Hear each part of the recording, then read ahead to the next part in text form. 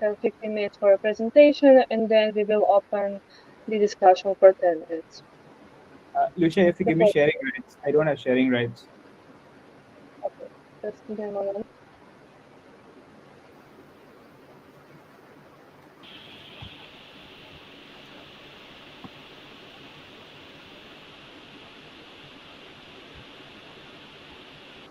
Okay, can you share your presentation now? Yes, just bear with me on this. Perfect. Let me know if you can see the slides. Can you guys see it? Yes, it's visible. Okay.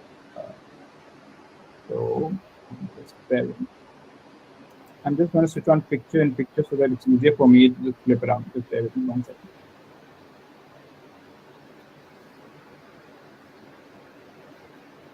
All good? Still good, right? Now you're not seeing the maze in your window, then it's fine. I'll quickly start then. Okay, I would say good morning and afternoon to some. I guess I'm trying to talk about a topic which is close to heart here. So I do hope I can interest and intrigue people with the insurance topic.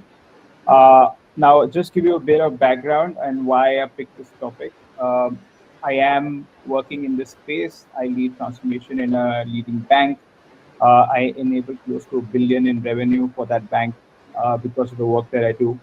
I have a background in economics and actuarial science, and hence the topic came naturally to me in terms of trying to see what else I do in the space to enable in the industry that I work in. Now, my paper is titled AI Nudges Personalized Protection Scale. Now, the whole idea of this growing out, as I was sharing, is that I keep seeing the same patterns. It's, I guess, a large under insurance problem. And I would say there are strong digital capabilities, but there is a big gap in how probably AI can be connected to behavioral insights at the same time be able to provide real protection outcomes in a more responsible way. Now, what I'm going to do is I'm going to just very sorry, apologies for that. So, what I'm going to cover is a bit about protection gap, the questions that I looked at, the methodology, the framework, and of course the regulatory space and how that really applies to this. I will try and keep my language as simple as possible, just conscious that not everyone would be tuned with the insurance space concepts and the bank insurance background that probably might be required when I talk about some of these items. Now, when it comes to Asia Pacific, just focusing on the slide, this is the key metric that I want to highlight is that there's a big protection gap that is existing in Asia Pacific. Now, which is way below the global average, some might say, because if you look at health costs, longevity risk, climate-related events, they are all rising. Now, what this leads to a natural understanding, if some would be in the space, of a material risk exposure at a household and also, I would say, at a system level. Now, bank assurance basically means when banks distribute insurance, so you're a distributor. But in principle, I would say they're a more powerful way to be able to close this gap, which is the gap that you see on the screen. Now, why is that? That would be namely because I would say there were deep customer relationships, visibility of various spending patterns, incomes, and of course, strong digital channels that some of you would probably be able to relate to. Now, in practice, bank assurance is considered to be generic and more of a product push. Unfortunately, at times it's poorly timed because you never get the right offers or the right contextual nudges when you expect them to come. And at the same time, it's largely manual, paper-based processes. While digitization is happening, we're not still up to speed. And this is world over, not just Asia Pacific. And this is I'm talking about my experience. Hence, I brought that at the outset. Now, what the central idea of my work is more focusing on, can we look at AI enablement, allowing behaviorally informed nudges to turn everyday digital banking touchpoints into maybe timely, personalized, and maybe a bit more responsible protection opportunities. So what I did was, this slide is summarizing the research questions. So basically 3 key research questions that are focused on. Number 1 being, how can AI nudges be integrated to overcome a roughly 38% failure rate in bank assurance? Meta-analysis shows significant proportion of these nudges which have no statistically significant impact. Now, some might say who probably studied economics, that expected value might be positive, but can be considered to be highly variable. So the design challenge is to build something that is be able to expect mixed results at the same time learn from it. Which is why AI is best placed, as we also understood from the call just a while back. Now, second part of this is what is the optimal real-time decision hub architecture that bank assurance AI images can employ. Now, this is in banking. We already use various decision hubs. For marketing, some are very simplistic, some might be a bit more complex. But what I focus on here is how such a hub can focus specifically on insurance with suitability and governance baked into it. And third part, finally, being how can digital nudges foster something which is sustainable and have a great impact, which is expected. And this is the topic of this conference as well. Now, where I'm trying to lead with this is these questions sit at the intersection of technology, risk, behavior, and regulation, which is also where my role is anchored. Now, quickly jumping into the literature review process. Now, what I did was started with a systematic literature review, which has been explained in the slide, but I'll just quickly describe this. So what I did was I looked through 5 databases, looked at key nudge words on AI, decisioning, bank assurance, responsible AI. Now that probably brought it down, narrowed it down to somewhere like 1,850 articles in the initial pool. Finally, I was able to bring it down to 178 key papers, which became the backbone of what I started my work on. Now, the goal was to basically build a strong base around 3 key themes. One was basically being effective and limiting the impact of nudges in digital context. The other being enterprise level AI architecture, decision architecture actually, in financial services firm, which is basically banking and insurance. The other being the responsible AI and regulatory expectations, which, as most of you would be aware, that is now picking up in all markets, and particularly in banking and insurance. Now, this process helped me avoiding cherry picking because, again, some might say I might be a bit biased, but that allowed me to address in terms of grounding it in actual based research when I went through and went about how to putting this paper together. And I was able to connect academic evidence with what I see basically in practice. Now, what I also did was to ground what I did was look at a bit of expert validation. Now, because of my role, I have access to various experts in various fields. Now, for me, it was more like trying to ensure that what I was working on had sound grounding. So this became the second pillar of my research. So I conducted semi-structured interviews with banking leaders, basically digital and risk executives. Then I looked at insurance professionals. I also looked at some economists, so interviewed or rather had discussions with those economists when I actually put this paper together. At the same time, people who are now in the AI space, which you would probably see many. So it allowed me to really vet what I was working on. At the same time, get views from the compliance space, regulatory and compliance space. Again, banking and insurance have plenty of them, namely in my firm as well, to just ensure that I am not biased when I'm putting this framework together. Now, like I said, I work with most of these stakeholders. Now, this allowed me to structure some discussions formally and allowed me to really get into the feedback.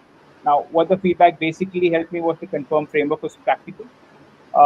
It also helped me highlight my blind spots and risks.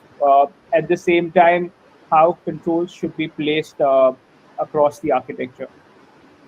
Now, this leads me to the next step in terms of the main the whole AI framework architecture which I'm proposing. Now, what this basically introduces this architecture which emerged from the literature and the expert input. Now, this you can probably think of it as a stack for AI nudges in bank assurance.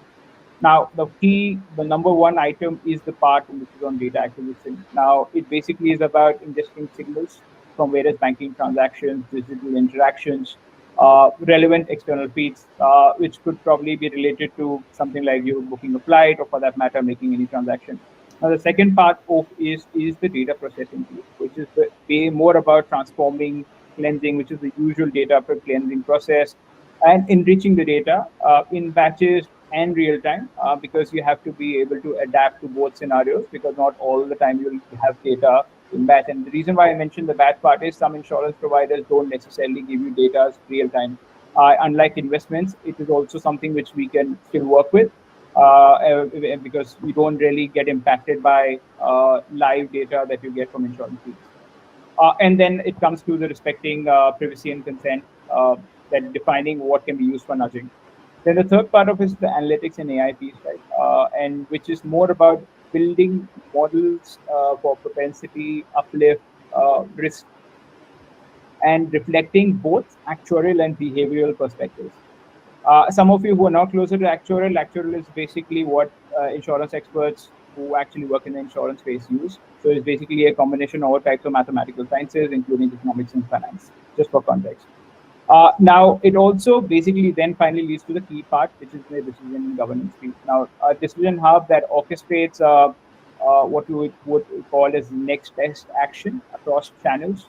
Now, cross-cutting governance that encodes fairness, explainability, and to an extent, and largely regulatory policies, because every country would have their own policies, and this is really picking up steam.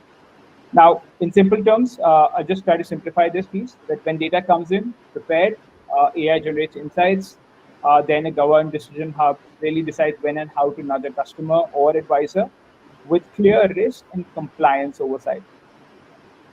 Now, this leads me to this slide. Now, what this chart basically is trying to draw upon, and this is basically it's something I've taken from the literature from Hummel. Now, what this shows is how different types of nudges and the relative impact with defaults at the top. Now, just to define default, default is not default in terms of defaulting on a payment. Default is by default if some action is chosen for you.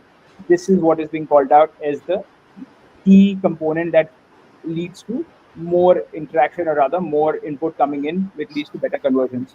Now, meta-analysis found that, basis on the research from Hummel, that defaults often deliver highest median effect size, close to around 50% in some studies. Now, there are nudges like reminders or disclosures, which tend to have a smaller effects, contrary to popular perception. Now, for bank assurance, I would say this is very relevant because this allows us to think about designing journeys which allow for a more sensible default coverage in pre-selected, and customer freely can adjust it. Now, what we can also do is think about setting a state protected default when customers repeatedly travel to perform or perform some specific risk related activities, that could be adventure sports or anything else, and with a clear opt out function. Now, in my own work, we sometimes over focus on creative visuals, unfortunately, and underweight the structural design choices. Now, the literature and what this slide reminds us that, I would say simple defaults and simplification can be more powerful than extra information being blasted the client. So, in the framework, defaults sits as a key tool in the engagement and the orchestration layer, and not as what might be called as a cosmetic afterthought. Now, Sorry to interrupt, Dr. Karen. Thank you so much for your wonderful explanation, but I believe that we have reached the time of your presentation. Right now is 9:45, right? So you have about 5 minutes for the question and answer session. And then Miss Cornelia will follow the schedule of the 9:55. So I guess can right I say now we something? are Can I reaching say the something? time. Can I say something? I believe we started late, didn't we? We started late. I think we started 5 to 7 minutes Um, late. Hi, All right. just to jump in, Dr. Patterson, thank you. Yes, we started 5 minutes later, so Karen, you have 5 more minutes on your presentation. Yeah, so it'll be helpful. Please, Actually, people don't interrupt. It'll be yes. great. So I'll just quickly run through the slides because I am conscious of the time. Believe me, I'm trying to run through. Yes, so all questions can be answered after Dr. Karen's presentation. Karen, please continue. Yeah. So just about quickly skimming through, managing expectations is more about The studies I reviewed, there's a median effect size of about 21%, and 38% showed no statistically significant effect. Now, what I'm going to do is jump through how these real world applications could really transform into things like travel insurance, wherein you could probably have something, a customer buying a flight ticket, and the analytics layer checking eligibility, cover, and the decision hub then looking at triggering a simple prompt that you booked a flight and allows you to predict the journey. The behavioral design then uses the default and simplification, which I mentioned, to reduce the friction. Now, I won't talk about cyber protection. It's largely similar, but a different space because it's more for SME business, small and medium enterprise business. Now, when it comes to the technical architecture piece, I largely mentioned some of this, but it focuses on having a decision hub, which is the governance and the orchestration engine, then a data platform, which is able to consume large amounts of data.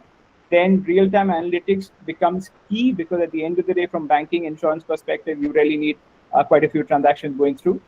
And then you need to be able to AI and experiments because it has to be A/B testing and trial and error, and it is expected to be a pilot. Now, these numbers, I would imagine, if I were to run, would show a framework which really works in the real world bank insurance scale. Now, from a regulatory compliance perspective, as many of us would be aware, it's being called out, digital transformation is regulated in a bank, and without a governance layer and no nudge system, it'll be a problem to get through internal external security. The governance layer becomes key to the architecture when it comes to positioning it. Now, what really is being talked about here is, I'm just going to skim through, is AI nudging is interesting, but then we need to have a structured and more validated map to deploy it responsibly at scale. Now, what I would think about looking at future direction is to validate the framework empirically, and the reason why I say that is expensive to do it. I haven't done this in the bank as well because it's a very big cost, and so I've never got a chance to try it as a pilot. And the key idea of this paper is also trying to see that if I could at least try it as A/B testing. Now, implementation hurdles, of course, will be more about the governance and ensuring that there are multiple disciplinary teams available to be able to validate, because I would probably get biased in there. But future research, then they will look at, and we've probably heard about a bit on also the long-term impact on AI nudges on customer behavior, and also the trust and retention which comes from it, and exploring more AI advanced techniques which allow us to use AI in more responsible way. Summarizing, I think there is a significant protection gap and rapidly evolving AI toolkit. Now, the research is basically focusing on responsible, practical framework for using AI nudges inside bank assurance to allow personalized protection at scale. Now, grounded in evidence is what I shared, is shaped by regulatory expectations and also from my own experience in digital transformation. I'll pause. I think I've covered my slides and just about in time, maybe a minute over. Yes, perfect. Thank you, Dr. Karan, for your presentation. Are there any questions regarding this topic?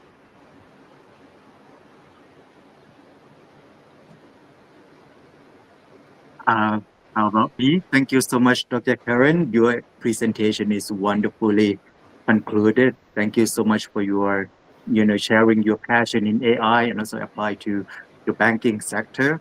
There can be a lot of information, much more to be included, I'm sure. And just a little bit about my expression of, impression about your presentation. That I have seen a lot of presentation about AI, highlighted cybersecurity. So I think you already acknowledged that part that is significant. So I would like to ask, do you think the term cybersecurity need to be researched more or need to be invested more in the banking system? 100%, and I can share our experience. Every day, my teams scan for vulnerability and risks. Penetration testing is a key part of any exercise, and in fact, even this framework, it is understood to be a foundational exercise that has to be done once something is put in place. Because not just from a cyber, because as you would be aware, if you're in cybersecurity, AI is prone to injection of prompts, which makes it an even more tricky space because someone could lead someone else's decision to probably leakage of more information. which become not just a problem for that individual, but also for a bank as a whole, and maybe any financial institution. That becomes the biggest risk, and of course makes it more liable to fines and regulatory being pulled up from their standpoint. So cybersecurity, as it's tantamount important, this should be number one that I guess anyone should be considering when anyone is moving or venturing in digital transformation, not just established places. Wonderful. Thank you so much.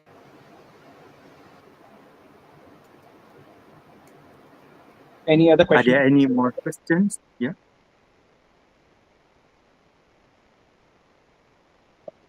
Yes, I have some questions. So, what are the AI nudges and how do they function personalized protection? So AI nudges would more be simply to what I just tried to call out. Unfortunately, I just came through. And think of yourself buying travel insurance, or rather buying a flight ticket. Now, what that would really do is, in from this architecture perspective, is trying to pick up real-time transactions that are happening, maybe on your credit card or your, say, using your CASA or other your savings account, and really picking up and ensuring that validating that your information is correct, and then offering a nudge, which is more about a simple travel plan, which is then available whether a mobile banking app or your iBanking app, or for that matter, the push notification, which allows you to then purchase it real time. So whether you're sitting at the airport or on the flight, you are able to ensure you opt in. And this is a good example of what nudges can look like. Again, other examples similar to cyber insurance, where you're buying a device and basis your interaction of what you're buying, the system is able to really pick up, ensure that the governance part is validated, because to be mindful from a country standpoint, geographic risks have to be factored into. Not everyone is allowed to buy certain insurance. So for example, if I'm in Geneva, I can't buy insurance in Singapore. So that has to be catered to. Only then, once that risk is mitigated, then you're offered a nudge in terms of being able to opt in to buy a product. Thank you for your answer. Noraini Yunus wrote in the chat. Noraini, would you like to say your question? Mine is regarding the regulatory as well as licensing aspect of marketing insurance and banking products and services. With AI nudges, isn't it ethical to perhaps hypnotize people, or at least influence unduly consumer or a client's decision to buy or not to buy?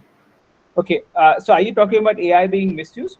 Is that what how do you detect such abuses unless Okay, it's complained okay. by the clients? So I will answer this question differently. I think it becomes a bigger problem when it's just a human person doing it. So great example is you go buy insurance. I will just tell you, if you were chatting with me, what gives me the best commission. Now, there's no way to ensure that you are probably privy to that. It might not be the best plan. Now, with the AI framework, with the governance layer I was talking about, you can obviously build in controls to ensure that what you see is managed basis policy and allowed as per rules and regulations, which can be then be auditable. So it is a step further and is better in that regard. You can always have a human in the loop, but the audit trail allows you to ensure that you're able to cater to any missteps that anyone might take, which is again a big problem in the banking insurance industry generally, especially in developing countries. Does that answer your question? Does that help?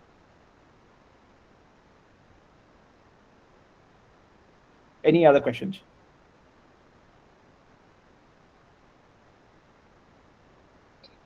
One more question from my end. What are potential risks or drawbacks of relying on AI nudges for safety and protection? Sorry, I didn't catch the last part. What are the? So, what are potential risks or drawbacks of relying on AI nudges for safety and protection? When you say safety and protection, are you talking about insurance concept or safety and protection in terms of issues which I think were talked about by Pakistan earlier in terms of cybersecurity? Yeah, regarding insurance. Regarding insurance. So see, at the end of the day, AI nudges are supposed to be an enabler, rather be a blocker. Because you're trying to operationalize something which is more conceptual. People know about it and people would love to implement it. And that will basically translate into, which is the key theme which I tried to start about at the really outset, was that how we get into the entire space on bridging protection gap. Because at the end of the day, the safety and protection is, when we talk about safety, I would imagine it's more towards health than anything else. That gets enabled, and because you are able to ensure that if someone is having a gap, we're able to ensure we offer a product that's able to address that need, and which is largely protection and could also apply to from a health standpoint as well. I'm not sure if that answers the question, because I'm just stumbled by the safety and protection part. So I'm just a bit conscious on the safety part, protection part, and understand safety part. I'm assuming that is being relevant, maybe more from a health standpoint that is being spoken about. Yeah, it's fine. So I will now end this discussion and leave the floor to Dr. Cornelia Nicolaou regarding her presentation about leadership and management in undergraduate medical education. Thank you very much. I will share my screen now.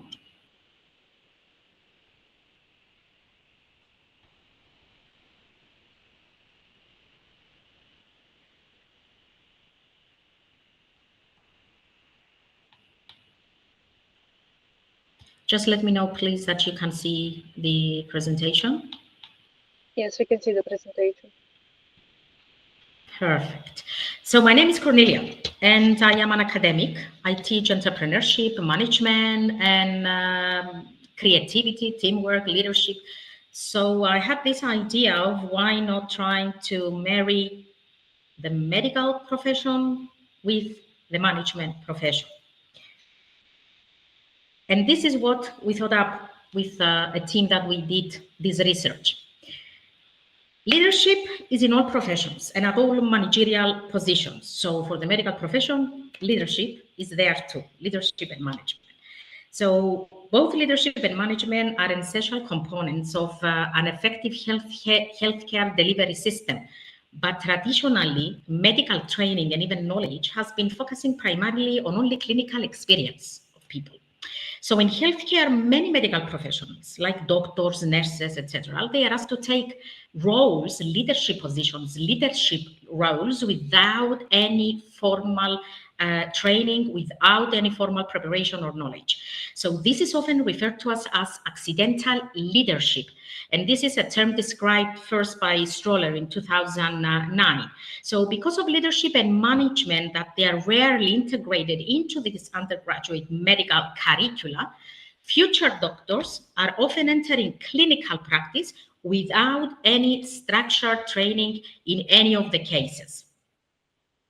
So Swansing and McCain in 2017, they pointed out that the absence of structured leadership training is going to affect the organizational performance overall, the team dynamics, because they have to work in teams. And for the medical profession, the patient's outcomes. Believe it or not, leadership and management reached the point where it influenced the health and safety of patients. So despite the message that leadership and management are recognized as an essential tool for safety and effective medical practice, the studies highlighted that these skills, they are not taught at any undergraduate level. So what happened because of this? This lack of training directly influenced, as I said, patient care, teamwork, communication, and overall anything that had to do with the healthcare outcomes. In recent years, the healthcare system has grown extremely, and basically after COVID, it's been like a very complex medical system. And the emphasis of emphasizing the need for structured leadership and management, it's even more than from what it was before, and especially this is emphasized at an undergraduate level. So why are we doing this study? Now is a perfect time to do the study. And the aim of our study has three purposes. It's threefold. First of all, we sought to evaluate the opinions, the perceived relevance, and the self-reported competences. And we have used 22 leadership and management skills that allowed us to identify the major skill gaps among the students and the healthcare professionals, because this is the comparison that we made.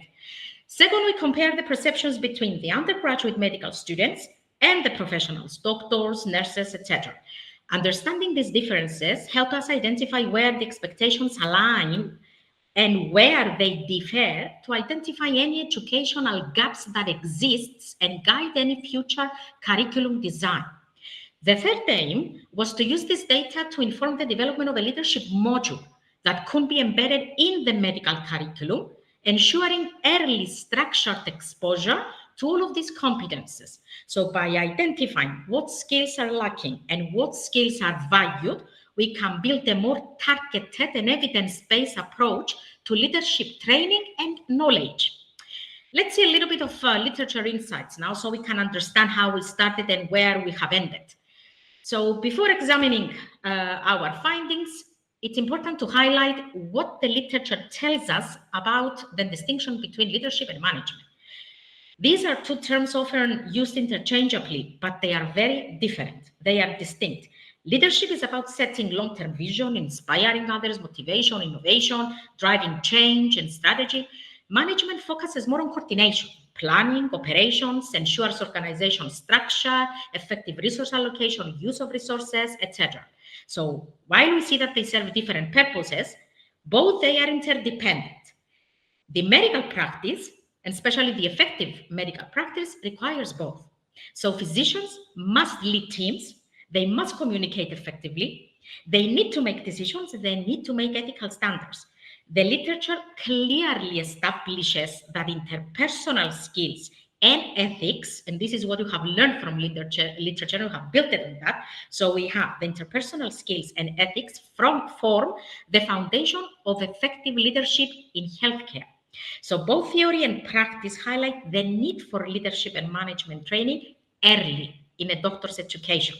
And we have used key frameworks like the CAN-METS, which started from Canada, the NHS leadership model, the UK NHS system were among the first ones to introduce leadership training after graduation, because they have identified how important it is for their doctors to be trained in terms of leadership and management aspects. So these key frameworks that I have mentioned, they emphasize competences like communication, professionalism, collaboration among departments, among people, and the healthcare system understanding. It's very important to be aware of each different healthcare systems in the countries where you are functioning.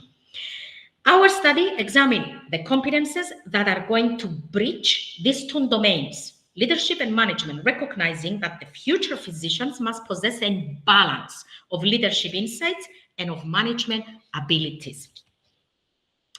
So why is it important to study leadership in the medical profession? Research conducted by West in 2015 and his colleagues showed that effective leadership is associated with improved teamwork, quality of the organization, patient safety, patient satisfaction, team collaboration. On the other hand, if we have poor leadership, and this was highlighted by Francis in 2013, it was leading to poor communication breakdowns, low morale, which meant low motivation, compromised patient care, which is something that in the healthcare system we cannot jeopardize, inefficient teamwork, and increased risk of patient harm. So the lack of early leadership training is not simply a gap of education. It is a potential to threat our safety, the patient's safety, and of course the team efficiency. Therefore, leadership should not be seen as a soft skill.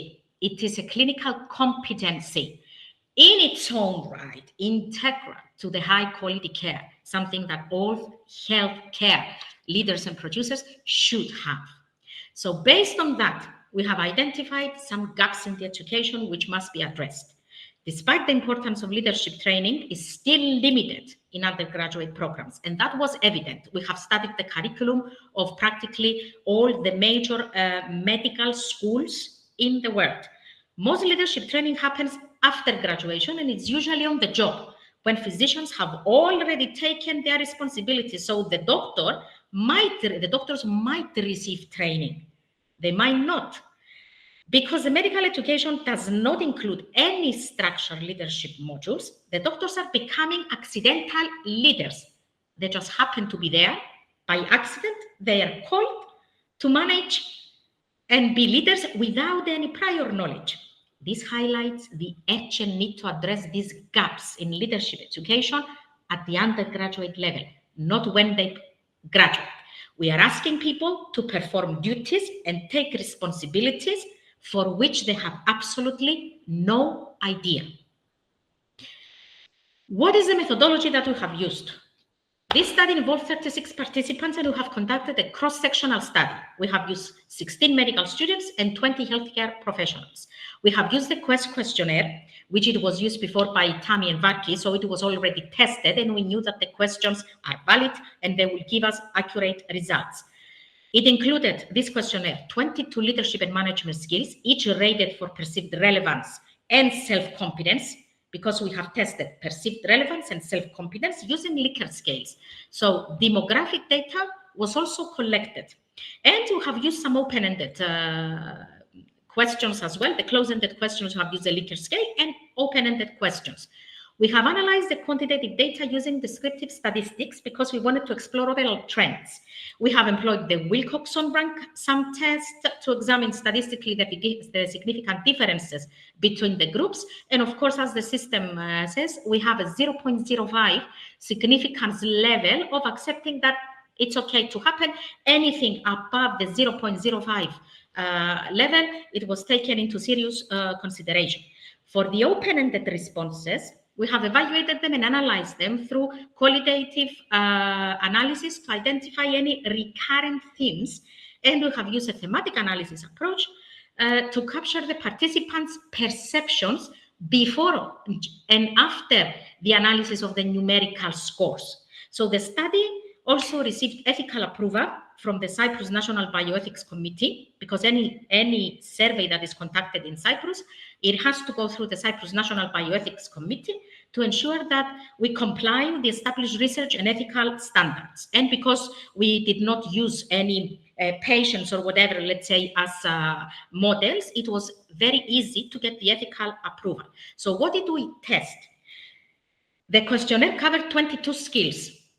Leadership and management skills, which we have grouped into 3 categories. We had the interpersonal and ethical skills, communication, empathy, integrity, etc. The leadership and management skills like time management, decision-making, etc. And the technical and administrative skills, coding, billing, management, etc. These categories were used because they align with the internationally recognized competency framework that I have mentioned before, the CAMETS and the NHS leadership model. So for us, it was a recipe that was already tested, and we knew that the cake was going to come out fine. So this comprehensive range, it allowed us to capture both the relational and the technical aspects of the leadership in medicine, which it was very important. What are the results now, and what is the relevance ratings, the first group, let's say, in relation of ratings that we have evaluated? First, we saw, as I said, the relevant ratings for all the 22 skills. Across all participants, most skills were rated as highly relevant. The results show a high overall relevance, and most of the scores were between 2.8 and 4. The scale was 4, the Likert scale, the maximum was 4. Communication received a perfect score of 4. So it emphasized the universal recognition as essential, both between the doctors and the students. The professionals rated certain skills like ethics, creativity, ability to inspire others significantly higher than from what the students did. The ethics, for example, had a statistically significant difference with the p-value. It had 0.024. The students focus more on teamwork and inclusiveness. So you've got the doctors focusing more on ethics, you've got the students focusing more on teamwork and inclusiveness, and you've got practically everybody focusing on good communication. So at the lower end of the relevant spectrum, we had the technical and administrative skills, coding, billing, anything that has to do with administrative stuff. These were perceived as the least relevant, suggesting that these areas may still be undervalued in the medical education. They are valued in the business education for the business professions, but they were undervalued in the medical profession. For them, it's not important, let's say, if we run out of stock of gases, of I don't know, whatever the doctors are needing. But for the business department, they were relevant because it's money. It all goes down to money. So we have matching findings from the previous studies, like the Queens et al., the Sunwick, the McKim. So we know that because we have similar findings, we were able to triangulate our findings with the previous findings conducted in other studies. So what is the conclusion?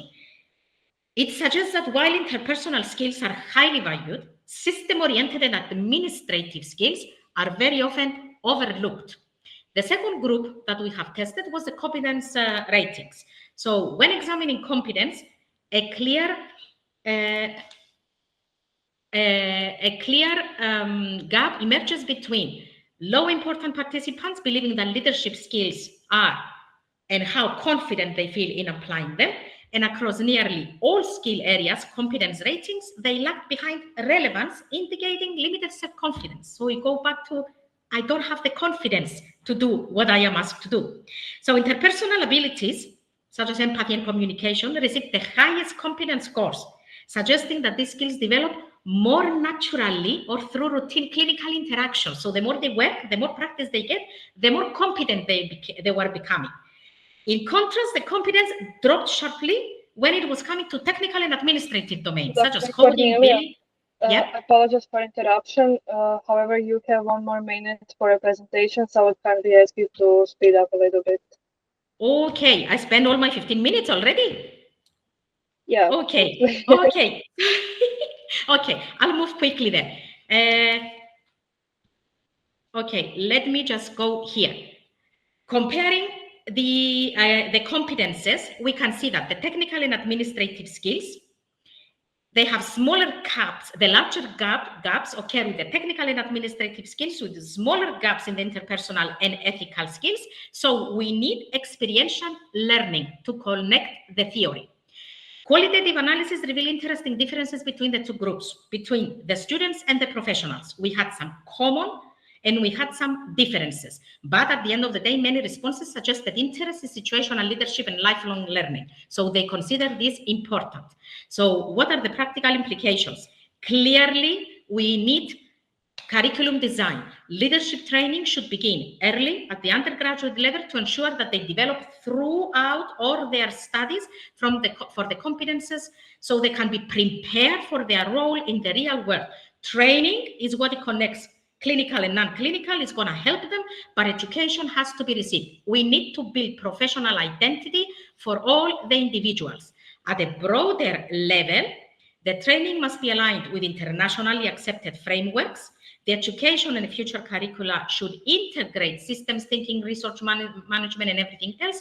And leadership should be viewed not only as a personal growth, but a systematic improvement. So to conclude, leadership and management are essential for medical practice, but they remain undertaught. The students show strengths in interpersonal and ethical areas, but there are notable gaps in technical administrative skills. Introducing leadership modules early can prepare students to become confident and competent physical leaders. Looking forward, future directions include longitudinal evaluations, performance-based, etc., and a number of other medical and business activities that we can incorporate. And to finish, leadership training is not optional. It's a crucial component of preparing future healthcare professionals and should be perceived as such. Thank you. I hope I'm within the time limit now. Yes, thank you, Dr. Cornelia. This is a very insightful presentation. So Dr. Durga already has some questions for Dr. Cornelia. So Durga, you can join the discussion now.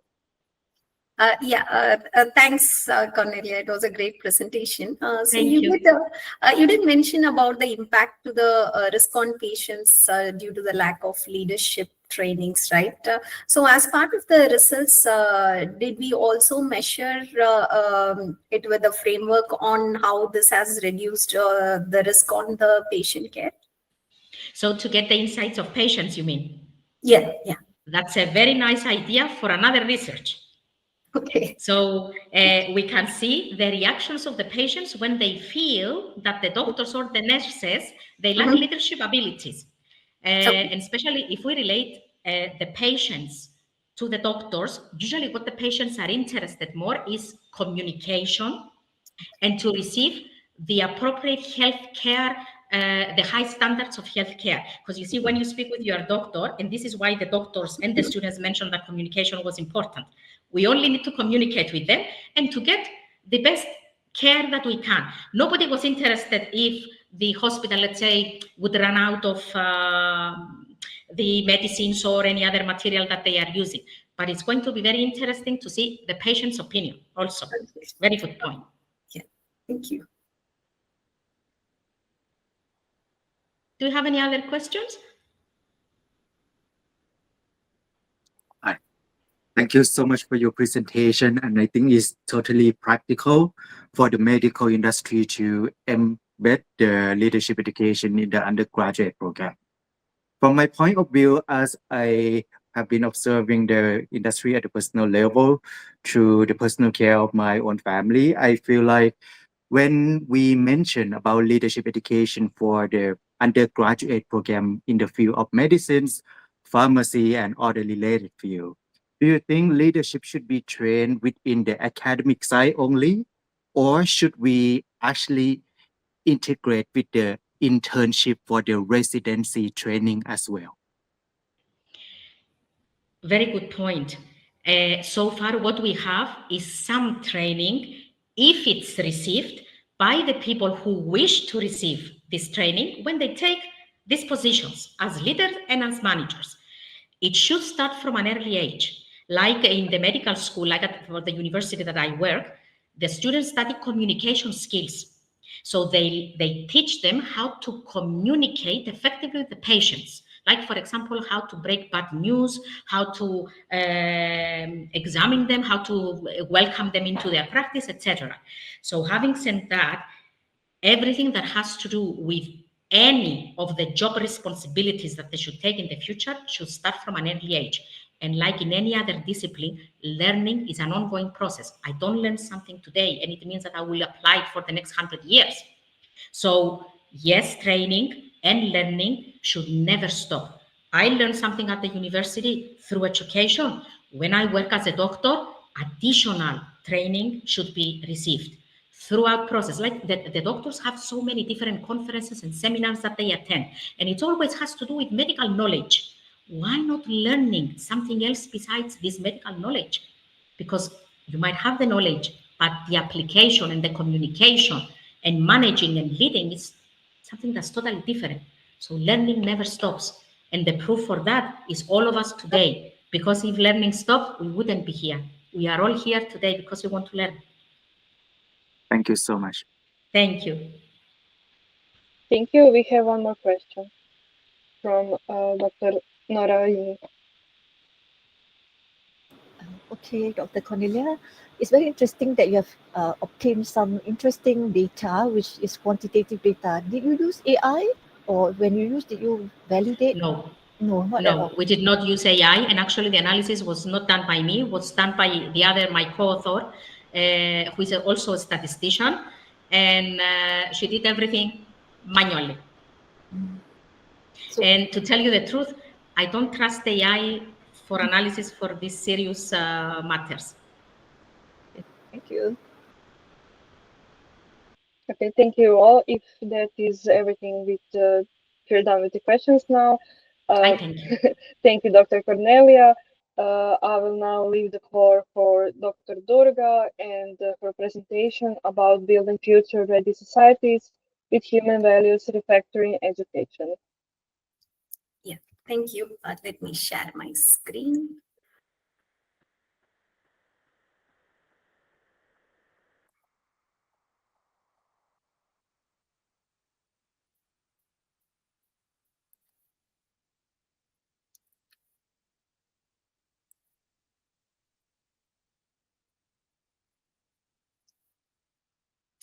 Able to view my screen? Yes, it's visible. Okay. Hi, everyone. I'm Durga Rathinasamy. I'm working in a dual role in the corporate sector. I work as a head of data, as a deputy general manager with Samsung. And in the social sector, I work as a strategic advisor with Satyoda Charitable Trust. And so before getting into the topics, so we live in a world that is very loud, fast, and constantly restless. And every day we are bombarded with news of violence, division, and destruction. And we see a lot of betrayal, greed, and relentless consumer culture. And slowly we ask our questions ourselves, why is the world like this?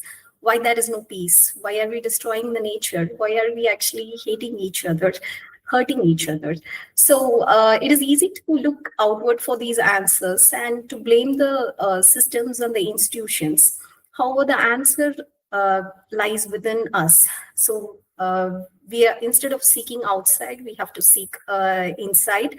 And the bridge to build a better future is not just the technology alone, it is the human values.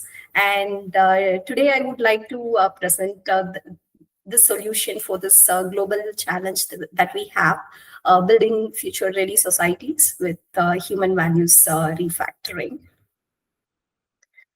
So the urgency of this project is rooted in two global crisis situations. One is the skills gap, and the other one is on the value gap.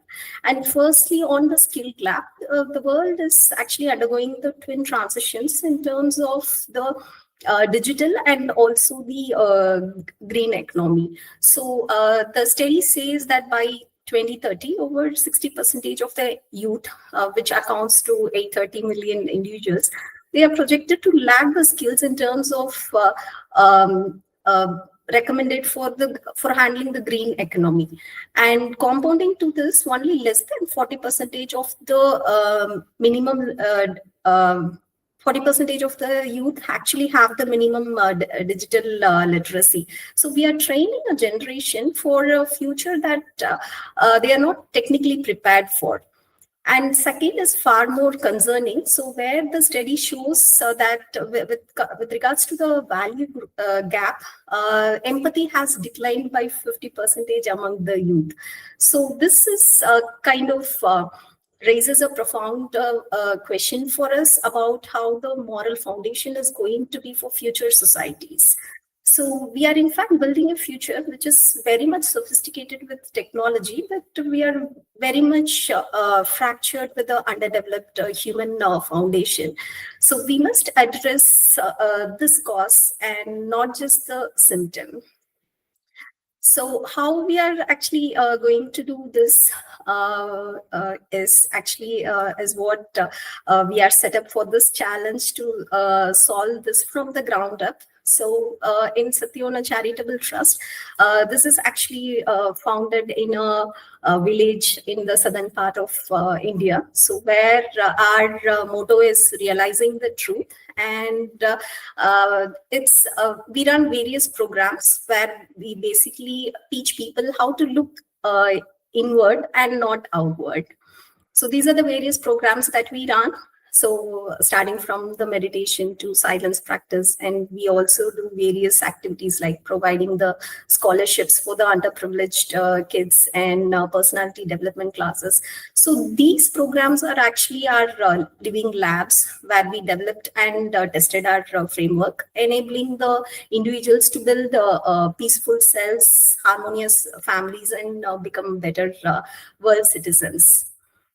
And this is not just a curriculum that applies for careers, but it is for the character.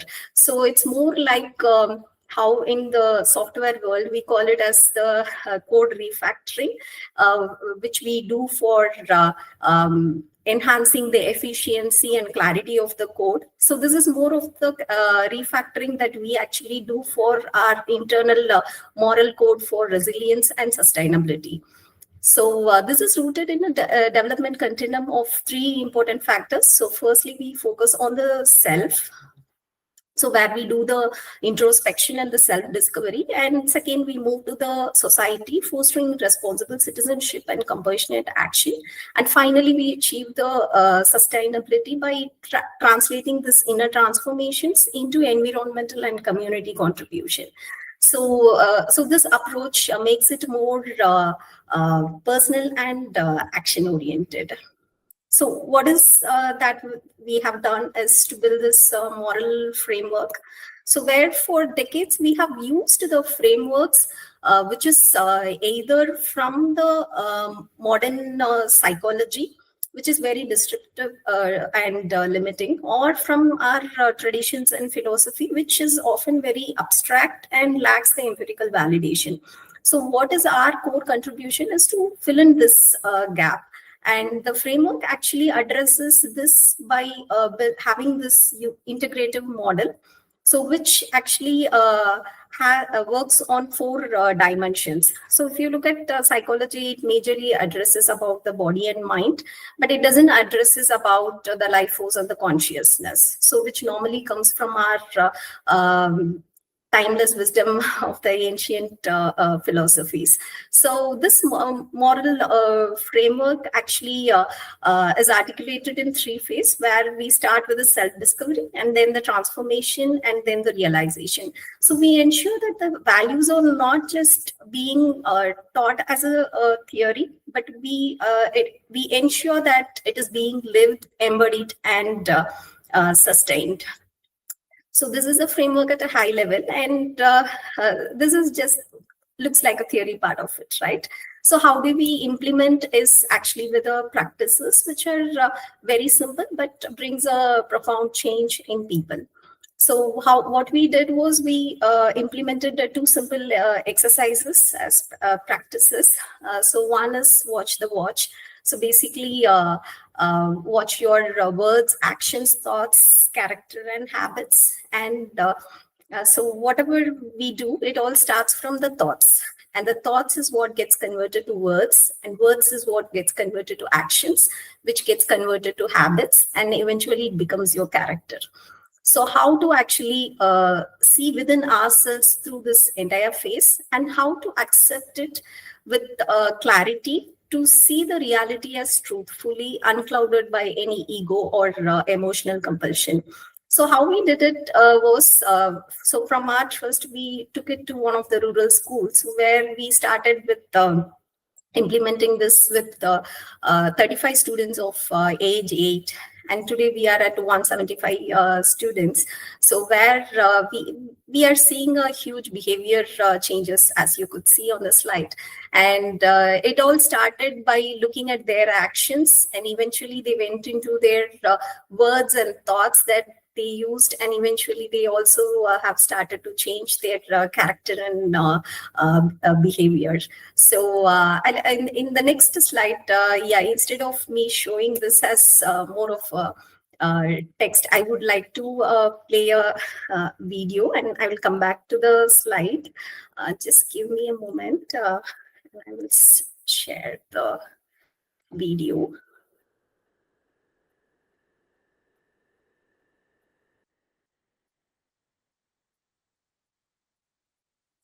Will I be able to play the video, because it's not getting listed for me? Where are you trying to share it? Sorry? From where are you trying to share it? From my desktop. Okay, then share your entire screen. Okay.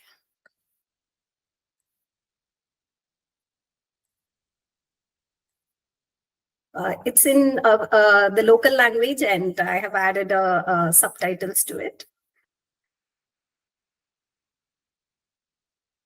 நான் 9ஆம் படிக்கிறேன். நான் 4th standard சத்து பெருமாள். நான் 8th படிக்கேன். சுமுதன். நான் வந்து 8th standard படிக்கேன். Nagadevi. நான் 9th standard படிக்கேன். மா பைரமுதன். இந்த 8th standard. Karuppusamy 9th standard. Manisha. நான் வந்து 8th ஸ்டாண்டர்ட். மகதி. நான் 4th ஸ்டாண்டர்ட் சத்தியகிரி. நான் 9th ஸ்டாண்டர்ட் படிக்கிறேன். நான் வந்து வாட்ச் தினமும் எழுதுறேன். நம்ம வாட்ச் வந்து 4 months எழுதுறோம். அந்த 4 monthsலயும் எனக்கு ஏற்பட்ட இம்ப்ரூவ்மெண்ட்டை பத்தி நான் சொல்ல போறேன். இந்த வாட்ச்னால எனக்கு வந்து என்னென்ன மாற்றம் ஏற்பட்டுச்சுன்னா, என் ஃப்ரெண்டு அவ்வளவா இல்லை, அதனால அந்த நோட்டே எல்லாமே சொல்ற விஷயத்துல அதுலயே நான் எழுதிப்பேன். வாட்ச் ஆக்டிவிட்டி ரைட் பண்ணதுக்கு அப்புறம் என்கிட்ட கோவமே இல்லப்பா செஞ்சான்னு சொல்லுவாங்க. ஆனா அந்த தப்பா ஒத்துக்கவே மாட்டேன். ஆனா வாட்ச் ஆக்டிவிட்டி ரைட் பண்ணதுக்கு அப்புறம் நம்ம ஏன் தப்பா ஒத்துக்க கூடாதுன்னு எனக்கு தோணுது. நான் முன்னாடி யாராவது லைட்டா திட்டினா கூட ரொம்ப அழுத்திருக்கேன். ஆனா இப்போ நான் கொஞ்சம் இம்ப்ரூவ் பண்ணிட்டேன். முன்னாலெல்லாம் சாரி, தேங்க்யூ இதெல்லாம் சொல்லவே மாட்டோம், எப்பமாச்சும் தான் சொல்லுவோம். ஆனா அந்த 4 months ரெகுலரா எழுத எங்களுக்கு அது சொல்ல வருது. இப்போ ஸ்கூல்ல பீரியட் நடக்குது, இப்போ திடீர்னு எனக்கு அந்த பீரியட் கவனிக்க முடியாம ஒரு மாதிரியா போர் அடிக்கும். ஆனா அந்த வாட்ச் நோட் எழுதுனால இப்படி எழுதுவோம்ல, அப்ப நம்ம கவனிச்சா எப்படி இருக்கும் அப்படின்னு ஒரு தடவை ட்ரை பண்ணி பார்த்தேன். அப்படியே எல்லாமே எனக்கு கவனிக்க ஒரு இன்ட்ரெஸ்ட். வீட்டுல கோவப்படாம இருக்கிறது, இன்னும் கொஞ்சம் நல்லாவே படிக்க. நான் ஒரு சப்ஜெக்ட் முடிக்கிற அன்னைக்கு பேசாம இருக்க மாட்டேன், எப்போதும் பேசிட்டே இருப்பேன். இப்போ வந்து ஒரு சப்ஜெக்ட் முடிஞ்ச அன்னைக்கு பேச மாட்டேன். பேசாம இருக்கிறதுனால மிஸ் என்னைய நல்ல வேலைன்னு சொல்லுவாங்க. அது மட்டும் இல்லாம மார்க்கும் நல்லா வருது, அதனால கான்சென்ட்ரேட் ரொம்ப கூடுது. அதனால நான் நிறைய லெசன்ஸ் படிக்கேன். வாட்ச் நோட் எழுதுறது மூலமா எனக்கு முன்னாடி படிக்கிற விஷயம் கூட மறந்து போயிருக்கு. இந்த வாட்ச் நோட் எழுதுறது மூலமா எனக்கு படிக்கிறது இன்க்ரீஸ் ஆயிருக்கு. அதே மாதிரி மார்க்கும் கொஞ்சம் கொஞ்சம் கூடிக்கிட்டே மாறேன். அந்த வாட்ச் நோட் எழுதவும் எனக்கு மைண்ட் வந்து படிக்க ஆரம்பிச்சிச்சு. எனக்கு இந்த வாட்ச் நோட் எழுத முன்னாடி எல்லா பாடத்திலுமே நான் ஃபெயில் ஆயிட்டேன்னா, இப்ப இந்த வாட்ச் நோட்டை கொஞ்சம் எழுதுறோம். இது கொஞ்சம் பாஸ், எல்லாத்துக்கும் பாஸ். இப்போ வந்து ஒரு நோய் மாதிரி இருக்கு. எதனாலும் எந்த விஷயத்தினாலும் என் மனசுலயே வச்சு பூட்டி வச்சிருக்கனால எனக்கு வந்து இந்த மாதிரி மூச்சு முட்டும். அது வந்து டாக்டர் சொன்னாங்க இந்த மாதிரி நோட் எழுது அப்படின்னு சொன்னாங்க. நான் அது வந்து கடைபிடிக்கல. இப்ப வந்து எனக்காகவே ஒரு வாய்ப்பு வந்த மாதிரி மேம் வந்து ஒரு வாட்ச் நோட் அப்படின்னு வந்ததுனால அது நம்ம மனசுல பட்டதை எதுனாலும் எழுதிடுறேன். முன்னைக்கு வந்து நான் இப்ப ரொம்ப இம்ப்ரூவ் ஆயிருக்கேன். உடல் நலத்திலயும் சரி, படிப்புலயும் சரி, எதுனாலும் நான் இப்போ கொஞ்சம் போல்டா இருக்கேன். நான் தான் என் கிளாஸ்க்கு கிளாஸ் லீடர். ஆனா நான் வாட்ச் எழுதுறதுக்கு முன்னாடி என் ஃப்ரெண்ட்ஸ் பேசினாலும் எழுத மாட்டேன். ஆனா இப்போ நான் எழுதுவேன். நான் ஃப்ரெண்டு தானே, எதுக்கு என்னையுமே எழுதுறேன்னு கேட்டாங்கன்னா ஏன் வேலை, அதை நான் கரெக்டா பார்க்கணும் நான் சொல்வேன் என் friends.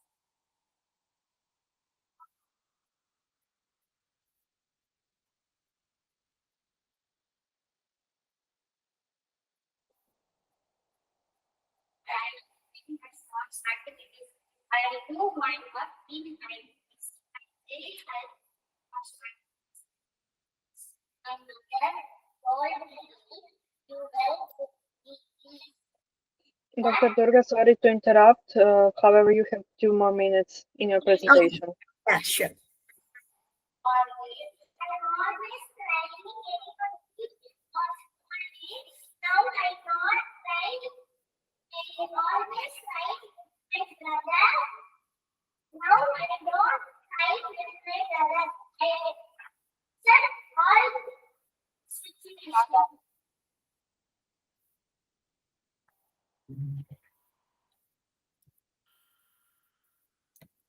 Yeah, maybe I'll just quickly go to the slide back and I will complete it.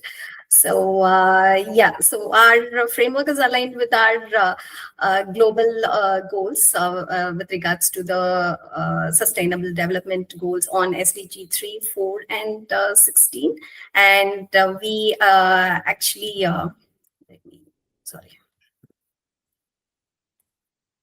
Yeah. And we are looking for the future collaboration. So where from this rural village, we want to take it to the global stage via the NGOs and the policy partners. And the call to action is what we are doing is not a service. And if we fail to re-anchor this human values today, I think we risk building a future that might be very technologically advanced in AI or quantum computing, but we might be morally bankrupt. So yeah, let us get together to make it happen. Yeah, thank you. Thank you, Dr. Durga. It was very insightful presentation. Are there any questions? I have seen that you have wrote in the chat, so feel free to unmute yourself.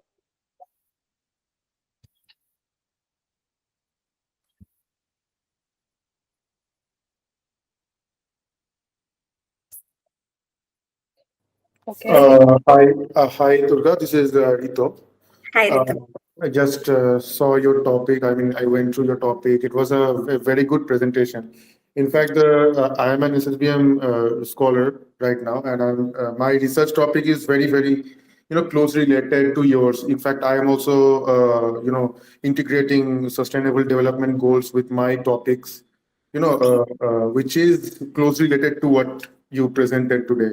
So for further, Excellent topic. So for further research collaboration, I would like you to, if you can send your email address where we can collaborate on this. So how do I connect with you for research collaborations? Just let me know. Yeah, sure. I'll give my Gmail ID in here because in the chat box. In the chat yeah, box. Yes. Okay, I'll get in touch with you on this. Okay. Sure. Yeah. Thank you. Thank you. Yeah. Thank you so much.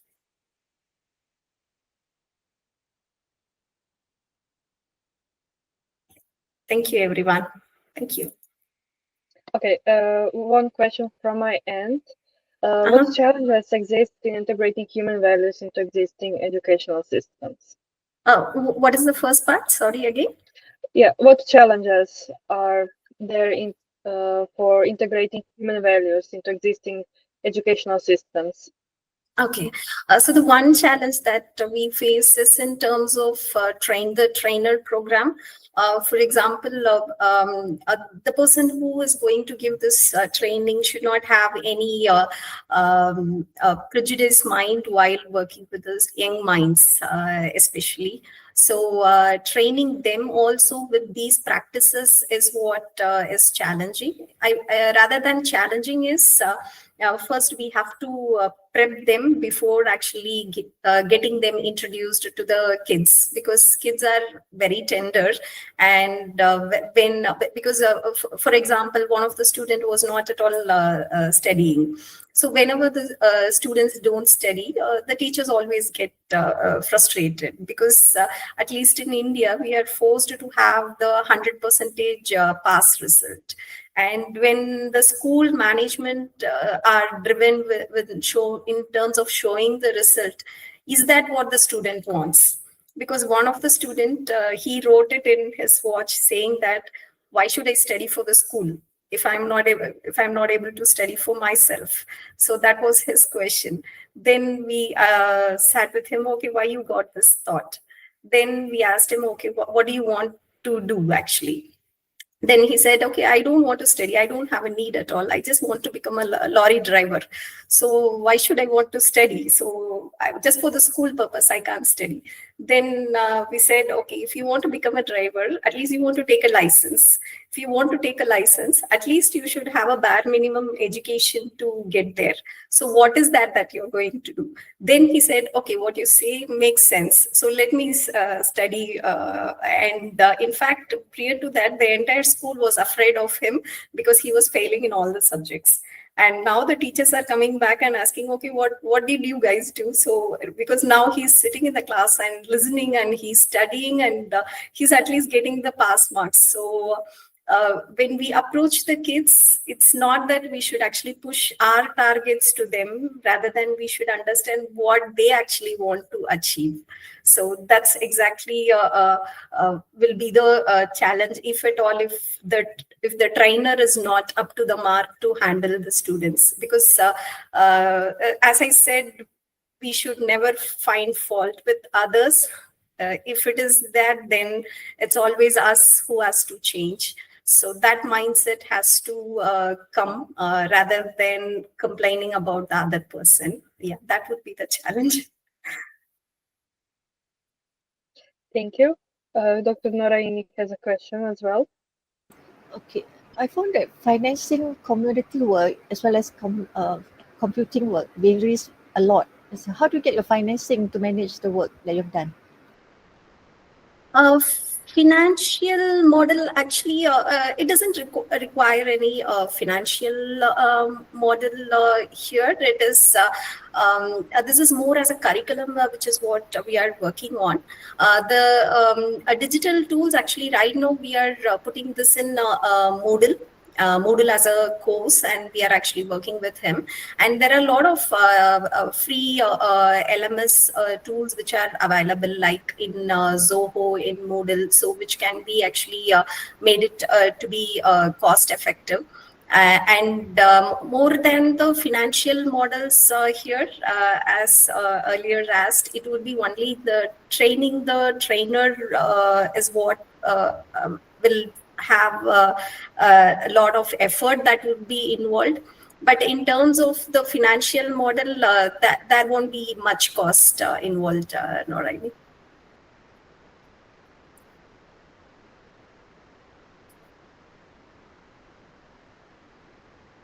Are there any more questions?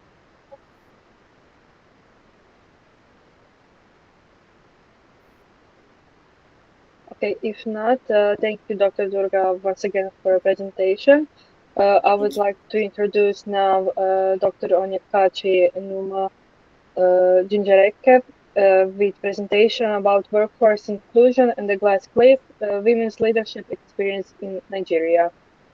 So, Dr. Onyekachi, please start.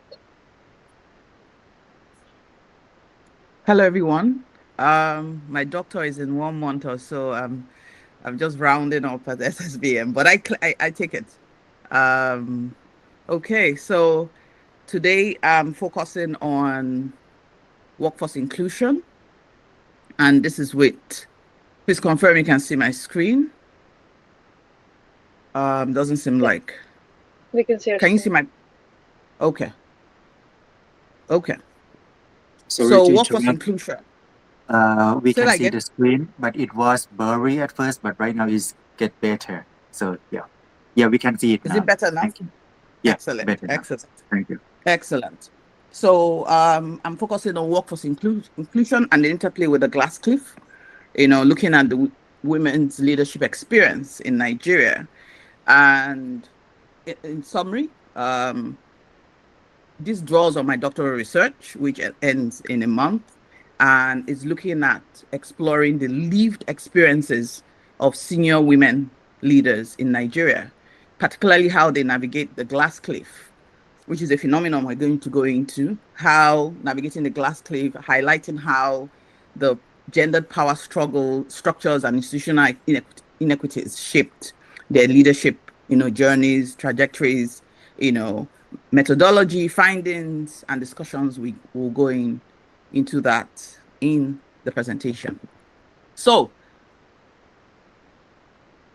what's this workforce inclusion and barriers women faced over the years? This has been, women leadership barriers have been researched over 40 years. It's been around for so long, but it's been researched over 40 years officially, with the first metaphor coined in 1984 by Gay Bryant, called the glass ceiling, which was a transparent but real barriers, that women faced based on discriminatory attitudes that women face in the workplace. Now, a lot has been done since then, from interventions from government, from corporate organizations. I mean, there's the Federal Glass Ceiling Commission. There's the African Union signing the gender equality, agenda. There is different representations that we have in politics today across different countries. So there have been interventions, yes. And yes, women have started occupying senior leadership positions, clearly. However, because of these interventions, research, and my deep research, it seems like women are reluctant to speak about their experiences when they finally get into the senior leadership position. Little is known about the experiences these women face when they are finally in that position. There is no record of whether the discrimination or how they feel disappears, minimizes, increases. Mostly because, from what the research says, they'd be reluctant to be seen to be speaking out about a problem that seems to have been solved. So this research is basically looking at what has happened since women got into leadership positions. Is there a second wave discrimination called the glass cliff? Now, the glass cliff phenomenon, which is a subtle and by implication not universally accepted form of gender discrimination, is seen as second wave because women experience it when they get to the senior roles in the organization. How did this term come up a few years ago? It was in the wake of a research where it was asked in times whether women were a help or a hindrance, as the companies that women were appointed to the board were not performing. But Ryan and Haslam looked at the same data and found out that, surprisingly, the companies were not performing before the women joined the board compared to the other companies that were said to be performing. So the companies women joined were already not performing. So this brought up this glass cliff phenomenon where women are most likely to be appointed into leadership positions in precarious positions, companies that are facing high risk or heightened scrutiny. And so it was either sink or swim. Now, why? There'll be many reasons why women take up these positions, because one, men are not likely to want to take these positions because they can make or mar your career, and they supposedly have other options. Women, and on the other side, you know, the same argument, women have fewer opportunities to take up leadership positions, almost like they have to prove themselves. So when there are fewer positions brought, no matter how risky they are likely to take these positions. Also because of our communal nature. Some look at it in a, will I call it a false positive way, where women are said to be required or needed at this time of crisis. So this is the Glassky phenomenon, the second wave discrimination. Now, this second point is also why I'm researching this, because yes, it's been seen in the IT sector, higher education, politics, legal field. However, little evidence exists in Nigeria. And I was interested to see how the culture, the African culture, you know, interrelated with believing that women were stronger during crisis, you know, to see whether this Glassky phenomenon really existed in our community. Now, there have been different justification or theories or reasons that have backed why women have been excluded from the workforce and are still excluded from the workforce, you know, even when they get to senior leadership positions. And there are 4 theories that I'll speak about quickly, which is one, the social role theory, which assumes that because of the roles women and men play in the community, men are meant to be agentic and women are meant to be communal. This supports this glass cliff theory, where because we're communal, there are things that we're likely to do better during crisis period.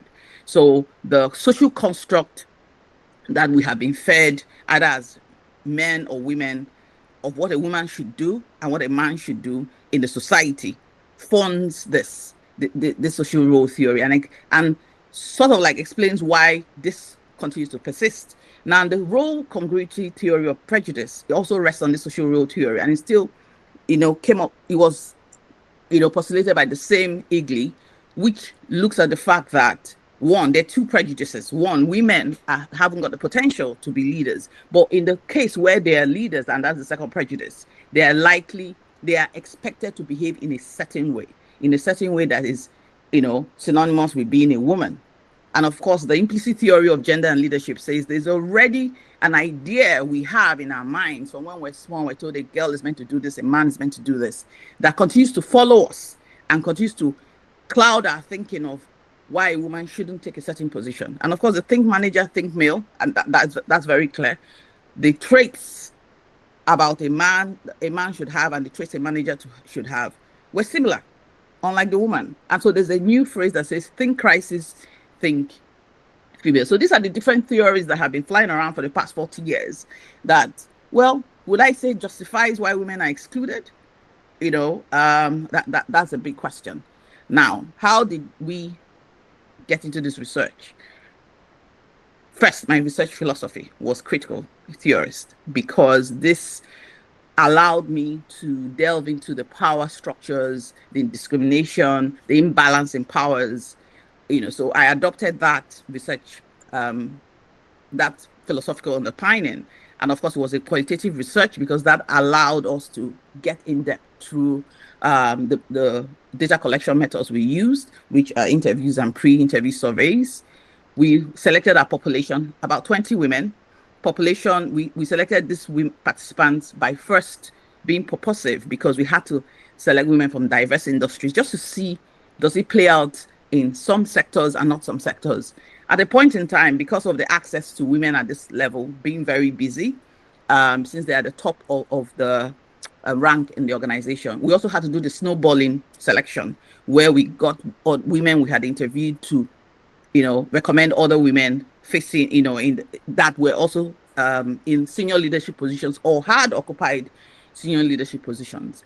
Our data was analyzed with thematic analysis. Now, there were themes that came out when we went through the literature, or when the researcher, I went through the literature. And this we also juxtaposed with the themes that came out from the interview, just to see if they were the same and where they were different, to all put them there. So there were 3 research questions. We wanted to find out what kind of barriers they met as they actually navigated and accessed leadership, and there were about 3 themes where there were leadership access and presentation issues with informal gatekeeping. You almost had to be recommended by a male to get there. There were unspoken norms and politics that had to be played, or you had to have someone sponsoring you, or the culture, especially in the northern Nigeria, where women were meant to be seen and not to speak. When these women broke out, it was like this had to be supported by the men folk. And the second theme there was also gender barriers and crisis appointment. All the women I interviewed were appointed during the crisis period. And I found that, phenomenon was replicated in Nigeria, which was what I wanted to find out. And it was there. It was either we're facing a crisis and we think you're the best person for this. So there were glass cliff experiences. There were glass ceiling experiences. There were glass cliff appointments. And some women were appointed just for symbolic representation, tokenism, But on what was good to note was that even though there was symbolic representation, you had to be qualified before you were taken to represent women. And of course, the workplace norms where there was hyper visibility if you were a woman, there was extra visibility, there were double standards of performance, and of course there was a way women were meant to communicate. If you were women were actually mentored on how to speak in meetings where there were other men folk. And of course the second question was, how did these women, when they attend this senior leadership position, what did they see? Which was the second thing we wanted to know. You got to this position, did it disappear? And it didn't disappear. The same workplace norms and performance thing was there. There was leadership style policing. There was burnout and over conversation. More work was given to the women because they felt they had the bandwidth. And of course, role conflict. There was an expectation to behave like a man as you were already in that position. Of course, there was the emotional symbolic labor that women had to carry, where, for instance, if you're in an office and maybe it's Christmas party and women are told, you're women, you should arrange the food. The question was, isn't it clear that there were male chefs? Why are women expected to be carrying the emotional burden of handling mental health issues on the team, handling food and welfare on the team? So they had a lot of emotional, symbolic labor that they had to carry, caregiving and nurturing expectations and things like that. Then, of course, the last question was, in what ways did they resist? Now, these women applied adaptive leadership. They quietly resisted, mentored others, set their boundaries on what leadership meant for them, advocated through visibility, ensured that there was room for more women to get on top. This was how they handled and are still handling this, resisting this institutional power. Of course, the institutional reforms that these women are looking and are pushing, which is, policy innovation, HR reforms, building female talent pipelines, and then systemic level reimagination, where it comes from. If women can get justice, it will be easy to report discrimination in Nigeria. Unfortunately, justice is still something that, especially things like gender, that is still in its infancy. So to these 3 questions, did they see barriers as decline? Yes, gender barriers remain deeply embedded in the structures and cultures that govern access to leadership and contribute to excluding women from the workplace.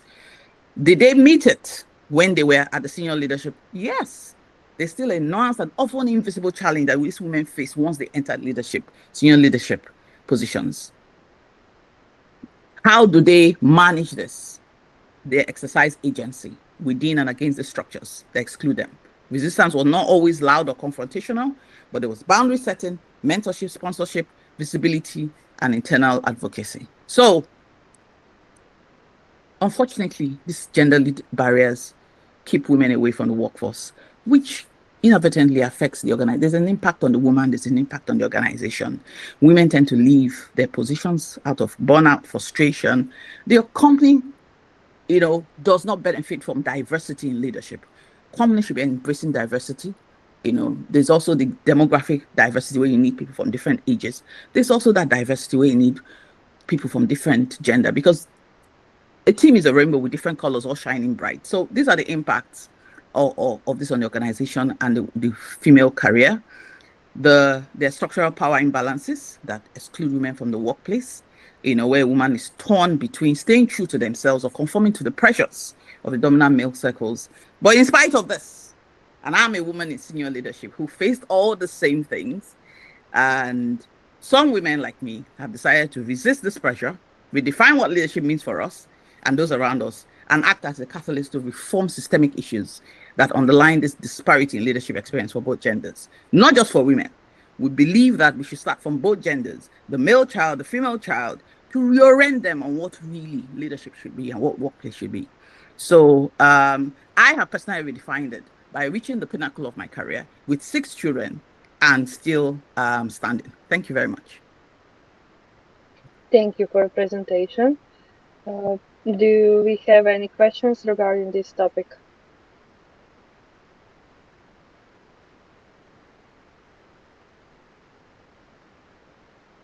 Okay, I have a question. So, how does how does the workforce inclusion of women differ across various sectors in Nigeria? How does the workforce inclusion of women differ across various sectors in Nigeria? It was same thing.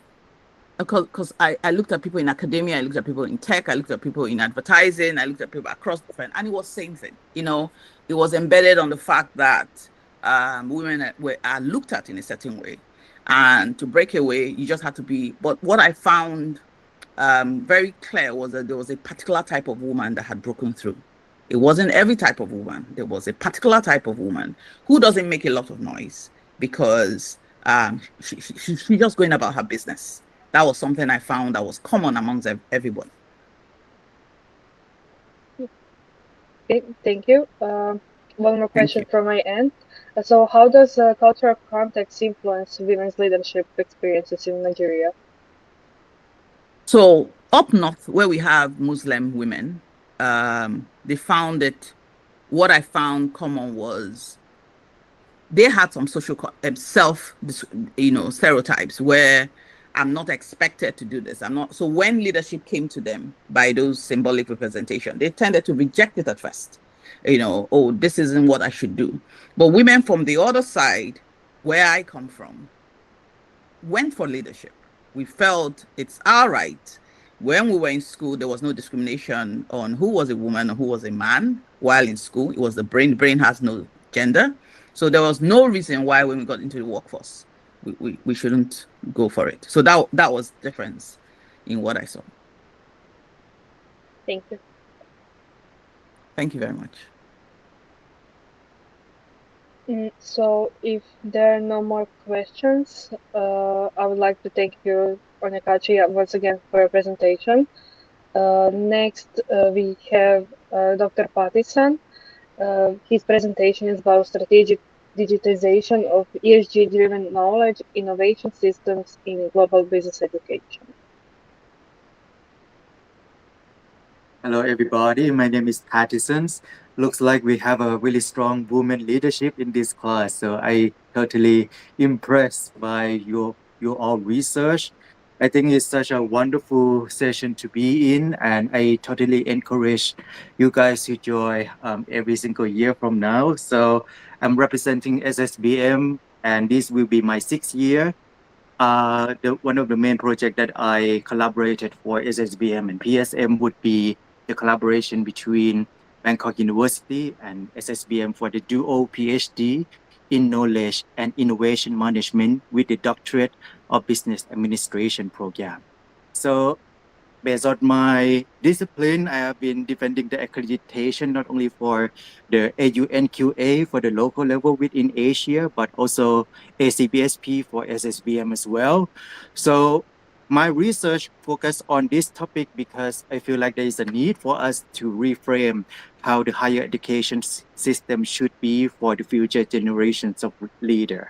that we need to be able to think about the sustainability in social and governance and so on, and also how its impact influence the way that we operate as a higher education system. So we're going to share the screen.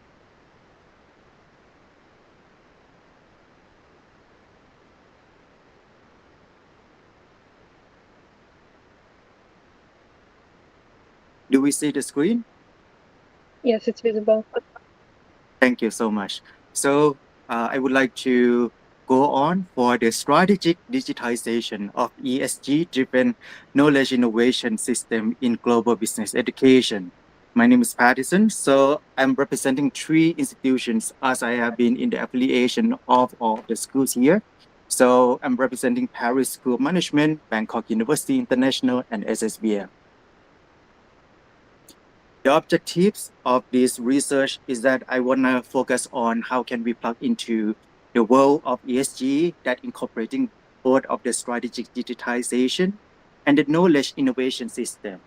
Why I feel like there is a need for us to focus on the knowledge innovation system to the world that we offering the digital education offers to the world of the higher education with the sustainable global business education. I feel like the way that people learn should be the experience that we generate the new knowledge to the classroom and the environment that we focus on, and also how can we inspire the society around us, and so do how can we craft the leadership within the governance of the future for all of the organizations out there of all the sizes, regardless of their backgrounds and the countries. So the primary objective of this paper is to analyze the strategic pathways through which business schools in the EU, UK, and Asia can effectively integrate digital transformation with ESG principles to foster resilience and innovative learning system. The research aim and objectives is that I want to focus on the big picture of to analyze how business schools integrate ESG-driven digital transformation. ESG may sound like a corporate report speaking, but I would like to say that ESG should be plugging into the higher education system with the strategic digitalization.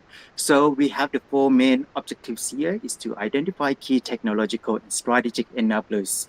Secondly, is to examine the leadership influence on the digital ESG culture. Next, explore organizational behavior and enable transformation. And lastly, is to investigate the digital infrastructure and human capital links to ESG performance. That will bring to our focus into the 2 research questions.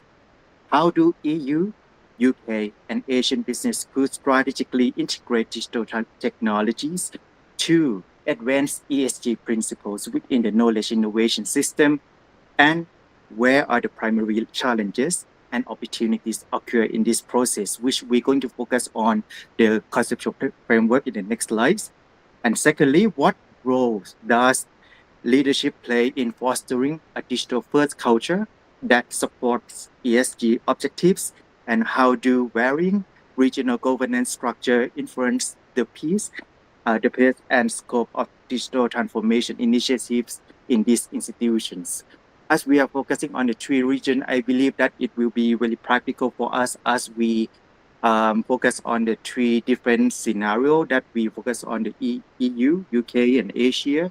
We have seen a strategic shift between the business schools at the international level, and the data collection have been collected over the past few years. So we're going to focus on the conceptual framework and theoretical foundations here. The conceptual framework, I like it to be driven by the ESG Knowledge Innovation System, KIS, to integrate digitalization and sustainability. Input would be the digital enabler like AI, blockchain, and data platforms. If I were to be able to add more, that would be the sense of cybersecurity to make sure that our education program for all of the international business sector in the higher education focus would value more of the security of the people, the learners, the users, the faculties, and at the institutional level. The process would be the leadership and learning culture and human capital. And lastly, output ESG-driven innovation resilient, and sustainable growth. The theoretical foundations would be the knowledge-based view. How can we view institutions as a hub of knowledge creation and dissemination? Next, sustainability transition theory, digitalization as a driver for systematic change in education. And lastly, to combine lens support transformative ESG innovation model within the business school. Focus on the methodology of the comparative case study approach within EU, UK, and Asia. I have conducted over 45 interviews with 320 stakeholder survey that I have been doing it on my LinkedIn. So the survey have been sent to them personally to the direct message chat.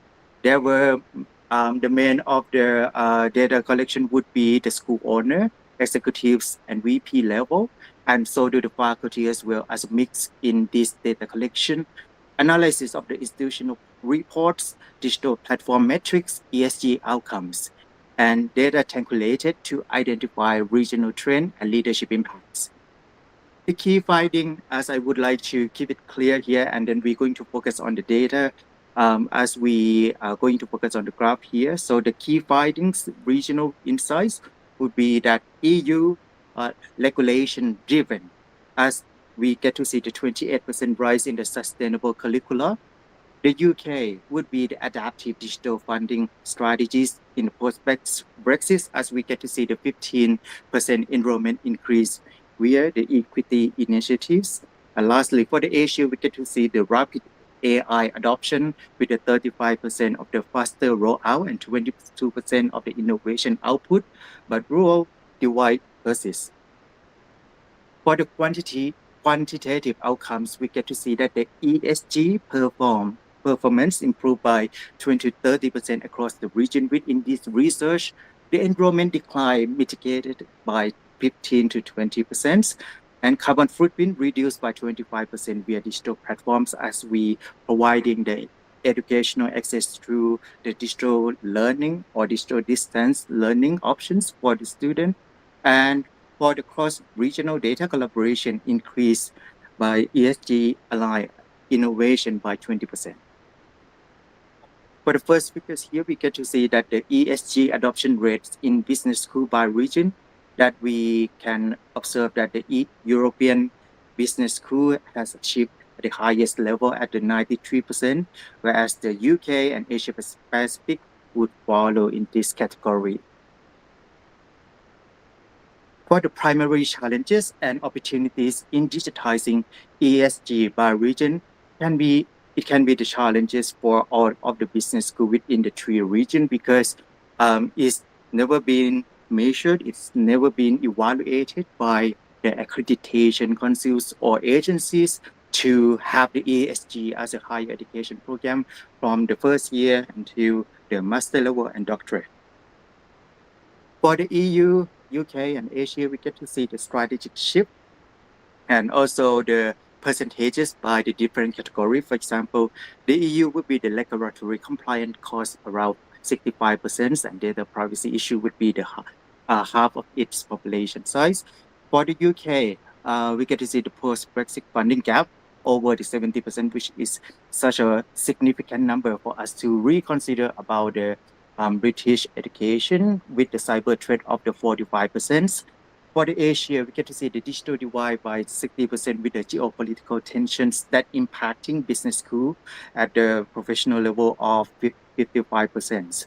By the region, as we get to see not only the challenges or threat, but we get to see the opportunities in the impact score of 10, that for the European business school, we get to see the collaborative platform for equity over 8.5 with the AI for emission tracking of 9.0. The UK would be the adaptive blockchain credentializing with 7.8 and cross EU partnership with 8.2. As we get to see that after the post-Brexit, there were a lot of changes between the UK and EU when it's come to the visa regulation of the students and also the costs that apply differently by different citizens. But we get to still see the cross-EU partnership between UK and EU for this sector to support the students. For the Asia, we get to see rapid AI adoption for innovation at such a really positive number of 9.2 and tech delivery-driven resilience at the rate of 8.7. We get to see that Asia endorsed the technological advancement and innovation that we get to see from the knowledge, innovation, and management representation really strong in this category. For the leadership influence on the digital ESG culture by region, as we get to see that we see a little bit of the differences between the EU, UK, and Asia. Here, this is based from the population size that I covered in this research.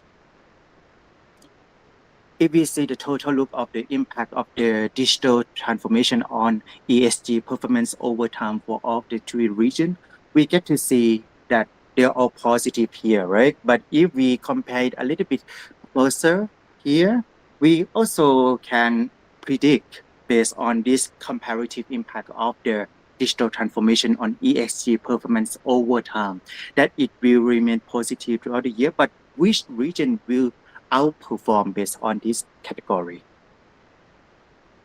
Based on the predictive model that I get to do the ESG growth performance with the digital transformation by 2027 is that I get to see that for this category, Asia will steadily improving and try to outperform the market of the business school in Asia. As based on my data collection, we get to see a lot of European and British business school try to open the campus based in Asia, for example, in Vietnam, in Singapore, and in Thailand, that we have seen a lot of Western European and Western American university try to have the subsidiary campuses to support the student based in Asia.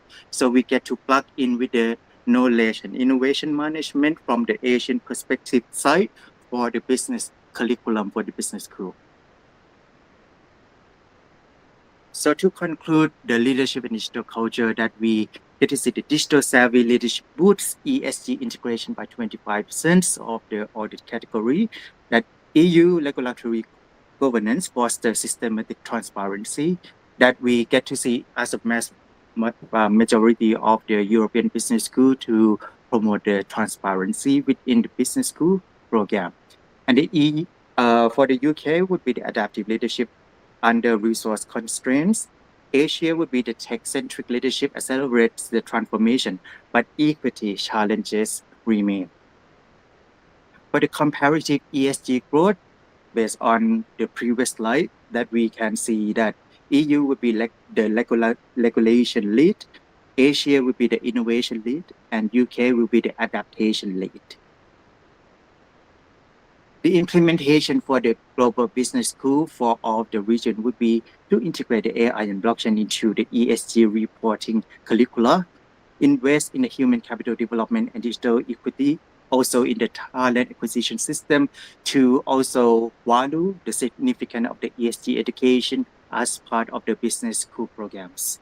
Foster the EU, UK, and Asia collaboration for sustainable transformation, as this shouldn't be seen as a competitive advantages between different regions, but we should empower together based on the two regions to align with the sustainable growth of the ESG embedded curriculum, and policymakers to support cross-regional data sharing and innovation hubs.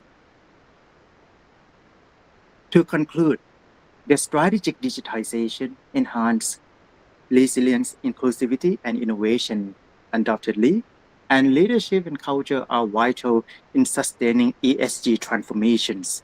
Digital ESG integration mitigates global educational and ecological risks.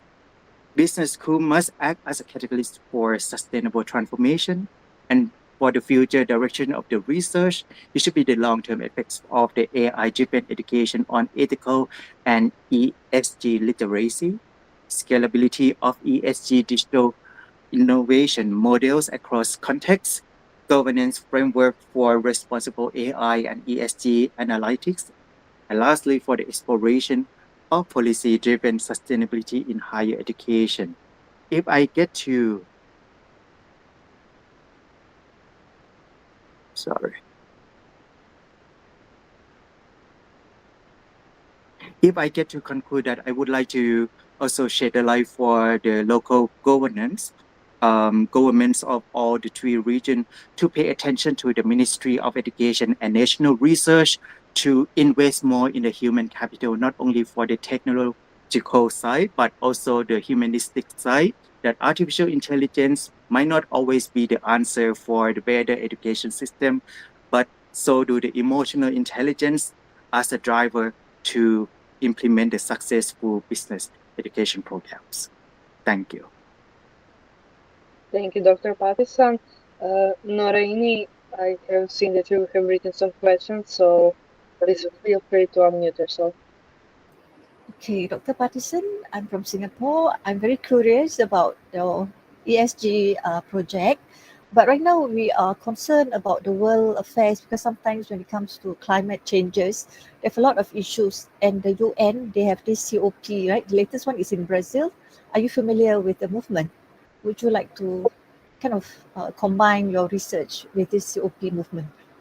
For the United Nations side, as we have the headquarters in Geneva, for that framework, I believe that is should be a lot more elements to be included, not only for the climate change focus, as we have a lot more to focus on. That is not only for the sustainability side of the world, but also the sustainability of the human resources, that we feel like this is not only the one-sided research. We try to frame this research to impact the future education of the business schools.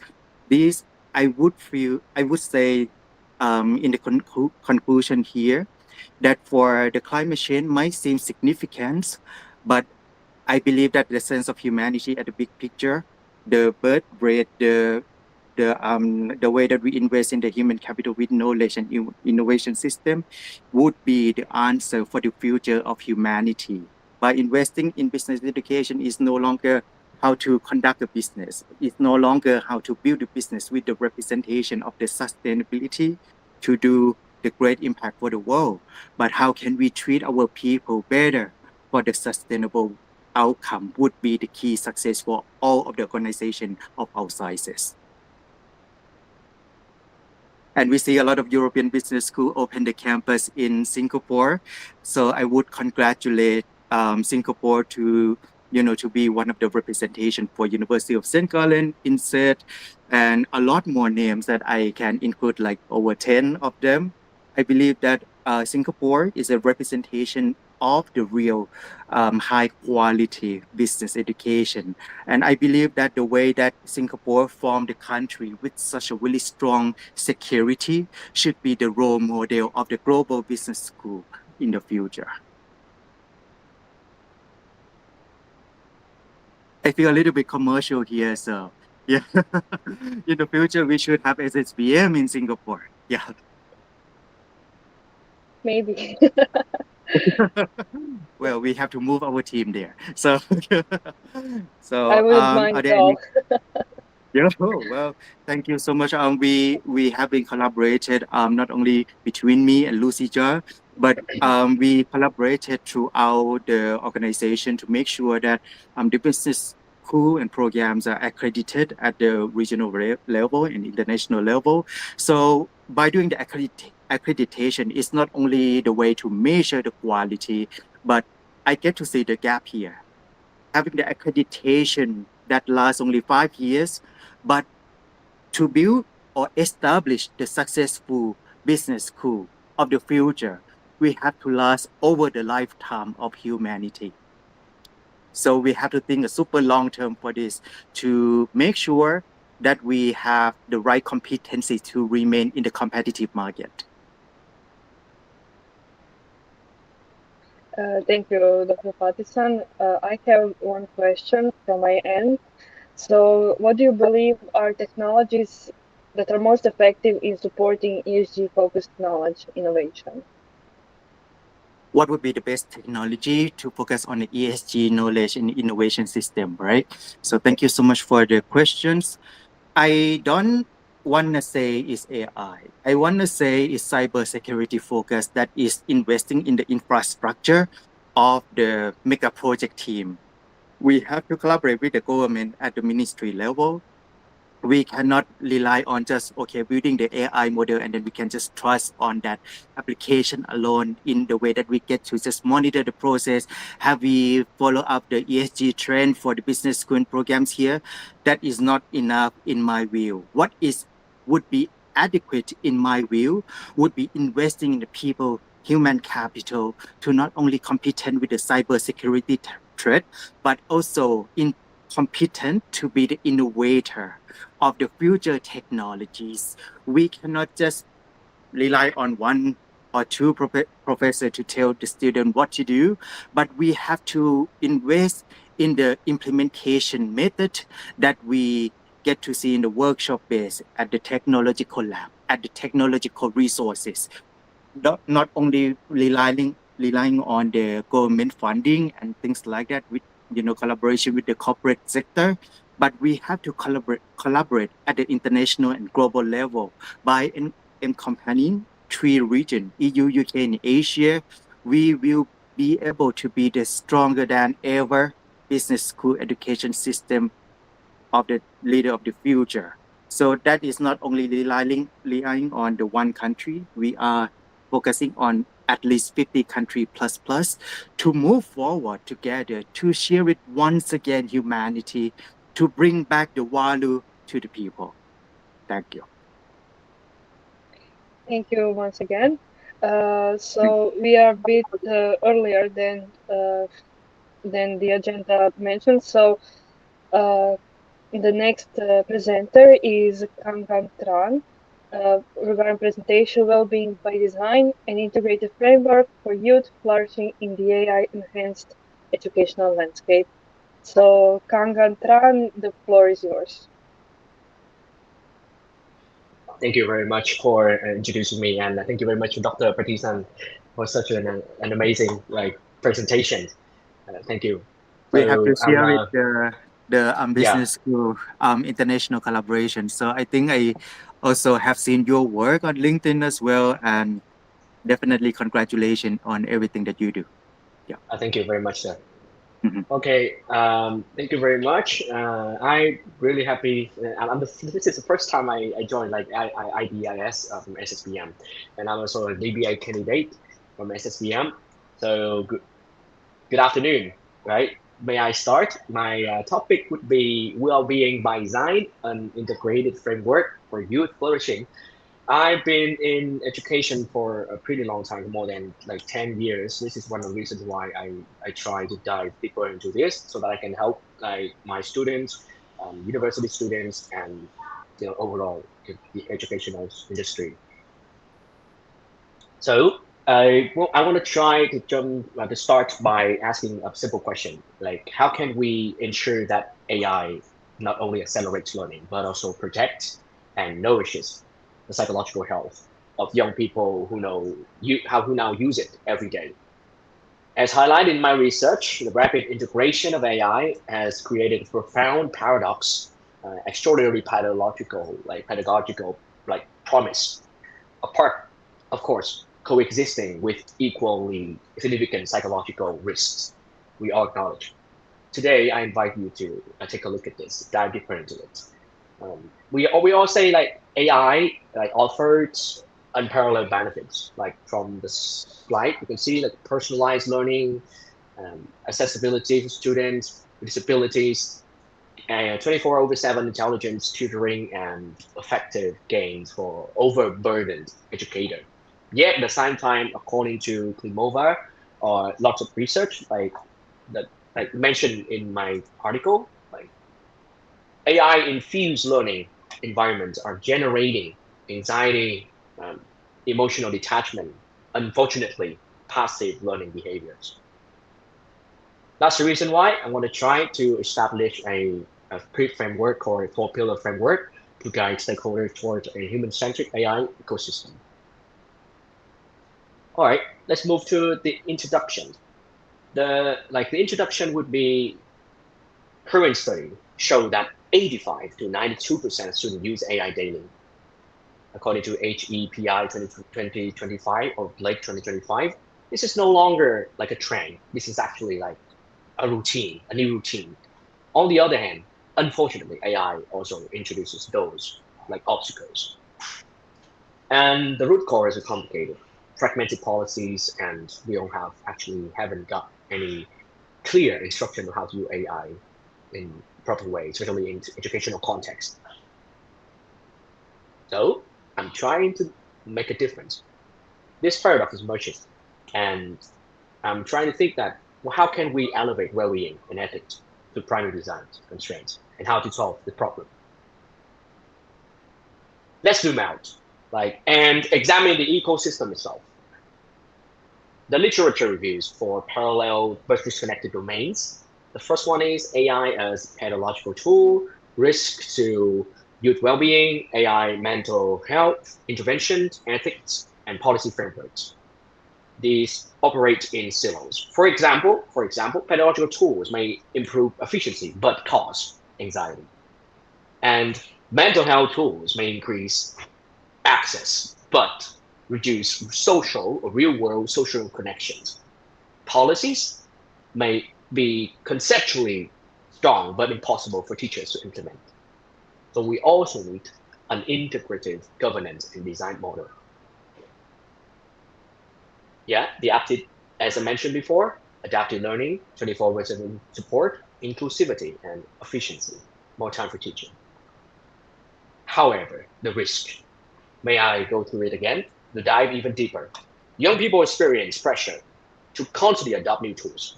You see, like us, we always try to find new tools and how to get ourselves updated with all type of new versions from Gemini or Google or ChatGPT, leading to anxiety. Excessive screen time creates emotional exhaustion, according to lots of research I mentioned in my paper. AI meditated interactions and reduced real-world social connection, as I mentioned before, and highly reliance on AI weakens independent problem solving. And the students tend to ask AI everything like they need to know, rather than trying to solve the problem themselves first. And integrity drift. This is big problem. AI makes shortcuts easier, and policies have not caught up. These harms are unfolding right now, and institution lacks the structure to respond. Yep. And yeah, AI mental health are often presented as a solution due to stress. AI conversational agents can offer early detections, 24/7 support, and scalable interventions. But the evidence is mixed. Moderate improvement for depression, no significant effect is recorded for anxiety or stress, and no measurable improvement in overall psychological well-being. Most importantly, adolescents and clinicians are rarely involved in designing these tools, leading to bias or clinically irrelevant systems. These again exemplified the fragmentations, and AI mental health tools are now built without mental health professionals. It's complicated, and we all see all of this, okay, everyday life, and of course in other research. Okay, ethical as well. Yeah, like us, right? We are doing research. Of course, we may use AI for like us. We are researchers, and we use AI for doing research. Let's ask the simple questions.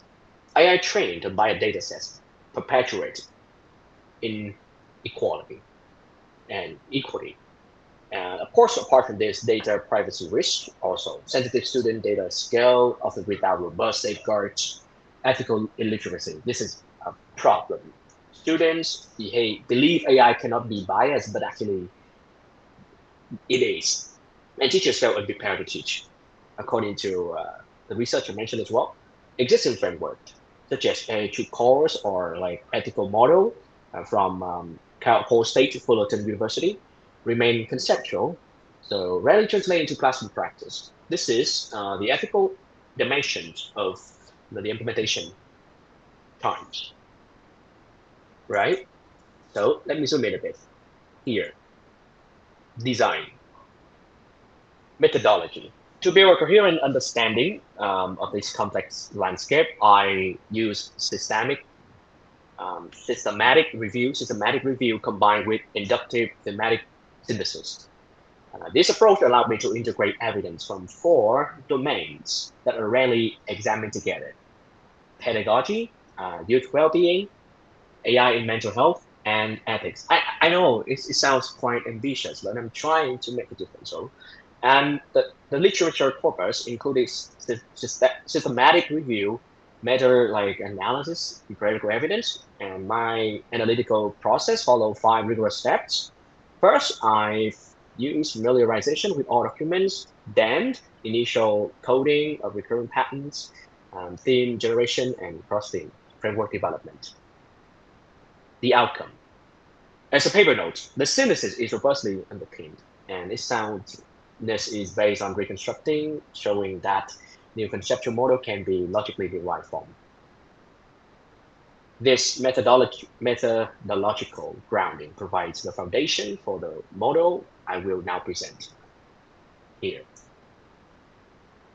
Well, across the synthesized literature, a single message emerges: efficiency, scalability, and convenience. These are not legitimate goals, but they are insufficient. The implementation terms demonstrate the tools first. Adoption has outpaced psychological safeguards, ethical literacy, and pedagogical alignment. Therefore, a paradigm shift is needed from tool-first AI to human-first AI ecosystem. May I repeat myself again? From tool-first AI to human-first AI ecosystems. This model operationalizes the shift from the 4 interlinked pillars, each addressing a different point in the AI lifecycle: design, procurement, pedagogical, and ongoing monitoring. Let us now explore each pillar. The first one. The first pillar focuses on the entry point of AI into schools, and development, procurement and development. Institutions must move from passive adopters to informed and ethical decision makers. This requires a well-being and ethical rubric, vetting every tool for psychological impact, data practices, and fairness. This addresses the danger in vetted, commercially motivated AI tools becoming the default movement for the youth. Next, the vendor transparency. Institutions should demand to see training data sets, algorithmic models, and update schedules and private policies. And yeah, I like this. Human in the loop, HIL design. AI should augment, not replace, human judgment. Cross-stakeholder vetting. Procurement must include input from administrators, teachers, educators, students, parents. This pillar set the ethical foundation for all downstream decisions. Next, pillar 2. Pillar 2 recognizes that AI literacy is no longer a technical skill. It is a social-emotional competency. Students need to understand not only how to use AI, but how AI influences identity, emotions, cognition, and behavior. According to NLX 2024, research showed that ethical illiteracy is widespread. And students often believe AI cannot be biased, as I mentioned before, while teachers feel unprepared to teach. Integrating AI literacy with SEL develops, like empathy, critical thinking, responsible judgment, and ethical awareness. As one of the research emphasized, AI literacy serves both as SEL competency as a foundation for becoming resilient, critical, and empathic digital citizens. This pillar humanizes the learning environment and prepared students for healthy digital citizenship. Let's move to pillar 3. This is just transformative pedagogical structures. HAIH model counted cognitive offloading and preserved deep learning. Phase 1, human inquiry, should begin with their own ideas. Like questions and hypotheses. Phase 2, AI productions, AI support brainstorming, summarization or explanation, but does not dictate the final answer.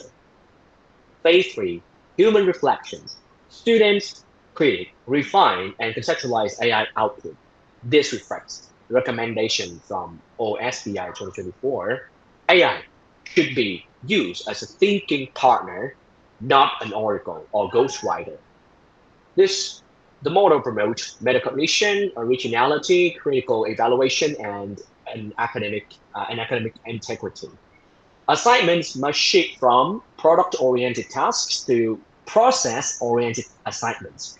This will elevate students as the manager of like a brilliant but flawed tools, restoring agency and intellectual ownership. Pillar 4, the last one, the final one, ensure that AI impact on well-being is measured continuously, not I would say that an institution should implement anonymous or anonymized poll surveys, indicators of techno stress, anxiety, and social connectedness, correlations of well-being data with AI usage patterns, and of course, last, evidence-based policy adjustments. As like Mentor and Answery in 2025 demonstrate with telehealth systems, monitoring enables proactive intervention before harm escalates. What is matter? If a new AI tools correlate with rising student anxiety, institutions must have mechanism to pause, reevaluate, or modify implementations. Shama 2025 called this a data-driven feedback loop, a necessary component of responsible AI governance. This pillar ensures that AI innovation does not outpace protection. Implication and recommendation. Let's translate these pillars into actionable guidance. For leaders, establish AI governance committees, mandate ethical procurement, align budgets with training and monitoring needs. For educators, serve as ethical guidance, not just technology mediators. Adopt HAIH pedagogy. Advocate for resources and sit on governance bodies. For developers, like those who create AI tools. Adopt user-centered ethical design. Involve educators and clinicians early. Prioritize transparency and interoperable design. Research. Researchers conduct longitudinal long-term evaluations, create validated well-being metrics, and compare pedagogical models experimentally. As the paper states, this is not a theory alone. It is roadmap for systemic change. And this is also my passion as well for policy makers and education administrators.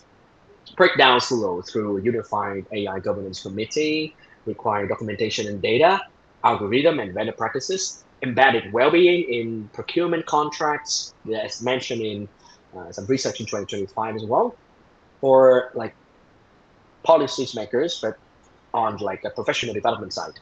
Fund ongoing training, integrate AI literacy, SEL, ethics, equip teachers with framework like HAIH, like I mentioned before, support institutional ethical audits. Yeah, and for educators, ethical guides, teach bias, misinformation, and digital empathy, model reflective AI use, reinforce process over product learning, participate in governance decisions as well. For AI developers, developer must center youth and educator in design. Avoid black box algorithms. Ensure data minimization or privacy by design. Align success metric with human outcomes. For researchers like us, validate AI well-being, run longitudinal long-term research, compare HAIH versus unrestricted AI use. Let's see how the outcomes would be. Examine the impact across social, cultural context. And of course, a conclusion. Allow me to close with a clear message. We are at historic inflection point, a changing point, life-changing point. AI has arrived faster than the educational systems capacity can govern it. AI has like changed and transformed the way students, we, like researchers, learn and study. The consequences are already visible. Techno stress, cognitive offloading, social disconnection. Our responsibility is not to ban AI, but nor to embrace it blindly. Our responsibility is to design for well-being. The well-being by design framework shifts us from reactive problem solving to proactive, humane, integrated strategies. And as my paper concludes, it is not about like smarter schools with more efficient technology. It is about healthier, more sovereign learners. And this is what I'm trying to share. And thank you to the IBIS Review Committee and the universities like Swiss, SSDM Geneva, and thank you to my mentors, my peers, and of course, I now welcome questions. I look forward to engaging with you in the dialogue.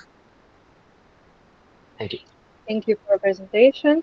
So you can unmute yourself for questions that you may have. Okay, if I start, is legislating a minimum age for social media access a safeguard for youth, or is it a necessary restriction for social media interaction? Can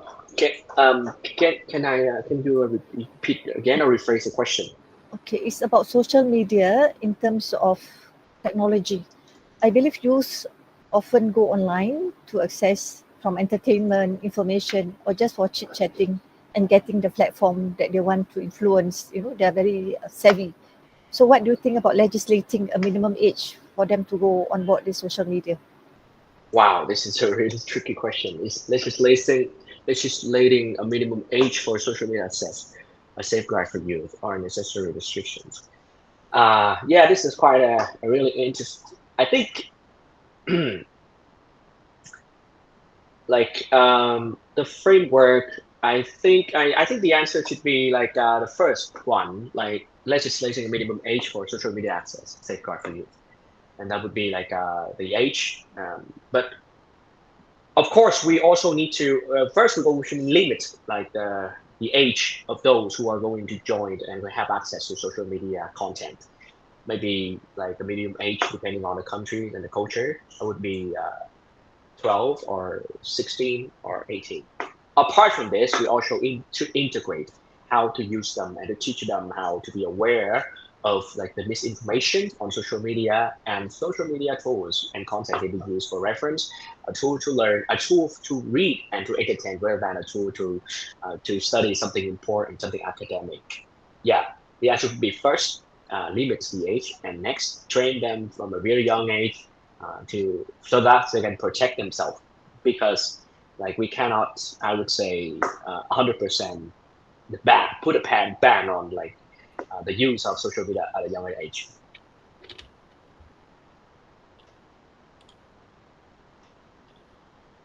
Thank you.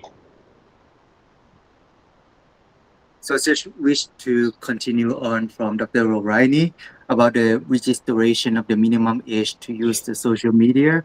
As we are talking about right now, that can be different by, different country, different culture, as you said earlier. But how about in terms of the future? Do you think in the next 5 to 10 years for the platform, namely TikTok, Instagram, and Facebook, are they going to be viewed as a threat to the young users of the social media? Or are they going to be like more protected, more safer, more secured in your view? I can say that like thank you, Dr. Participants. I say I've been lots of research, and we can say that like it is reported lots of social media sites and developers, they're trying to integrate policies and governance policies to help protect children and the younger generations. So which also means in the future, like those social media platforms and company developers, they're going to, of course, create platforms or restrictions on younger age as well, and content restriction as well. Mm. Yeah. Thank you. Yeah, thank you. Yeah, thank you for raising this question, because we all acknowledge that like the social emotional erosion stemming from reduced face-to-face practice and the use of social media is one of the reasons as well. When students rely excessively on non-empathetic content and misinformation, misled data on social media, yeah, and AI somehow has played an integral part in channeling them to read those like sensitive content. This is bad, of course, right, in the long run. So I think, and I can see that, and it is reported that there have been lots of companies, developers trying to change that from our side. We have our children from the government and trying to make things better, and from the companies, developers, and policies, they are building up like protection and safeguards.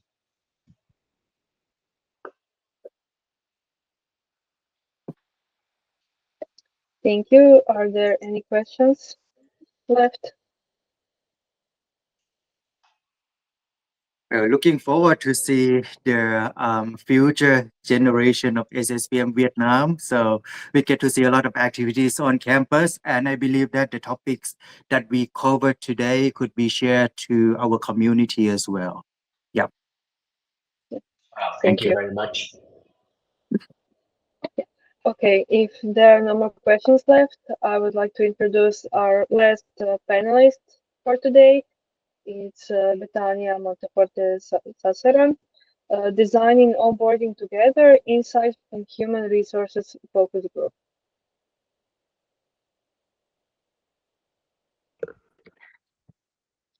Hi, everyone. Good morning. Very interesting presentations.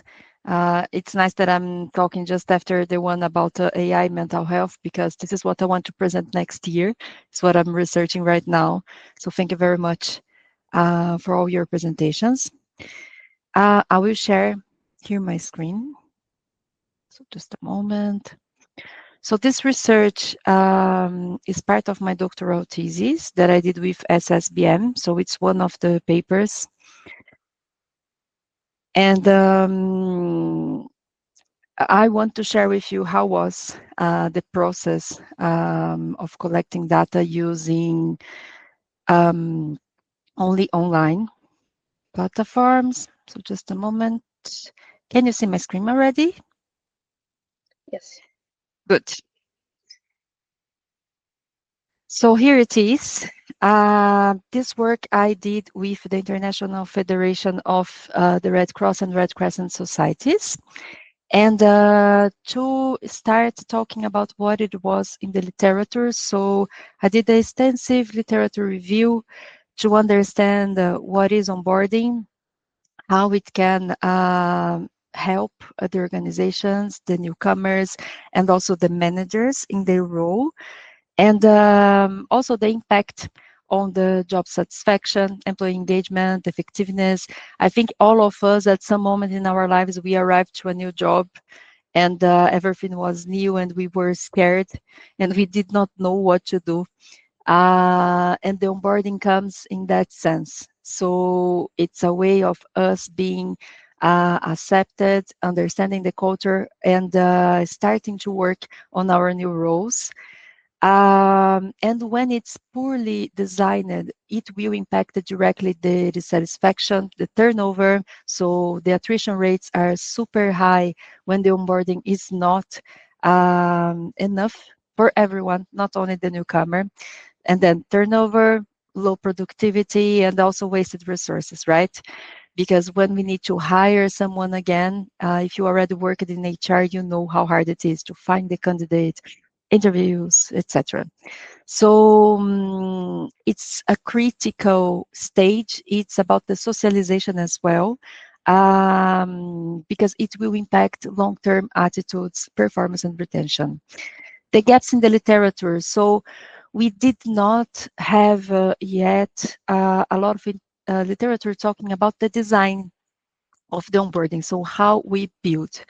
Also, very general information or focusing on the impact of having or not having the onboarding, but not specifically in the humanitarian sector. So I could find that we have many onboarding literature for the private sector, and the investments are also very different. So private sector, we need to produce faster, right? We need to have people performing very faster. So I could not find articles, papers, systematic reviews about humanitarian onboarding. Also thinking about how it is in the humanitarian sector. So we work a lot with emergencies, climate disasters, wars, etc. So when a person arrives, they need to be ready and understand the culture very fast, right? So we also did not have the participation of HR managers and leadership. It was basically built by HR only people, but they were not the people who will work with the newcomer. So a department will build the onboarding and deliver to the other departments, but this other, they did not have, they were never heard before.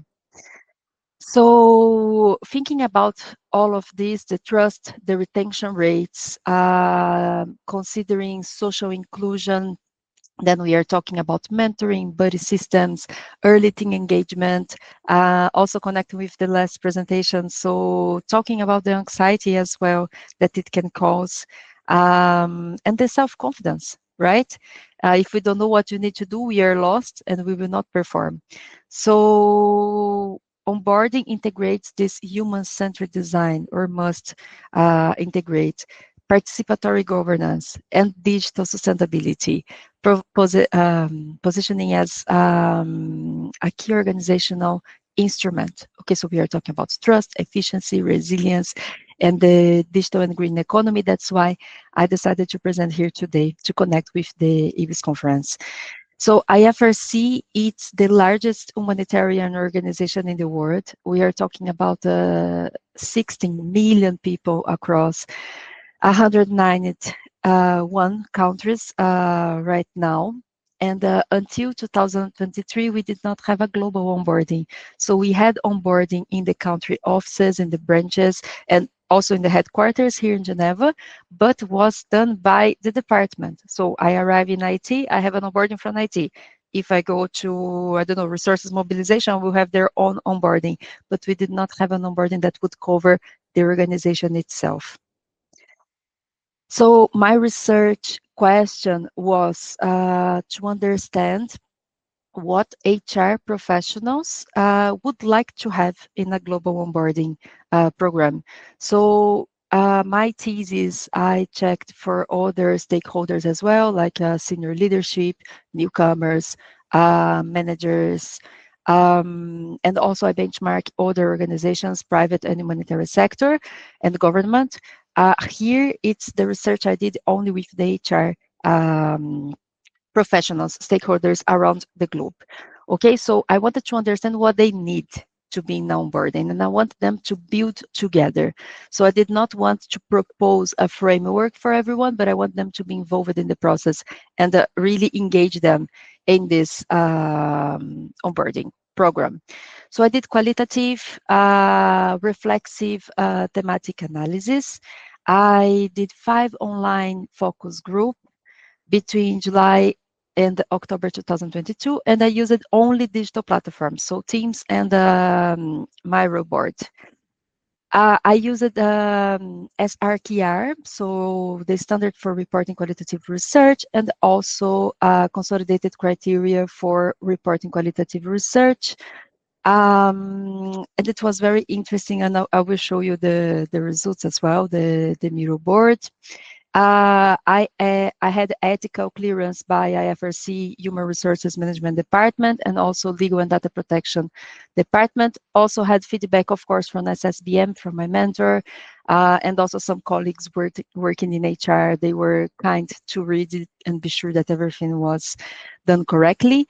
And all informed consent was embedded in the digital invitations. So if the person accepted to be in the session, they accepted to share their data, but they could also ask to delete their data at any moment. So let me show you first the Miro board. Okay, so can you see it? Let me say, I'm not seeing you. No, we only see the presentation. Let me share it again. Okay, now we are going to see. Yes, so this is the full Miro board. Okay, so they could interact at the same time. So I share all the emails of when they accept the invitation. So I share the board with them. So it's super interactive. Here they started learning how it works. Then they could click, we go to the next step, etc. So I included the interviews I did with senior leadership. Also, the survey from the newcomers I did. So it's a very nice way of connecting with people, like it's colorful. I had a very good feedback from the HR stakeholders. So we have the first analysis of the interviews, and here are the words. I get it from the thematic analysis. So these are the main words that we need to consider when working with an onboard, and then they could add their stick notes and that their everything they were thinking about that. And they built a first structure that is this big one, what should be during onboarding. So we were trying to build a journey, thinking about a customer journey map, okay, for the newcomers. So the preparation, administrative onboarding, social inclusion, learning and development, technical training. And also they built a more structured way for IFRC to present to senior leadership. So preparation, what should be there? You know, like preparing even like a notebook, a desk for the person, a contract signature, all this part. Then phase one is phase zero because the new hire is not there yet. So then phase one, they decided to start with social inclusion, which I found it amazing. So we start making the person feeling home. They wanted to work the belonging to the IFRC before they started with the technical, the learning and development. Then second phase, they will learn about IFRC and the movement, so all country offices, how it works, how it connects worldwide, to the strategy 2030, to the fundamental principles, the mandatory courses, so code of conduct, stay safe, etc. And they will have contact with their buddies. So we implemented also a buddy system. Then technical training, that will be the technical part of where they are located.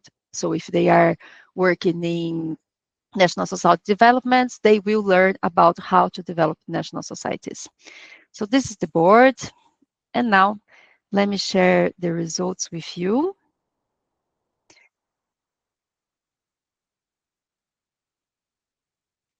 So these are the main domains. I had it when I analyzed it. So social inclusion, the importance of onboarding monitoring. So measuring every step and how it's going on to be sure that we improve with time. It's not a statical program, but it's something that will improve. Practices during onboarding. So best practices, learning and development, all onboarding steps, be sure that we are following them, and also implement the organizational culture. Here are the main keywords that I found. So inside each team, so social inclusion, we also have activities, team building, friendly mentors, buddies, etc.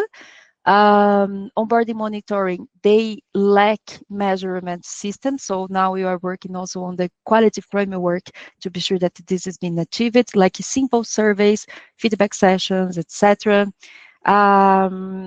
Also, that it's important that the newcomer has early access. So they need, in the first day, already have an email account, already have their computers, already have a welcome kit, etc. And also be sure that they are connected with the culture of IFRC, the fundamental principles.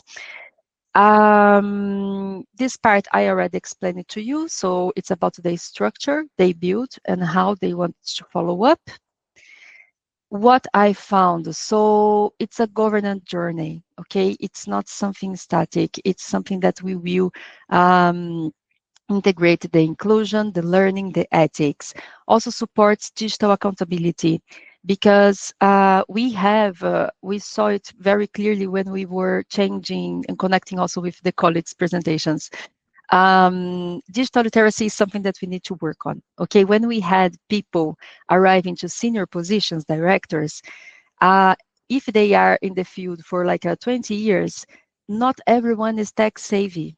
But when we are now starting with the interns of Gen Z, they were born with ecrans. They were born with digital tools. So it's a completely different approach. And we need to make sure that onboarding is following the needs of the people they are hiring and also the managers.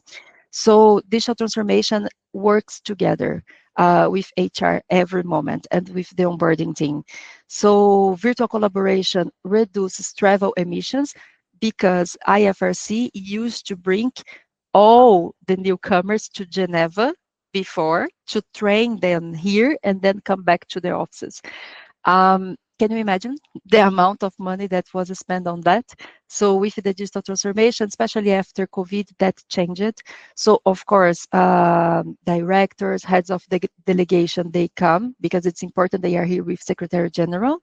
But except for these very high positions, right now we can onboard people all over the world.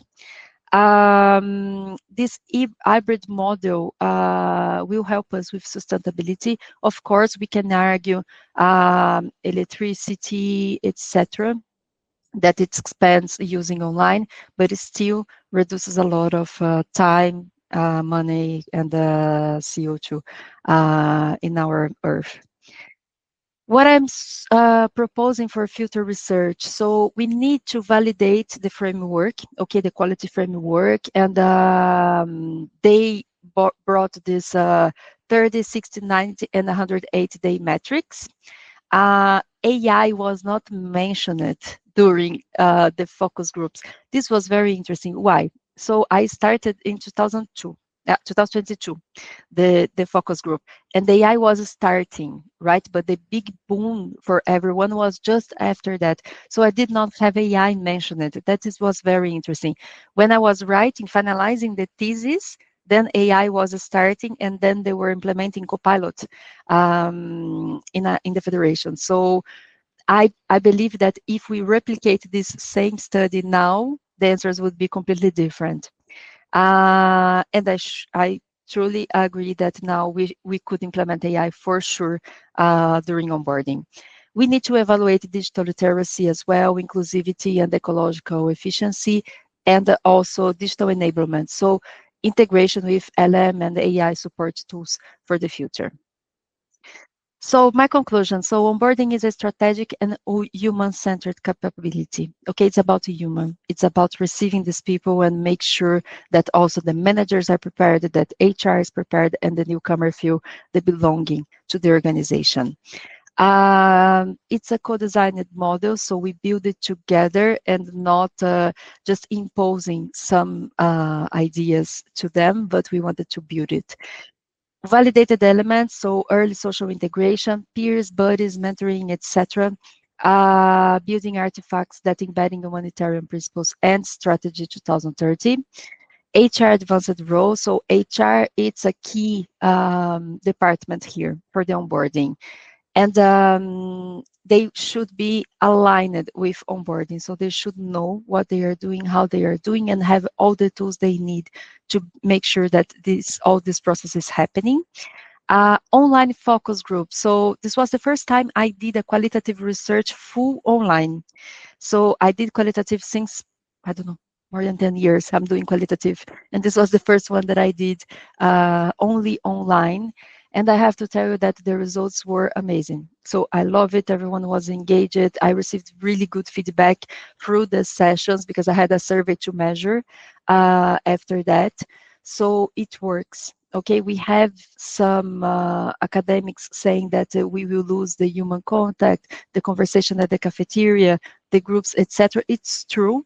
We will, but if the facilitator knows how to engage these people and use the right platforms to do it, it is possible. However, I faced a little bit of a barrier, let's say, with digital literacy again. Some people participating, they struggle the first minutes to learn about Miro, even if we have a video teaching how to use it, etc.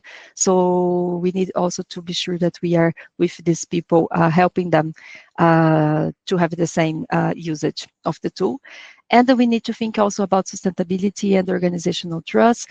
So this virtual format was very well accepted, and after the onboarding program, so they were starting doing more research only online and connected with people all over the world, which is our goal with the Red Cross.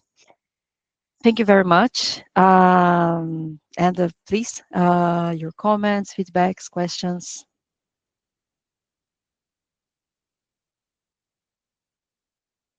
Thank you so much for your presentation, Dr. Bettina.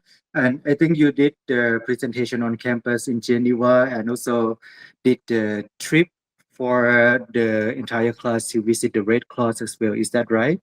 Yes, Yeah. I did. Yeah, because I got a couple of my master student who joined your session as well. So Nice.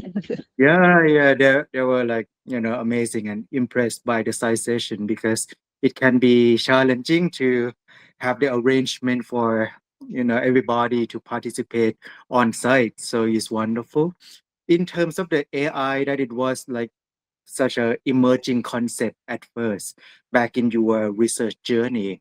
How about if we not talking about AI here, but we talk about interconnectedness, the way that the organization at the global level, like UN, Red Cross, do you think it would seem to be a challenge or opportunity for all of the organization to be hyper connectedness so fast and easily these days? So very good question. I am pro AI right now if we have digital literacy behind and we don't trust AI. Okay, so we use it knowing that we need to review everything, etc. So we are working on now on a digital approach for AI tools. So which tools we can use, which tools we should not use because of data protection, confidentiality, and everything else. What I see is that we still have a lot of fear. So, and it's been a concept in psychology, which is my a major, the AI anxiety. So people, they want to know, but they fear, but when they start using, there is this, okay, maybe this is helpful to improve my mail, to improve the translation because it's a international organization, etc. So this interconnectivity happens. However, I also question the amount of notifications and digital tools that we are using. So it's Teams, it's email, it's WhatsApp, it's Slack, it's Trello, is too many digital tools, and we are not trained for all of them. Sometimes we don't know how to use, and there is a new one. So this also causes a lot of overwhelming in people. So what I'm suggesting is that maybe we should focus on which type of information should be shared. Like it's an official thing, and it's more formal, etc. Let's use only email, because if we use Teams, it's going to be lost. If it's something that you need to write a text, so right now there is a good practice that every time that we are producing a report or wherever, we write a note. This was produced by AI, reviewed by a human. So there is no shame on using AI, but we need to inform that it was used, even for grammarly purpose. So I think we will get there. I have hope, but we are it's hard, right? It's a lot to learn before we are using so much. Yep. Thank you so much. I think the next challenge would be the digital well-being of people. By controlling the amount of information to be shared, I believe that what platform should be regulated by, the entire world would be the social media, in a way that we get the unexpected advertisement all the time on our phones, SMS, and so on. So social media platform is no longer the purpose to connecting with one another anymore, but stand for as a live commerce purposes. So it's more like a transactional platform that is driven into the number of the platform owners. So I believe that if we have the regulation, for example, in Switzerland, I believe that we have the great minds of those policymakers who can make it happen. So I think your research is definitely practical to shed the light of the future, change or impact for the world to promote the regulation at the global level to control social media platform for the better. Yeah. Yes, for sure. Mm. For sure. And we cannot run away, right? We are Yeah. all in social media somehow.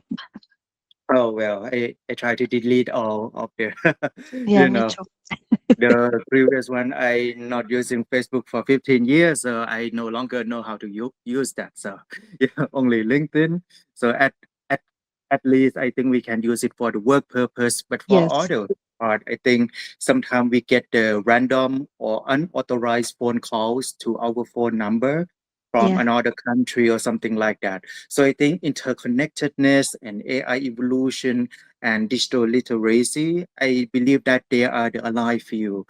But the way that we protect the data of people from any Yeah. country, from the fraud, from the threat, I believe that is more important than just having it as, the daily uses. It need to be secured. Yeah. True. And talking about the social media and connecting with the onboarding. So in the global onboarding, they must have a briefing with communications department, and they will talk about posting in social media when you want to post about the Red Cross, following the fundamental principles. Give you an Yeah. example. So one of the fundamental principles is neutrality. So what does that mean? That if there is a war, I cannot be from one side or the other side. Why? Because people are suffering in both, and the country offices, they will help no matter who is injured. We don't care about who is injuring, but we care about helping people who needs, right? So if I go to my personal social media and I post something related to IFRC, taking a side, I'm not being neutral. So I'm not following fundamental principles. So this is an ethical issue. So they have briefings and they have a guide, a manual that they can connect how I can post something in my Instagram or TikTok, LinkedIn, whatever, but following the fundamental principles. Thank you. Yeah, thank you. We have some more questions from Dr. Naraini and Indira. So please unmute yourself and ask your questions. Okay, hello, Dr. Betania. Hi, good morning. I'm curious about your work because I found it very impressive and it's a global scale. And what happens to Gaza? I was really shocked when it happens in 2023, right? And what do you think? How fast can you churn the personnel, suitable to go to Gaza? How do you do it? How do you get personnel and how fast can they work in Gaza? Right. Not only Gaza, I would say any disaster. So in Gaza specifically, we have when I mentioned that the Red Cross has 191 is in 191 countries, it means that Geneva is the headquarter, and Geneva is going to do the resources mobilization. Okay, so find people all over the world. Where are the volunteers? Which country offices are ready to help? So in Gaza specifically, what was happening is like Egypt, Lebanon, so Beirut office, the ones that were around, they were helping to pass the resources that they need, the hospitals, etc., together with like Doctors Without Borders, UN offices and agencies, etc. So the training for the volunteers, the global training, is the global onboarding plus the one for emergencies specifically. We have a department inside HR that is specifically called HR in emergencies, and they have all the training to any type of emergency. So can be war, can be climate disaster, can be community engagement, can be prevention, etc.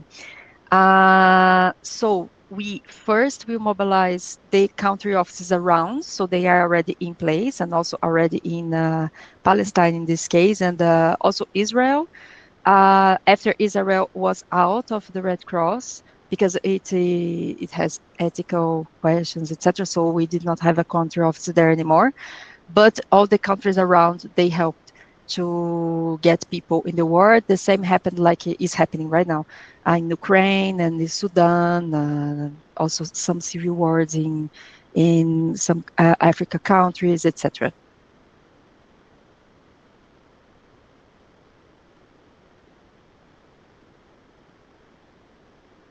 Thank you. Dr. Indira, would you like to unmute yourself? Thank you. Thank you so much. And first and foremost, thank you for your research and excellent presentation. I truly appreciate it. As someone who has led the international teams for more than 30 years, I know how onboarding and HR is important. So well done and spot on.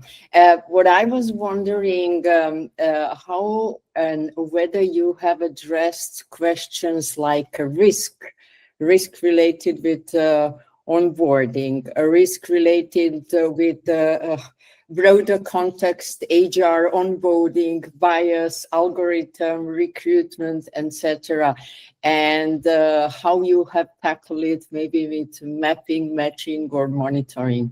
Thank you. Very nice question.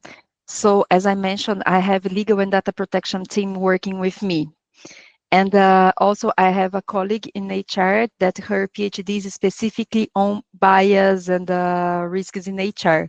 So I was lucky enough to have a super nice team working with me. But what we did to reduce bias, we tried, so it was a snowball. We had the HR stakeholders that we needed to have from 5 regions, and we were not collecting data about gender and other ethnicity, etc. However, it was from all the 5 regions. They preferred to keep it only. There was this discussion, and we tried to be as balanced as possible. However, we want also not only us inviting these HR stakeholders, but also them inviting someone they worked in the past and was already working in HR previously, because this is very normal, and you might know that in international organizations, people migrate between jobs all the time. So the focus was HR stakeholders, but we had people that now are working in another department, but they were 10 years in HR working with onboarding, so they were also invited to the focus group. But we tried to make sure that we have the same amount of people from all the regions. This was something that was mandatory to have.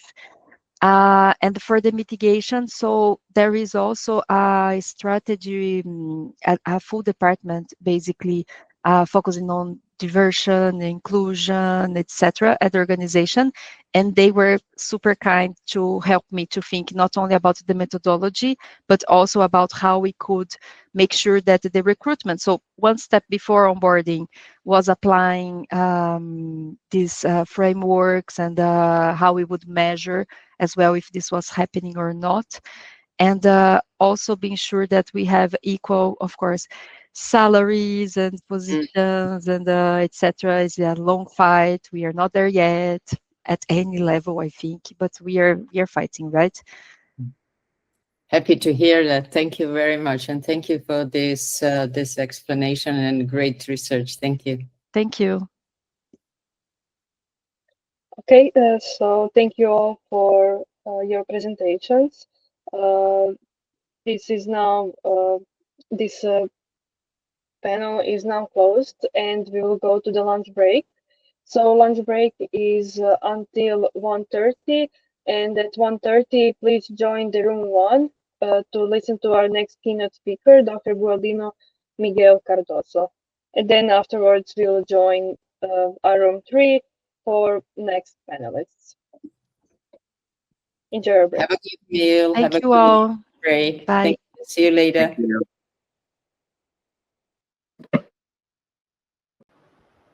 Okay, I would kindly ask you to unmute yourself.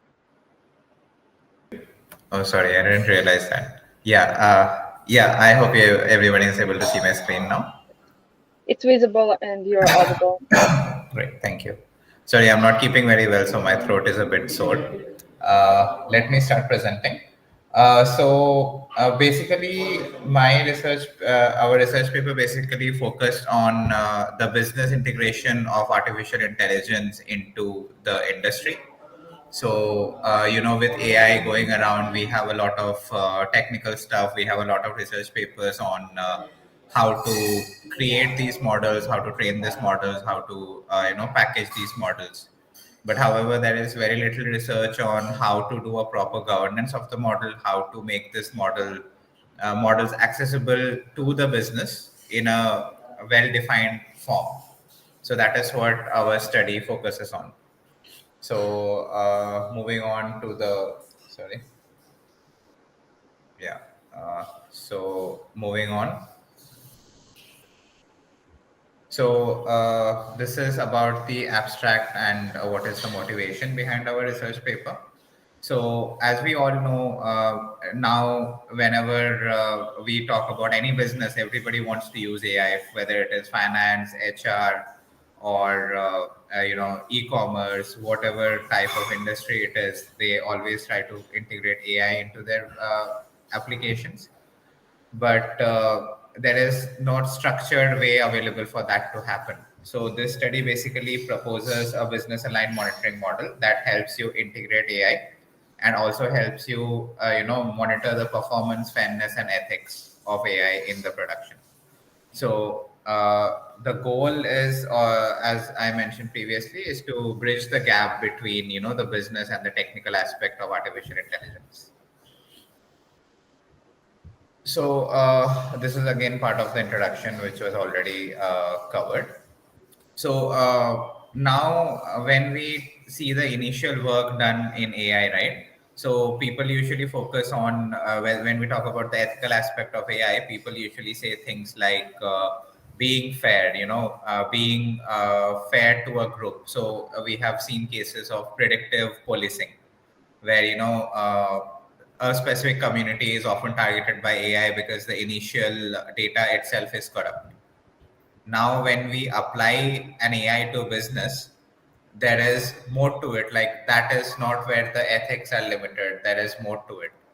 So that's why we require a framework that will ensure the reliability, fairness, and transparency of our models, which are deployed to production and which are actively being used by end users. So there are certain regulatory compliances in place already. So the EU AI Act from European Union that mandates the risk-based oversight and documentation. This act actually prevented the usage of ChatGPT in Europe for a long duration of time. We have NIST AI RFM, that emphasis on trustworthy AI. So this is about mapping, measuring governance of AI in financial sectors. And then we also have some of the multi-phase fragmented global laws. Like, you have laws in place, but they are not really very well structured. So they are ready to use, but they are not really well structured.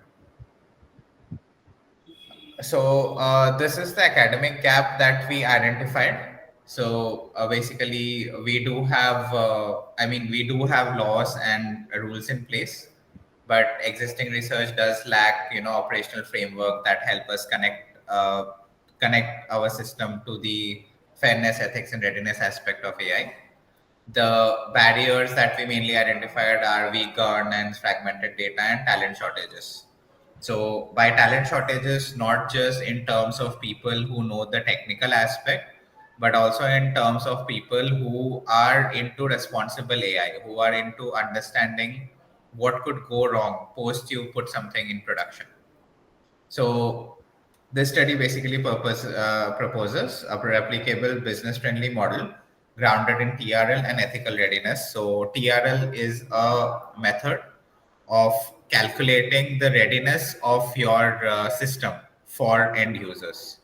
So using that concept, we are proposing to create a business friendly framework which can be adapted easily by industry and they can use this particular framework to actually understand their readiness of their products for the market. So this is basically a case study oriented where we picked up case studies from the big fives, and big fives have a lot of data online regarding their AI governance as well. So they have white papers, and there is obviously academic literature and a lot of stuff. So we have used them. That is our methodology. So based on these analysis, we have come up with how we have to bring performance fairness and ethics into the AI domain. So the first case study was on financial services. So applications that we went through are credit scoring, fraud detection, AML, and trading. So these are obviously the main business sectors of the big five.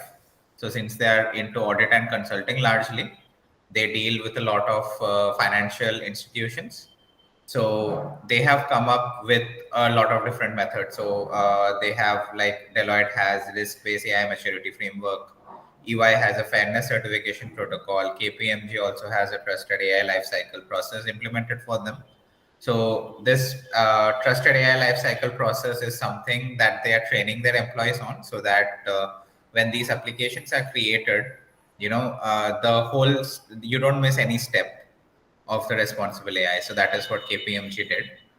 Then PwC also has a stress testing simulator specifically formulated for AI-based application.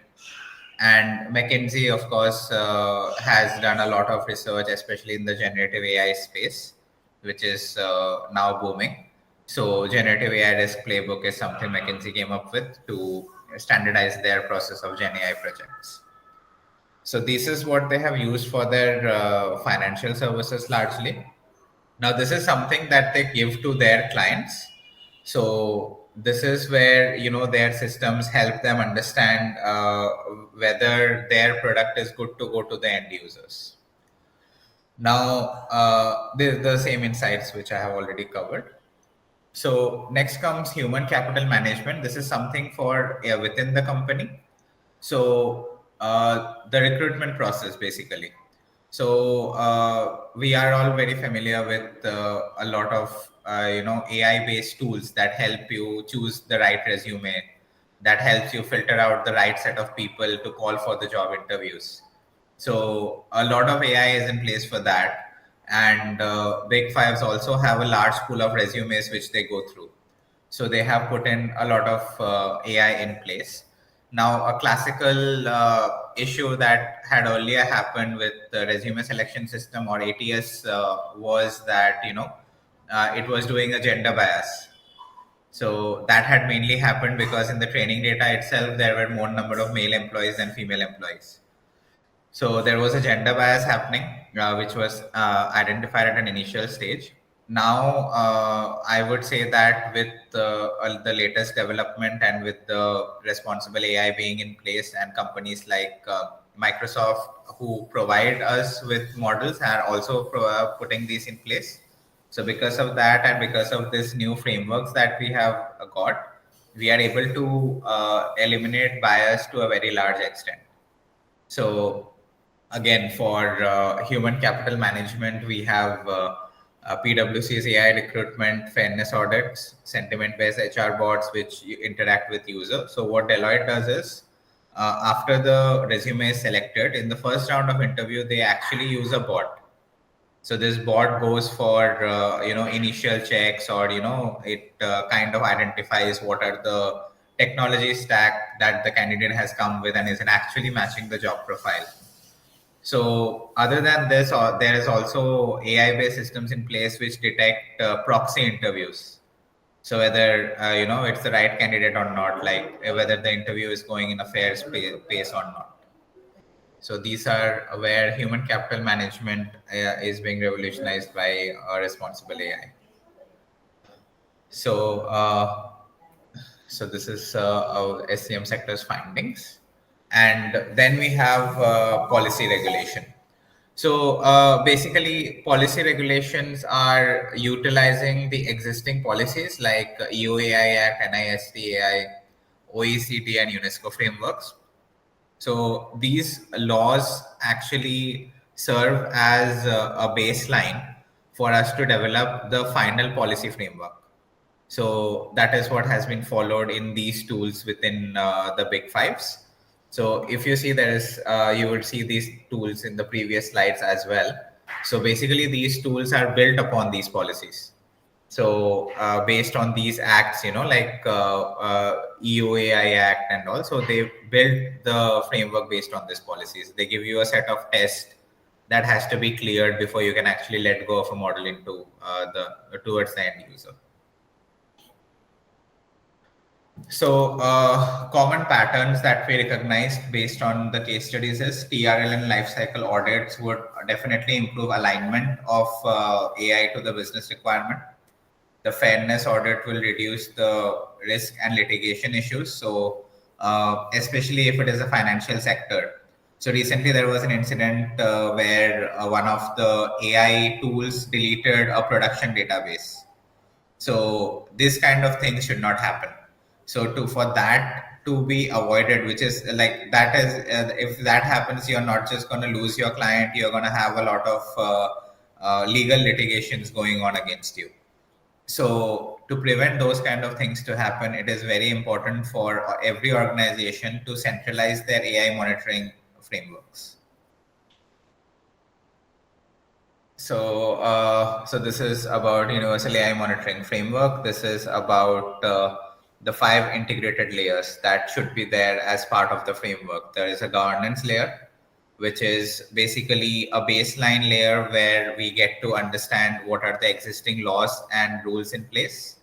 Then there is a risk stratification layer, which is the TRL or ERL classification. The TRL stands for technology readiness levels, and ERL stands for engineering readiness levels. So TRL and ERL helps you score these values, the readiness value of technology.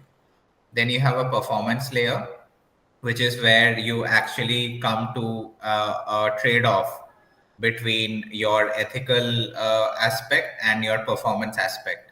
So this is the point where you detect things like data drifts and you detect your KPIs, which help you understand the performance of your product along with the ethical aspect. Then you have a fairness layer where it is sharpen line. These are techniques that are used for explainability of the model. So basically, it tells the end user that if my model is giving you this output, why is it giving so? What are the factors that has caused it to give you this response? Then finally, you have the 5th layer, which is the ethics and compliance layer, where we actually go for the audit readiness and standards mapping so that the framework becomes universally common to all the companies.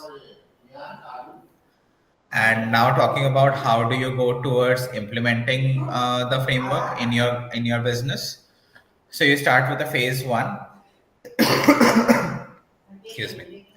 So we start with the phase 1, which is the foundational phase, where we establish the AIGO classify model and align it with our acts, EU AI Act or whatever act is applicable within the company or within the nation for that matter. So we establish these rules as a baseline, followed by which we go into the phase 2, which is operational, where we conduct a detailed study of how our teams are trained and how our existing products are ready for this kind of a change. So we conduct, fairness audit, we train our teams, we make sure that the tools we create are transparent to our clients as well as to the internal employees. And finally, talking about sustainability, the last phase, or making the framework sustainable. So we can't do every process every time repeatedly. So we need to automate the compliance and we need to tie the leadership KPIs to the ethics so that end of the day, this doesn't serve as a blocker. So our framework should not block the progress or should not block the deployment. It should not prevent you from getting things done on time. So that is something which is the phase 3 or the sustainable layer of the framework. So who would be the contributors and what would be the final implication? So for the policymakers or for the people who set up the rules, it is going to harmonize the global AI standards. So if this happens, it's easy for policymakers as well to adopt to a policy and then make sure that that policy is being used everywhere. For the industry, it treats governance as a strategic value. So industry level also, like it is important for them to treat this as an important aspect of their product. It should not just be an optional thing, it should be an important aspect of the product. And before they release anything into the market, they should be able to do a proper check, a proper governance of what they are creating. And finally, for researchers, it's going to be a longitudinal study of fairness and real-time ethics, which is going to keep going for a long time. So the final result would be a scalable, ethics-ready AI framework adaptation that helps you across sectors, and which is going to be a common framework for all of your AI projects across the globe. So this is the final conclusion. So AI governance must move from passive oversight to active stewardship. So right now it's just one or two people doing it. Right now it's just one or two frameworks in place. We want it to be there for everyone. It should become an important aspect of development. Responsible AI integrates performance, fairness, and ethics. Our proposed framework ensures that as AI evolves, the monitoring also evolves faster. So we are not going to restrict the development or the progress of AI for that matter. We are going to help it become more streamlined. So, and finally, governance is not just about compliance, it's about trust and innovation. So that is the major aspect. Like, by governance, we are not restricting you. We are giving you more freedom, but we are also making sure that the products you make are trustworthy, fair, and transparent to everyone who is using them. So yeah, I'm done with the presentation. I'm now open to question and answering. Thank you for your presentation. Are there any questions?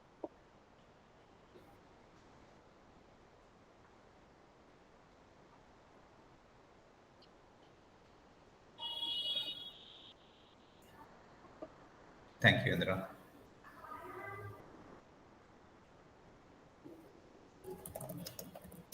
Okay, I have some questions. So, what do you think? How can organizations balance rapid AI adoption with the need for strong ethical and governance controls? Sure. So what happens in the AI space is that you keep getting new things every day.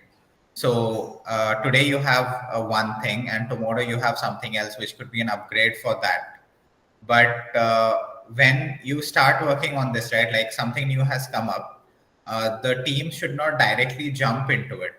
Now you of course want progress. So basically you want to migrate from one older technology to a newer technology, which is obviously required.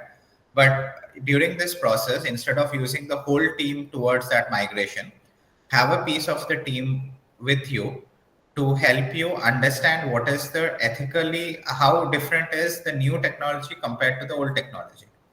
So for example, if we talk about ChatGPT, as soon as ChatGPT came, we were waiting for the API. They gave us the API. But immediately after that, a lot of companies who are the competitors for this particular organization, they started coming up with their own LLMs. So we got Anthropic, Claude, we got Gemini. So a lot of different models came up in the market. However, let's say we are moving from GPT to Gemini.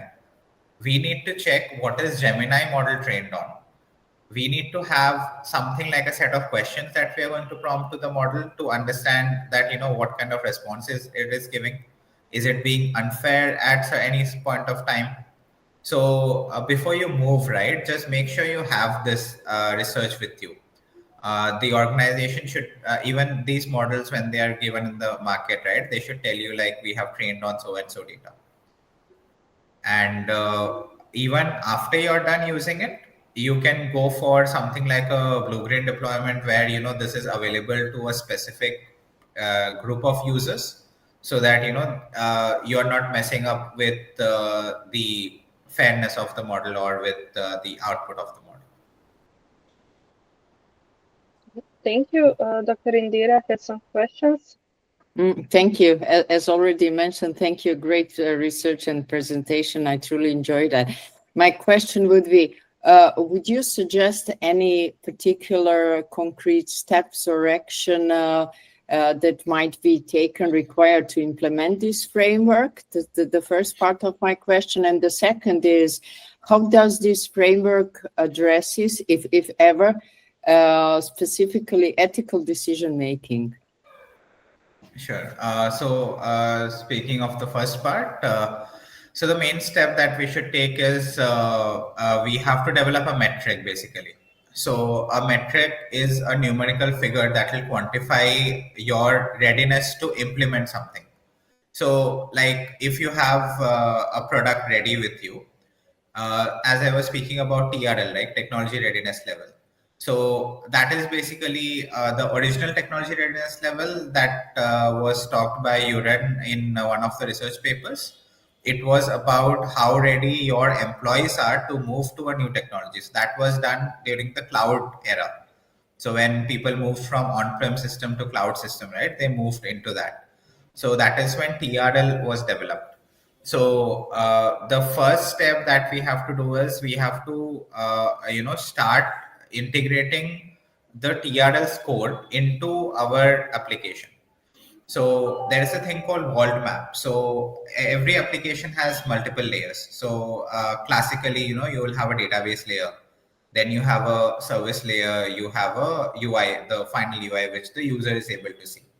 So first step that we should do is we should start moving every layer, the layer that is farthest from the user. So let's say the database, let's talk about the database. So we should start with checking the database itself, like what is the data that is going to the model. So that will be the first step. Then you gradually fix the service layer. That is how we have to set it up. We have to get a TRL of every layer. And we have to see how ready we are, how ethical we are, or how responsible we are in terms of delivering. And are we able to get the right output? Is the user going to face any issues with this in future? So that would be the first, that I hope that answers the first part of the question. Depending how does this framework address ethical decision making? I would say this framework will help you to, in a way, pause a little, because what happens is a lot of times something new has come up, and immediately the leadership starts to push the developers into, you are doing prompt engineering.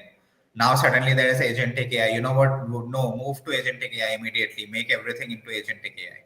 So when this is happening, right, you're not pausing, you're not stopping. So if this framework is in place, what will happen is, at least at that point of time, the leadership would also think that, if I push this fast, I'm not going to be able to complete the ethical compliance part of the project. So we need to slow down. It is as important as getting your cyber approval, as getting your, architecture approval. So that is how it will help. Basically, it will help you pause. It will help you think.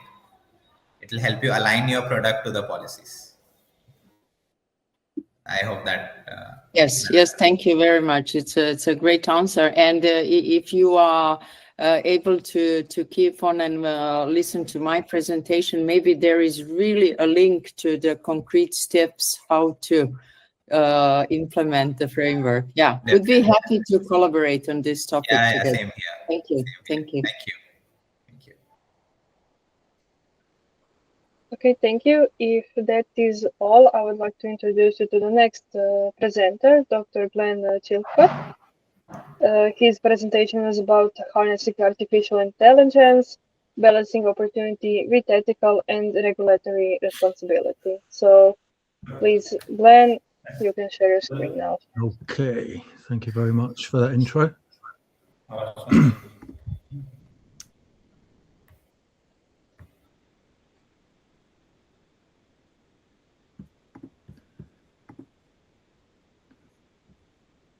So, can everybody see that? Is that okay? Yes? Yes, perfect. Okay, great. So we'll launch straight in.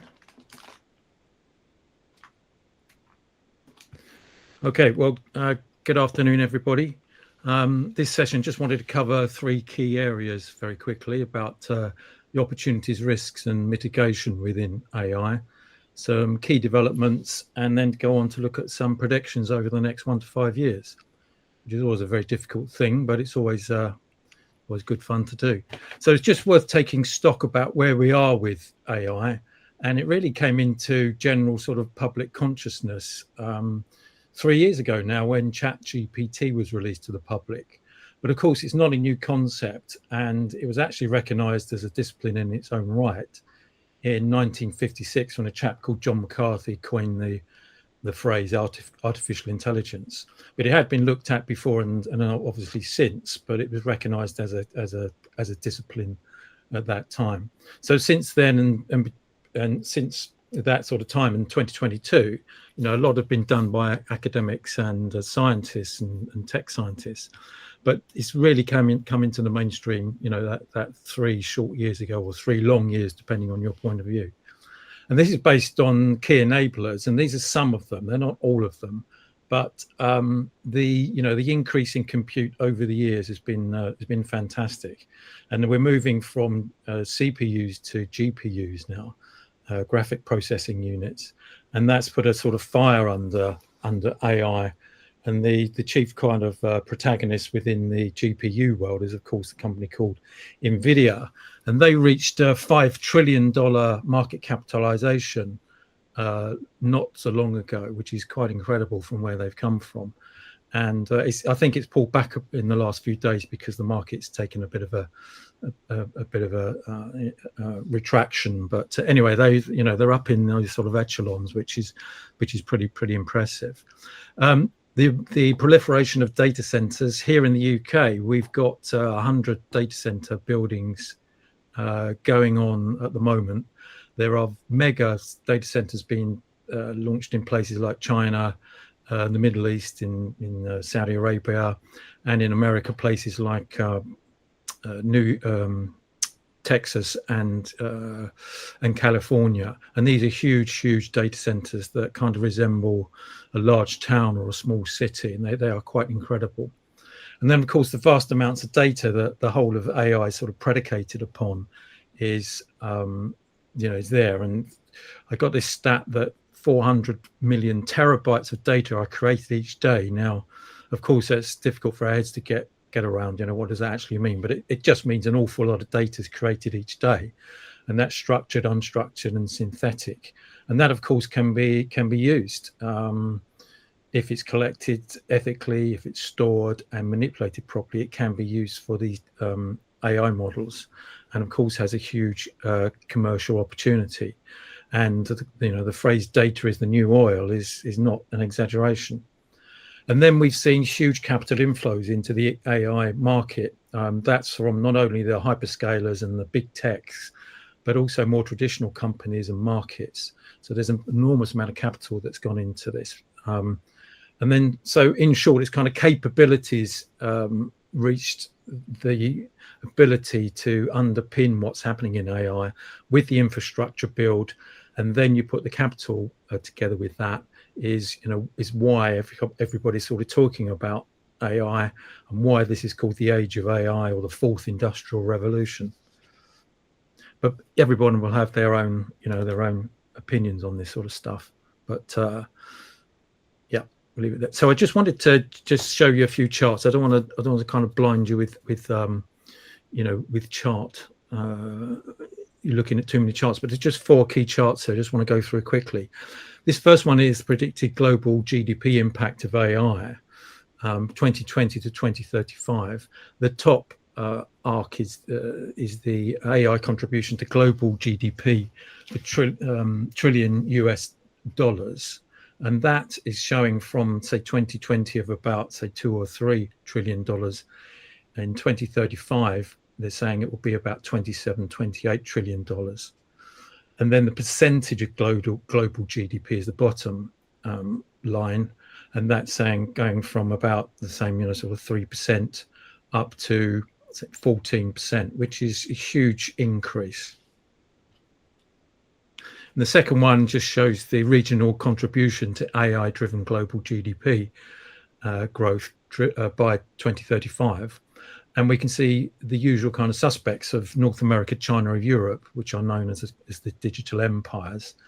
And we can see India has a very important part to play as well, but the rest of the world perhaps lagging behind, and maybe over the next few years that may not be the case, or it may stay in those particular proportions.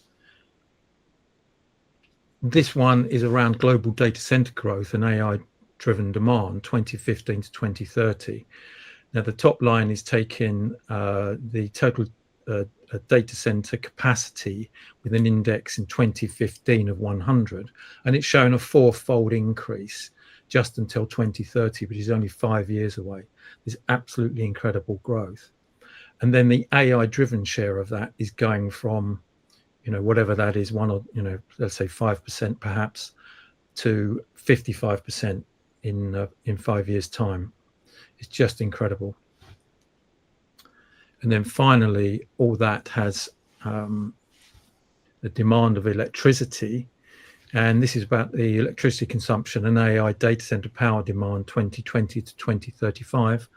The top line is showing total electricity consumption, taking 2020 of an index of 100, and that's showing that it's increasing from 100 to 150 by 2035. And the AI data share of that going from, whatever that is, 5% to 30%. So 30% of global consumption will be because of data centers, which is quite incredible, I think.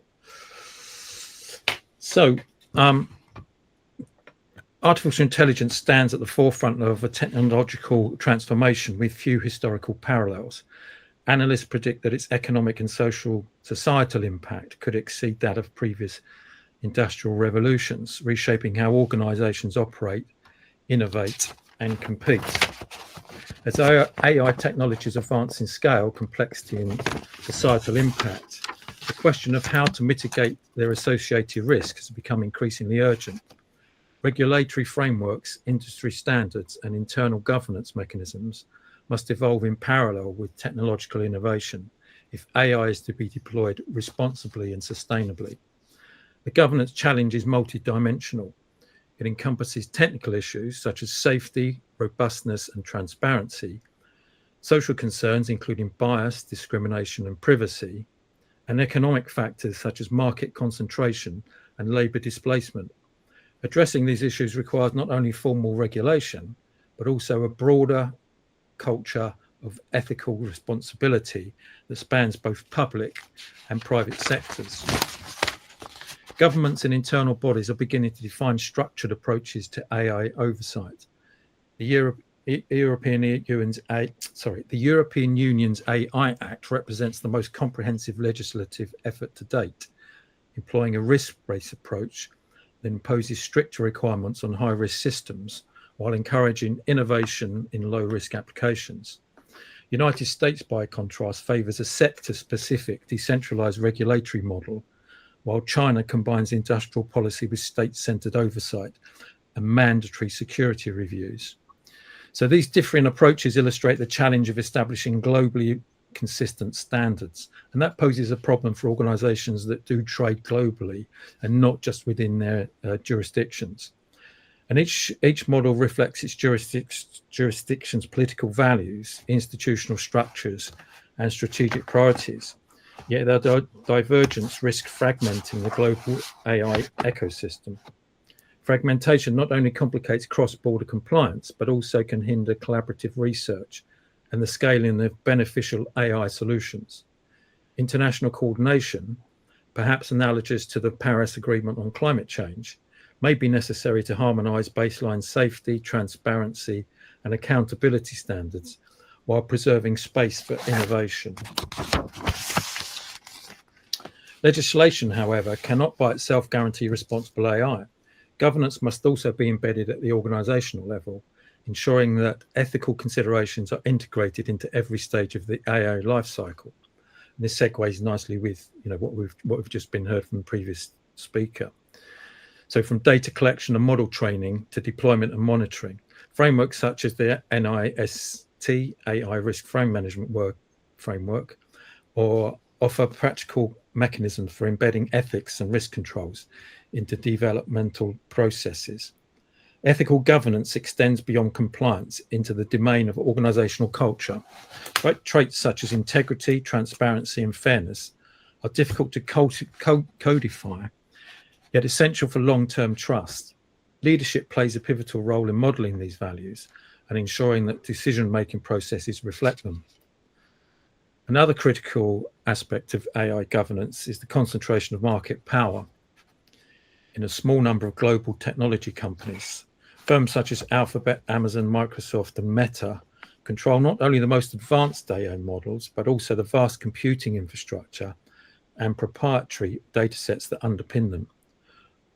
While their resources allow rapid innovation, their dominance can limit competition, restrict access for small firms, and concentrate decision-making over technologies with far-reaching societal consequences.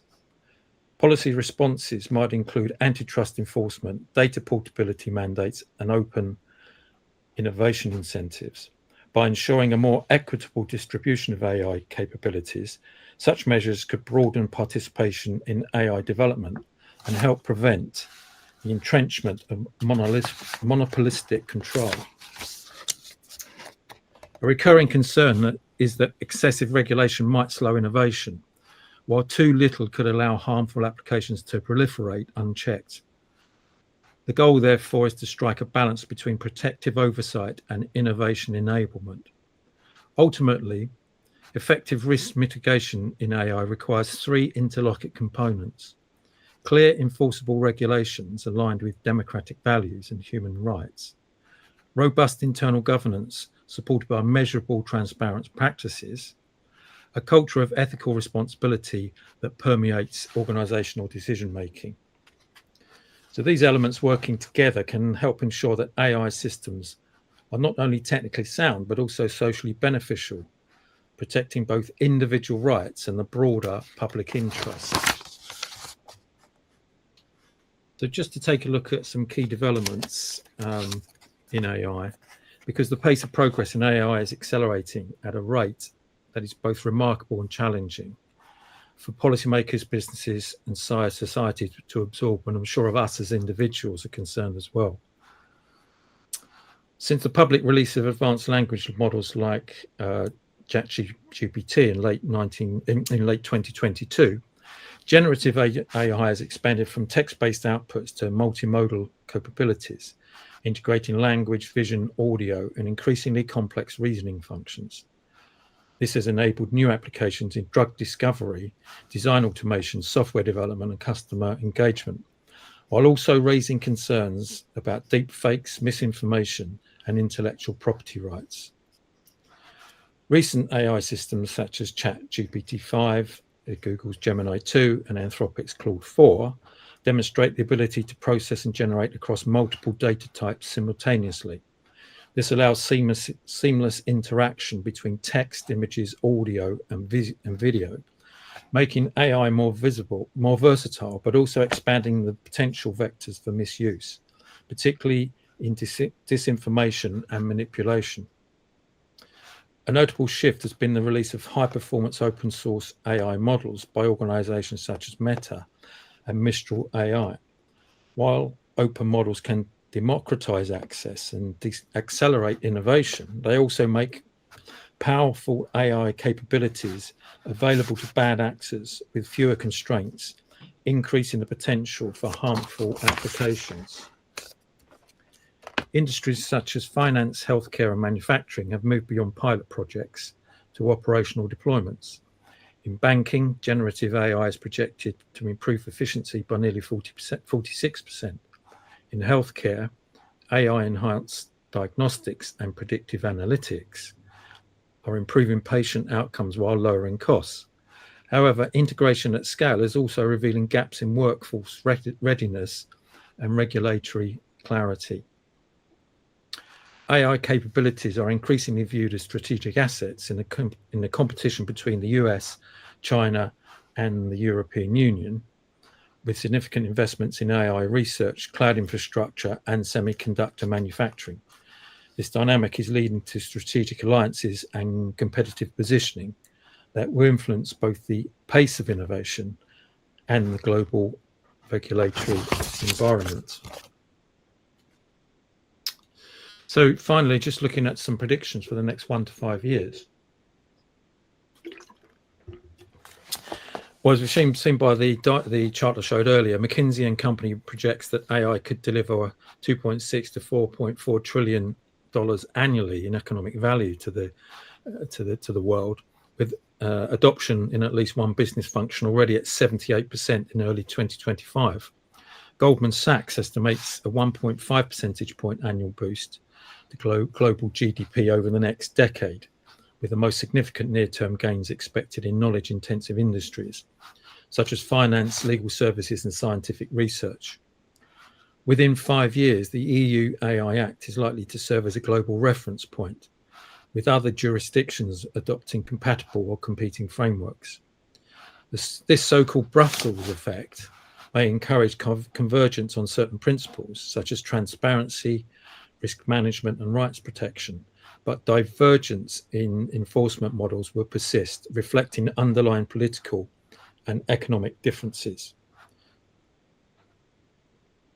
In most professional sectors, AI will augment rather than replace human labor, particularly where complex judgment, empathy, and contextual reasoning are required. However, task automation will continue to disrupt administrative and routine analytical roles. The net employment effect will depend on the speed of workforce reskilling and the extent to which organizations create new roles that capitalize on human AI collaboration.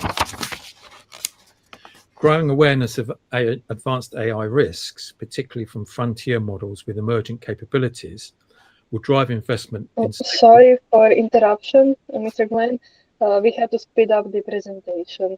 Okay, I'll just go to the last bit then.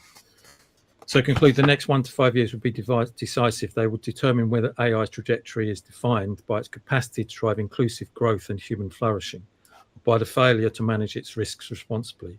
Achieving the former will require a holistic approach, robust legislation, transparent and accountable governance, organizational cultures grounded in ethical responsibility, and global collaboration that bridges competing regulatory philosophies.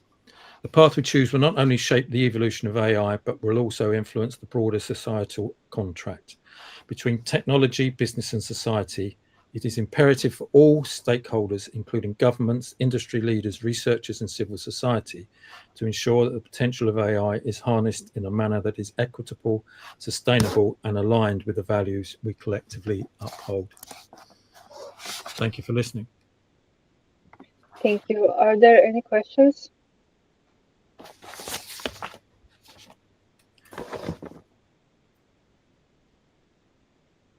Apologies for overrunning. But,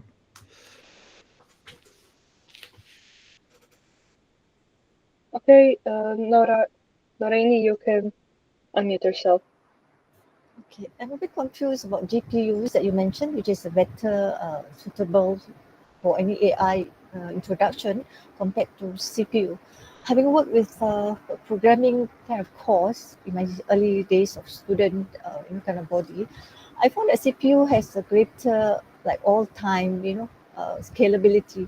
They can get new technologies for programmers as well as new apps or links, they call it. So right now, we mentioned that this GPU-centric development. How does this go when it comes to long-term planning? Well, I mean, that's a good question, but Jensen Huang, who is the chief exec of NVIDIA, is basically saying we will move from CPUs to GPUs. Now, that's not to say that CPUs are redundant, and they will be with us some time. But the functionality that things like GPUs give, as well as quantum computing, means that we will move to that model. Now, I'm not technically advanced enough to know how that transition will be done. All I'm saying is that the top people are saying that transition will happen, because CPUs considered sort of old world, although it's a current world, and GPUs is the future. I'm reflecting their opinion as opposed to a technical view of mine. So, but it sounds plausible about what they're saying.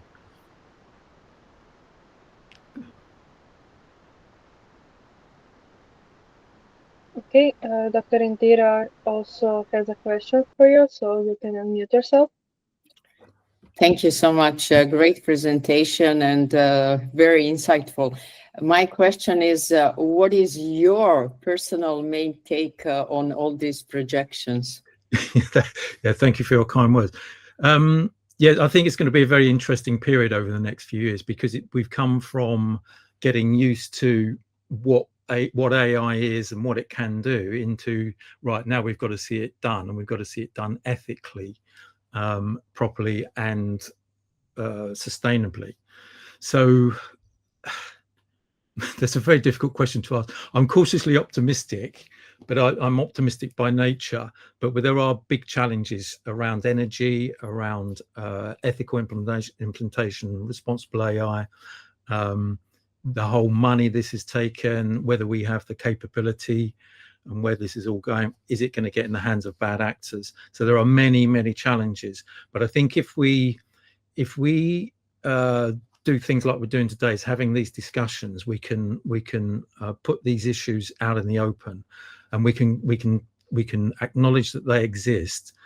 And if I dare say, us on the kind of academic side of things can actually balance the people that are pushing, the kind of industry leaders and the leaders of big tech, who have big vested interests on getting money out of this. We can hold them to account if this is all done properly. So it could all end in a big mess. It could all end in a kind of human existential crisis. It could be very beneficial for humanity in the next 1 to 5 years. I think it won't determine that, but I think it will help shape that. So it's going to be extremely interesting. But thank you for the question, Indira. I hope you agree with me, but Bo always disagree. Yes, I do. As an optimist, I do. Thank you for sharing. I appreciate it. Thank you.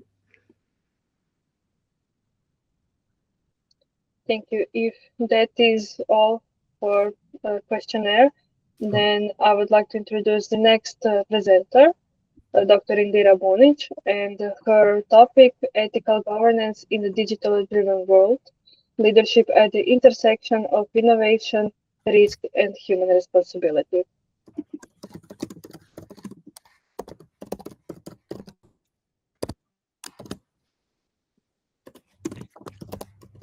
Thank you so much. I hope we are good to go. Can you see my slides? Yes, you're visible and audible. Excellent. Thank you. So good morning, good afternoon, good evening. And I'm very privileged to speak here today and to share the findings of our research paper about ethical governance in digitally driven world and the leadership at the intersection of innovation, risk, and human responsibility.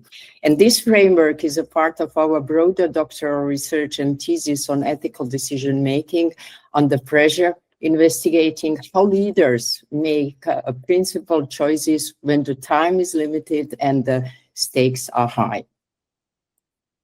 So imagine you are applying for your dream job at one of the world's most innovative companies. You've got credential, experience, expertise. You click submit and you hope for the best.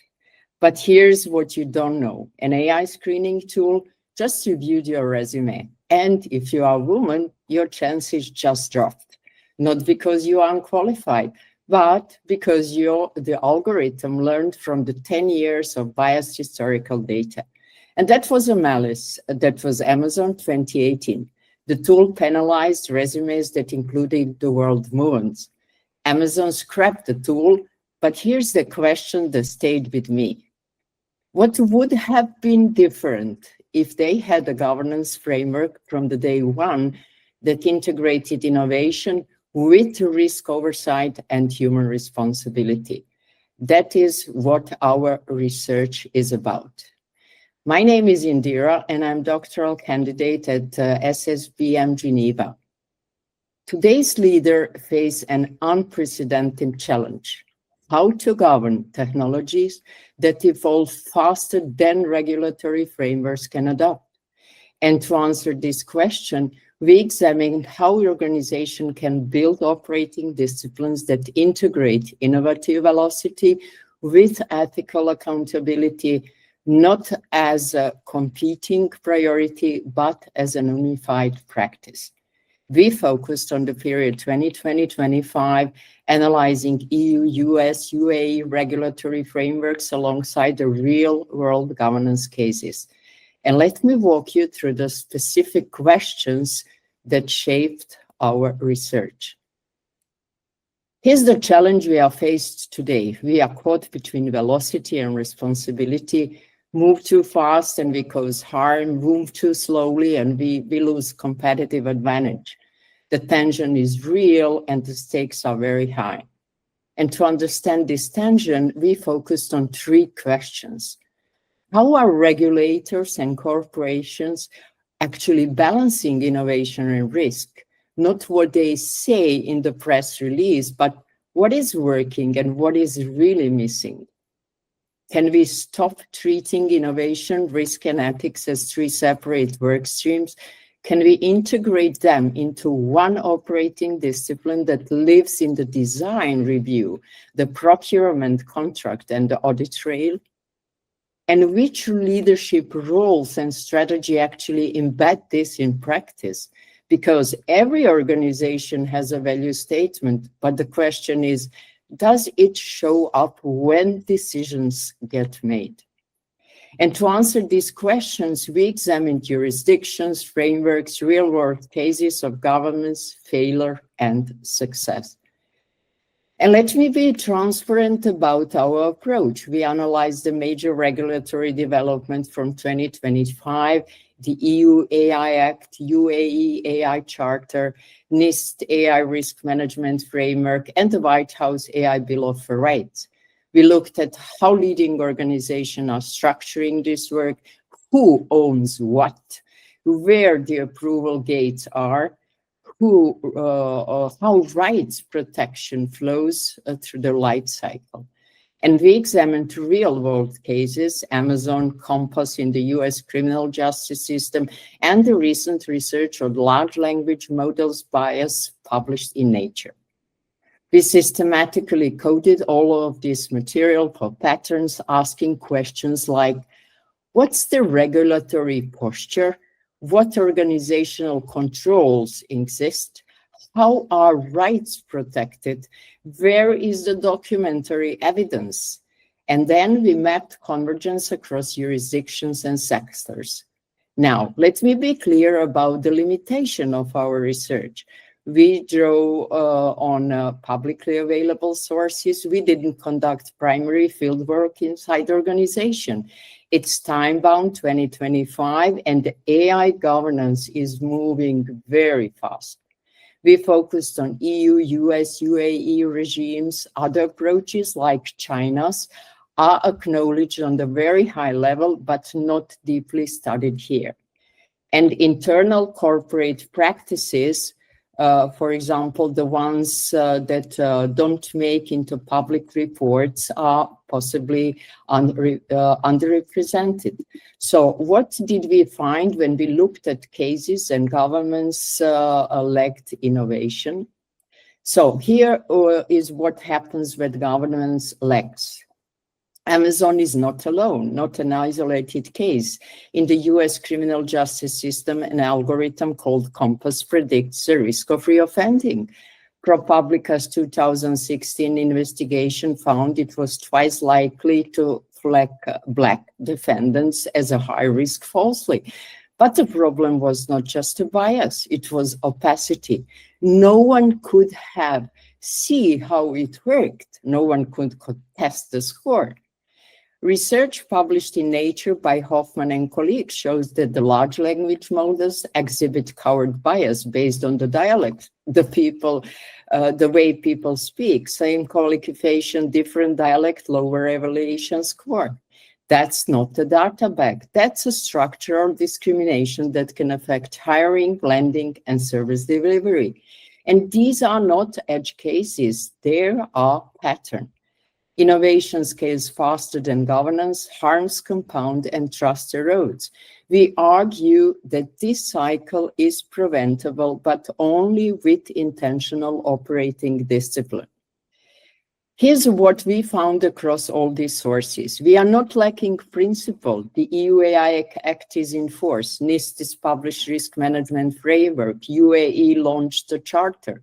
But principle don't prevent the harm on their own.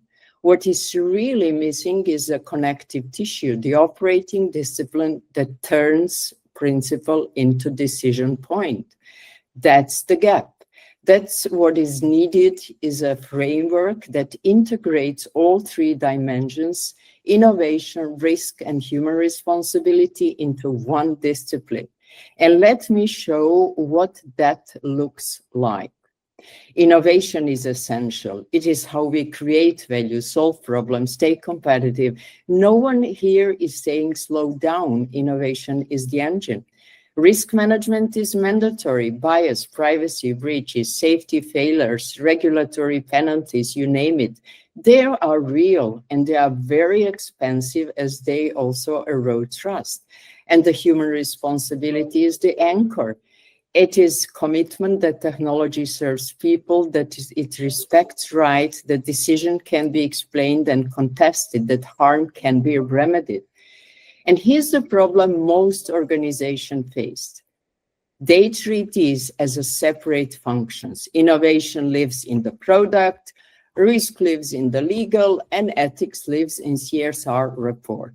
But the center is where the work happens, the intersection where all three dimensions come together. That's operating discipline. That's where ethics become execution. That's where principle becomes practice. So what? Why the center matters? It matters because the center is not a static blueprint. It is the practice. As the center, ethics is embedded from inception, not as an afterthought, not as a compliance checkbox. It's designed, constrained, like a budget or timeline. You have to assign the clear roles. You set decision right. You create approval gates before deployment, not after the lawsuit. You document your work, model cards, data sheet, you name it, so you can trace decision, explain them, and prove you have managed risk. And you monitor continuously. Deploy is not done. You track real-world outcomes. You enable people to contest decision and you iterate. This breaks down silos, risk, legal, product, HR. They work together. You anticipate second-order effects. And this is how you scale trust with innovation. This is how governance becomes stewardship. Now, how do you actually use our framework? We suggest 3 moves. Map the use case. What are you building? Who does it affect? Is this a chatbot for customer service, or it's making decision about credit, hiring, or freedom? Map the risk tier using frameworks like EU AI Act. Match control to risk. High-risk system gets stricter gates, bias testing, independent review, documentation, etc. Use model cards, use data sheet. Make your work auditable before someone asks. And monitor and learn. This is a loop, not a launch. Track outcomes. Did the model drift? Did bias emerge in production? If you can map, match, and monitor, you can embed and implement ethical governance tomorrow. So let me show you what we found when we mapped these existing frameworks. The EU Act sets great risk tiers, so that maps directly to our map, match, and monitor. NIST that is operating discipline at the center of this model, and the EUA Charter that lives in the human responsibility dimension. And the White House AI Bill of Rights ensure rights-preserving safeguards. So the pattern, regulators are obviously all converging on risk-biased rights-anchored governance. But what organizations are missing and what they need is the operating discipline to make this real. That's what our framework provides. So what did we learn from our study? First, integration is a practice. It is not a slogan. It's not enough you just say you care about ethics. You have to embed it early, match control to risk, document your decision, and monitor continuously. Governance requires ownership. Appoint chief AI officer with real authority, not a symbolic one. Sit ethics committees with decision right, not just an advisory status. And culture matters. And rights-based approaches exceed compliance, privacy, fairness, safety, explainability. These are not nice to have. They are table stakes. And you must think beyond the individual, consider group privacy. Now, let me be clear about what and where our research stops. This is based on publicly available sources, it's time-bound, and more primary research, including organizational case studies, would certainly strengthen these conclusions. So what? What should leaders actually do? We suggest 8 steps, 8 actions. First, establish accountable structure. Appoint a chief AI officer, give them real authority and budget. Adopt risk-based frameworks. Map your use cases. Know which one are high risk. Embed ethics in design, not after. Make it constrained from the day one. Strengthen transparency, document, explain, give people the right to contest. Engage stakeholders, not at launch, at design. Champion culture, train your people, align incentive, protect whistleblower. Cooperate internationally, align with OECD, NIST, EU standards. Don't reinvent the wheel, and monitor continuously. And if we execute these 8 actions, we won't certainly prevent every problem, but we'll catch most of them before they scale. Now, let me show you what this looks like in the practice, but going there where we started, to Amazon. Just to close the loop, we know what went wrong. The tool is developed in isolation, trade on the decade of bias data, no documentation, bias was discovered late, no stakeholder involvement. The tool was completely scrapped. The trust was eroded. Now, what would have been different with this framework? A cross-functional team would see that is a high risk since it impacts livelihoods, prompting early oversight.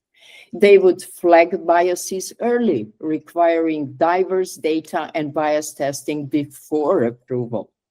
And the model card would explain purpose, data limitation, and performance, ensuring transparency. Before deployment, bias testing would catch issues like gender bias with independent review. The tool would only launch once bias is mitigated or transparent decision is made not to deploy. HR, legal, ethics, and employee groups are involved during design and not after the damage occurs. And let me also address the most common objections.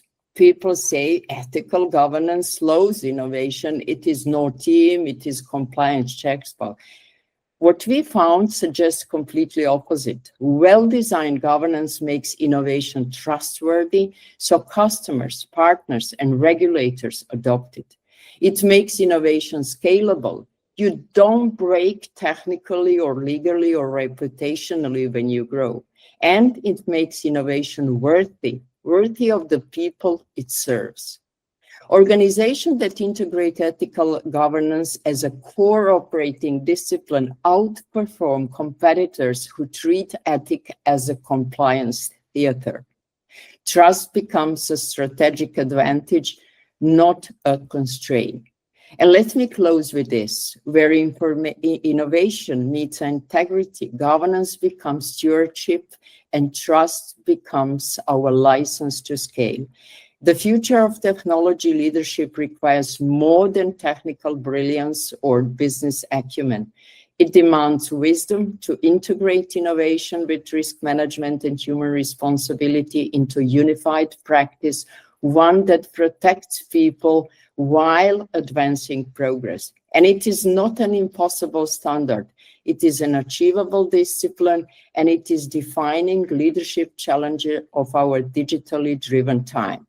The challenges are complex, but they are solvable when we approach them with rigor, humility, and commitment to the people our technology serves. That's the work, and that's the leadership opportunity. Thank you very much for your attention, and I welcome your questions, challenges, and insights on how we can collectively advance ethical governance in our organizations. Thank you, Dr. Indira, for this presentation. It was really insightful. Are there any questions?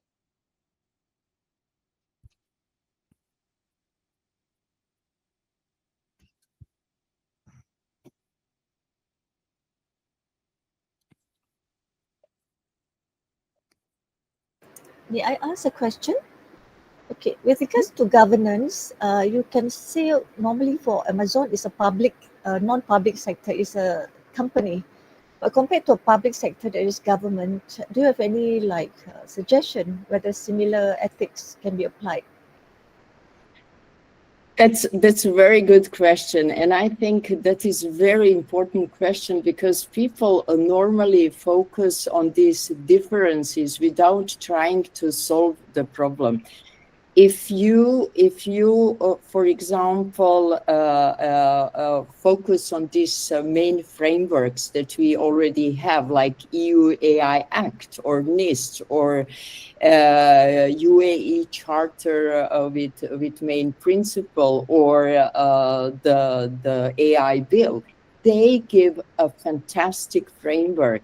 And this is exactly where the problem is. We need not to invent a wheel. We already have frameworks, but the problem is how we proceed with their implementation, where the governments, and it is not about the sector, to my opinion, it's just about how we match and monitor the frameworks and the actions that we take implementing that.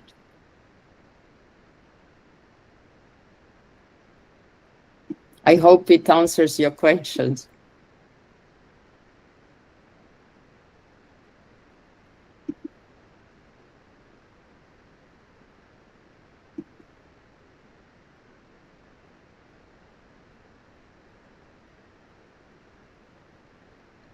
Okay, I have one question from my end. So, what do you think? How can organizations detect early warning signs that their governance structures are falling behind their innovation phase? Could you please repeat it, because acoustically I didn't get the point? Yeah, so how can organizations detect early warning signs that their governance structures are falling behind their innovation phase?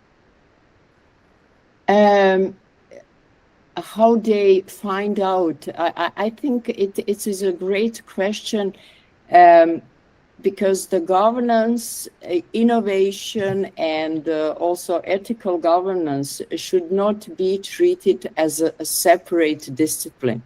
You know, if the innovation, and this is exactly what I have mentioned during the presentation, if the innovation lives in our strategy, and if it is really a part of the comprehensive policy that the company has, it is not treated separately as ethical decision making. So we have to focus on the ethical decision making, innovation, and implementing this step from the day one, not when the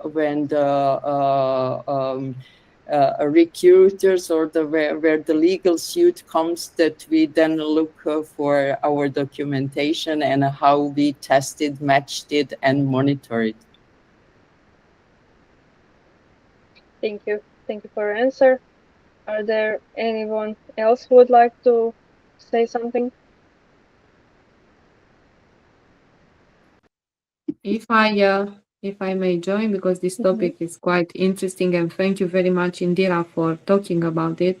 I think one of the early signs could be women talking about their experiences when those things are happening. So how can organizations encourage this?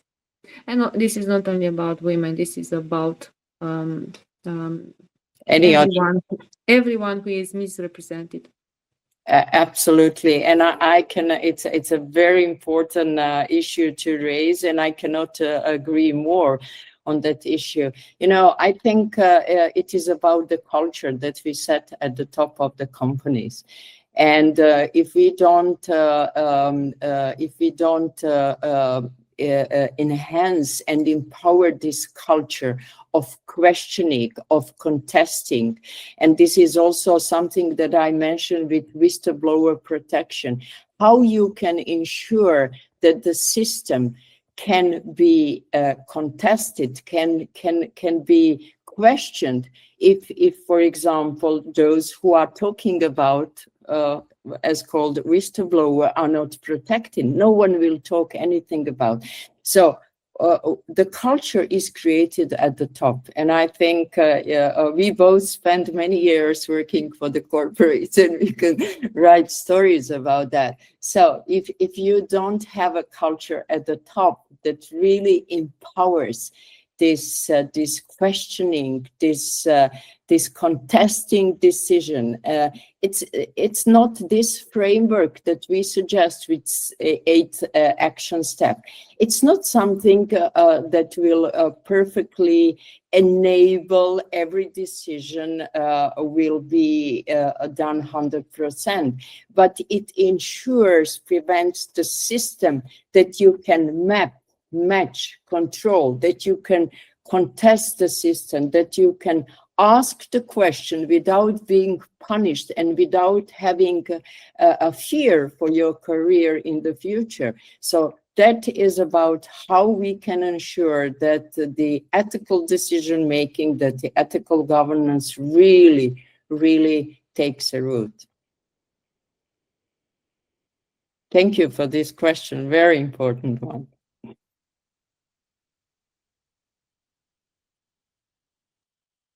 Thank you. And if there are no more questions, I would then like to introduce the next presenter, Nancy Sayer, Green Lending in the Age of AI, Rethinking Risk and Opportunity in Lebanon's Banking Sector.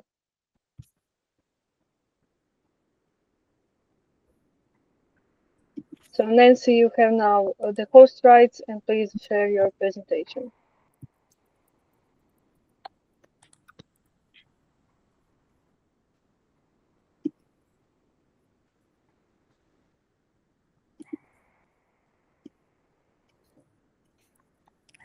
Hello, everyone. So I shared my presentation. Can you see it? Yes. Thank you. So thank you, Dr. Indira. It was really very interesting. I hope you'll enjoy mine as well. So ladies and gentlemen and esteemed doctors, welcome to this transformative exploration of green lending in the age of artificial intelligence. Today, we embark on a journey that bridges cutting-edge technology with the urgent imperatives of sustainable finance, focusing on Lebanon's banking sector. Lebanon is a very small country in the Middle East. Imagine a landscape where financial institutions are not just profit-driven entities, but architects of environmental stewardship. In Lebanon, this vision is both a necessity and a challenge. The sector faces macroeconomic turbulence, currency devaluation, and regulatory ambiguity. Yet, within these constraints lies a fertile ground for innovation. Artificial intelligence, once the domain of science fiction, now stands as the linchpin for rethinking risk and opportunity. AI promise is not just in automating processes, but in fundamentally reshaping how banks assess, manage, and mitigate risks, while unlocking new avenues for green investment.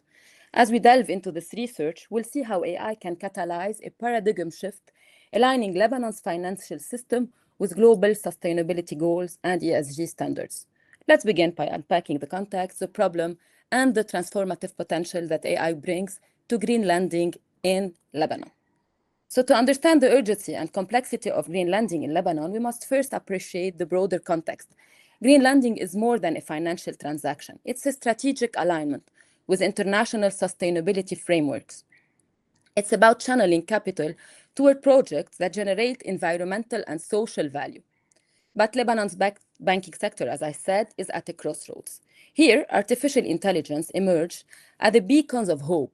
AI's transformative capabilities, fraud detection, risk assessment optimization, repayment behavior prediction, and green investment identification are not just theoretical. They are practical solutions to Lebanon's unique challenges. The research underscores the need for new analytical engines, with AI positioned as the catalyst for change. As we move forward, keep in mind that the intersection of technology and sustainability is not a luxury. It's a strategic imperative for Lebanon's financial future. Why does this research matter? The significance is both practical and academic. For policymakers, banking officials, and stakeholders, understanding the benefits, challenges, and implementation strategies of AI in green lending specifically is crucial for informed decision-making. Academically, this study fills a critical gap in the literature. AI-powered green loans in emerging economies are underexplored, and Lebanon serves as a representative case study. The timing is especially relevant. Since 2019, Lebanon's banking sector has been mired in economic instability, making sustainable finance and solutions both urgent and challenging. But the implications extend beyond Lebanon. The findings offer insights for comparable regions facing similar regulatory, infrastructural, and economic constraints. Strategically, the research demonstrates how technology can address environmental considerations while meeting financial expectations, even in the most challenging context. This is not just about theory, it's about actionable intelligence that can drive real-world change. The aim of this research is bold: to examine how AI reshapes the risk-opportunity balance in green lending. The study is anchored by 5 core research questions, each designed to dissect the perceptions, risks, readiness drivers, and predictors of AI adoption in Lebanon's bank. Each question is paired with a research objective, from assessing efficiency gains and market differentiation to evaluating risks like credit default and regulatory ambiguity. The study also measures technological infrastructures, staff expertise, and the statistical relationship that predict adoption. This rigorous approach ensures that the findings are not just descriptive, but analytically robust, providing a comprehensive roadmap for AI integration in green lending. First, let's clarify what we mean by green loans. These are a subset of sustainable finance targeting environmentally friendly projects, renewable energy, energy-efficient buildings, sustainable agriculture, and clean technology. The purpose is clear: direct funds toward activities that positively impact the environment and society, supporting the shift to a low-carbon economy. Globally, green lending has seen substantial expansion, propelled by frameworks like the UN SDGs and the Paris Agreement. The momentum is undeniable, but Lebanon's journey is just beginning. The research highlights the need for targeted financial instruments that can drive sustainable development even in the face of economic adversity. Green loans are not just financial products, they are strategic levers for environmental transformation. The path to green lending in Lebanon is fraught with barriers. The financial crisis since 2019, as I said before, has weakened lending capacity and erodes the trust between banks and clients. currency instability, limited resources for long-term sustainability-driven projects. Regulatory ambiguities create uncertainty in implementation, monitoring, and reporting. Public awareness of green finance is very limited, restricting demand to niche populations. Banks face resource constraints, struggling to invest in innovative solutions or develop human capital. Outdated infrastructure further hinders the adoption of advanced financial instruments. These barriers are not insurmountable, but they require strategic intervention. The research provides a granular analysis of each obstacle, setting the stage for targeted solutions. Artificial intelligence is the game changer. AI automate decision-making, reduce human bias, and synthesize large data sets with speed and accuracy that traditional methods cannot match. In risk management, AI enables early identification of potential defaults and fraud, offering superior accuracy. AI expands access by leveraging non-traditional data, digital payments, energy uses to create lending opportunities for previously excluded clients. Personalization becomes possible with customer-centric, data-driven solutions tailored to individual needs. AI also helps banks assess projects based on environmental and social impact, fostering trustworthy client relationships. However, there is an adoption gap. Advanced economies benefit from better digital systems and regulatory policies, while emerging economies like Lebanon face infrastructure and knowledge challenges. The research underscores AI multifaceted role, from efficiency gains to expanded access and personalized service. AI integration brings both opportunities and risk. On the opportunity side, enhanced risk assessment, fraud detection, ESG reporting optimization, efficiency improvement, and market differentiations are key benefits. Reliable predictive analytics lead to more accurate loan evaluations and reduced default risk. Automated data collection and synthesis for regulatory compliance enhance transparency and reputation, but risks persist. Algorithm bias can perpetuate inequalities, data privacy and cybersecurity concerns loom large, and regulatory uncertainty remains a challenge. Technological readiness is critical, specifically in Lebanon. Outdated IT infrastructure can impede AI integration. Credit default risk is heightened in volatile economic environments. Mitigation requires diverse training data, robust encryption, clear policy development, and continuous model validation. The research provides a nuanced analysis of these dynamics, emphasizing the need for balanced, proactive strategies. The research employs a rigorous quantitative cross-sectional survey design, targeting credit officers, risk managers, sustainability experts, and senior executives in Lebanese banks. A purposive sampling method ensures representation from key stakeholders with a structured Likert scale questionnaire measuring 4 dimensions: perceived opportunities, perceived risk, AI readiness, and adoption drivers barriers. Analysis tools include SPSS for descriptive statistics, correlations, regressions, and ANOVA. Reliability testing using Cronbach's alpha to ensure internal consistency across all scales. The purpose is clear: identify predictors of AI-enabled green lending adoption intentions. This methodological rigor ensures that the findings are statistically significant, objective, and actionable.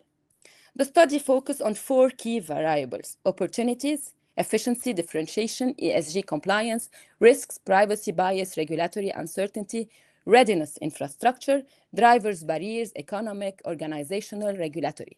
Each variable is dissected to reveal its impact on AI adoption in green lending. The interplay between these factors provides a comprehensive understanding of the sector's readiness and the challenges ahead. The findings are compelling. Banks recognize AI-enabled green lending as a significant opportunity for efficiency gains, market differentiations, and ESG compliance. Statistical analysis shows strong internal consistency. The mean score indicates a positive perception, aligning with the potential to attract ESG-focused capital and enhance competitive positioning. Opportunity recognition spans operational, strategic, reputational, and regulatory dimensions. These results are consistent with global trends, positioning green lending as a capital attraction mechanism in emerging economies. Risk perception is moderate to high. The mean score reflects significant concerns about data privacy, algorithm bias, regulatory non-compliance, and credit default. Yet, critical findings emerge. Despite significant risk awareness, these concerns do not diminish readiness or opportunity perceptions. Banks are aware of the risk, but they remain committed to pursuing AI-enabled green lending. This resilience is a testament to the sector's strategic vision and adaptability. AI readiness is moderate. The mean score indicates sufficient technological infrastructure and data resources, though quality improvements are needed for sure. Staff expertise varies with differing levels of AI and ESG knowledge across banking personnel. Some institutions are better positioned than others, reflecting institutional variation. The research highlights the importance of building capacity and expertise to ensure successful AI integration. Drivers significantly exceed barriers in AI adoption. Role-based differences are notable. ESG officers are more optimistic about adoption than risk managers. Senior bankers perceive regulatory barriers more strongly, reflecting caution shaped by Lebanon's regulatory volatility. Risk managers emphasize barrier concerns, underscoring the need for targeted intervention. The finding underscores the importance of economies and ESG incentives in driving adoption, even in the face of regulatory challenge. Adoption is driven more by positive factors, opportunities, and readiness than by fear of risk. Statistical analysis show a significant correlation between opportunity perception and AI readiness. Risk concerns are independent of readiness, and opportunity and risk perceptions are separate. Banks are motivated by optimism about benefits, not deterred by risk awareness. Readiness and opportunity perceptions reinforce each other in a virtuous cycle, driving capability development and adoption intentions. This insight is critical for policymakers and banking leaders seeking to accelerate AI integration in green lending.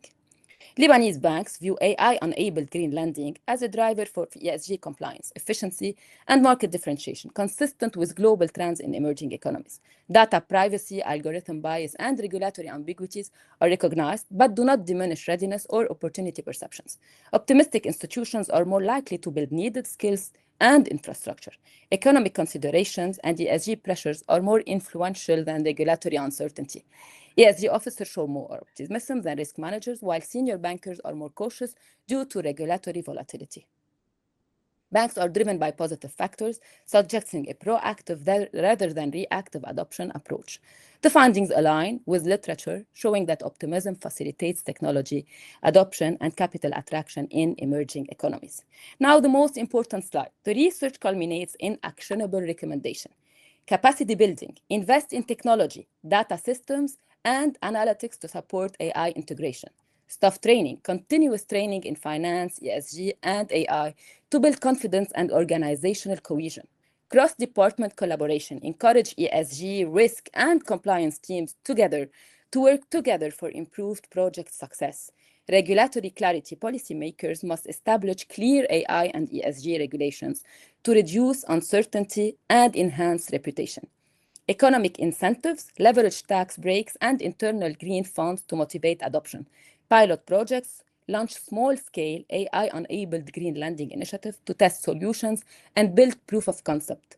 Global alignment, integrate AI and ESG to comply with international standards and foster partnership. Integrated strategy, combine technology, training, regulations, and pilots for sustainable growth. These recommendations provide a strategic roadmap for successful AI-enabled green lending adoption in Lebanon. In conclusion, AI-enabled green lending is viable in Lebanon despite economic and regulatory challenges. This is not just a theoretical proposition. It's a call to action for Lebanon's banking sector to embrace technology and sustainability for a resilient future. The journey does not end here. Future research should focus on longitudinal studies, tracking actual adoption rates and implementation outcomes to measure real-world impact. Comparative analysis across Middle Eastern countries can identify regional patterns and best practices. Implementation studies should examine specific AI tools, algorithms, and their performance in green lending contexts. Impact assessment of AI-enabled green lending on environmental outcomes and financial inclusion metrics is essential. The final takeaway is clear. AI-enabled green lending represents a transformative opportunity for Lebanon's banking sector to align with global sustainability goals while enhancing competitiveness and resilience in challenging economic conditions. Thank you for listening. And joining this exploration of green lending in the age of SI, the research presented today is not just an academic exercise, it's a blueprint for action, innovation, and sustainable growth in Lebanon's banking sector. Let us move forward with optimism, rigor, and a commitment to leveraging technology for a better and greener future. I forgot to present myself. I'm Nancy Sayer, student GBA SSBM, and heading the small and medium enterprise team for BLC Bank in Lebanon. Thank you, Nancy, for your presentation. We are now open for questions, so please feel free to unmute yourself. Yes, Jonathan? Lovely presentation. Thank you, Nancy. Thank you. I'm intrigued because I'm also involved in the banking system here in Canada. And Yes. one of the questions I have, I think you'll be intrigued by my question. The organization that I'm working with has recently acquired bank status. We used to be supportive of FIs using back-end technologies, and we're struggling because of all these regulatory requirements that we now have to address. You know, controls for things like personal information and private information. You know, all the different things of like, you know, bad actors. How are we handling information like transactions, making sure that we're aware of anti-money laundering, so on and so forth. And I'm just wondering, in terms of the landscape in your environment, how are you finding it with respect to the regulatory environment? And how do you see that pairing with AI? I'm wondering if you have AI making decisions, how do you make sure that they're making the right decisions so that you as an organization aren't getting caught up in a, you know, sort of a regulatory debacle? Yes, thank you for your question. And it's a very relevant question. Actually, we are struggling as well in Lebanon, because if in Canada you have a problem, in Lebanon we have it multiplied by 100 maybe. Actually, the regulatory framework in Lebanon is still really, really very primitive. And if we're starting, as said Dr. Indira, we can do it from the beginning. So now we're trying in Lebanon to reshape the regulatory framework in order to cope with the innovation and with what is related to AI. And actually in Lebanon, we don't have the option, because we will be relying on international funds. We have to commit with ESG standards. We cannot continue this way, so it's not an option. We need to move to the innovation sector, which is more transparent and can lead to better transparency in the regulation. I don't know if I answered your question, but this is not an option in Lebanon. You did. Canada attributes its success over the last recession regarding that whole housing debacle in the States to our regulations. In fact, I think we're even becoming, we saw that it was so successful, we're becoming even more stringent. So I congratulate you for your efforts. It's a long road. And yeah, I know. But it's a worthwhile one. Yeah, I hope we'll do the action plan as planned. I met different decision makers at different banks, and it was the optimism showed on everyone, but it's just the beginning, actually. We're in the very, very, very, very early stage. Okay. Well, congratulations. Thank you. Okay. That's it. Thank you for your question. Okay. Thank you as well. Anyone else would like to add something?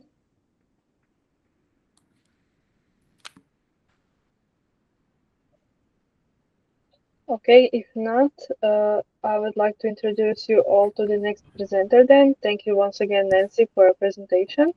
Thank you. Our next presenter is Dr. Sangeeta Pande. Her presentation is about, the topic is design to manipulate, psychological design ethics in the era of green tech. I'll just give you now the host rights.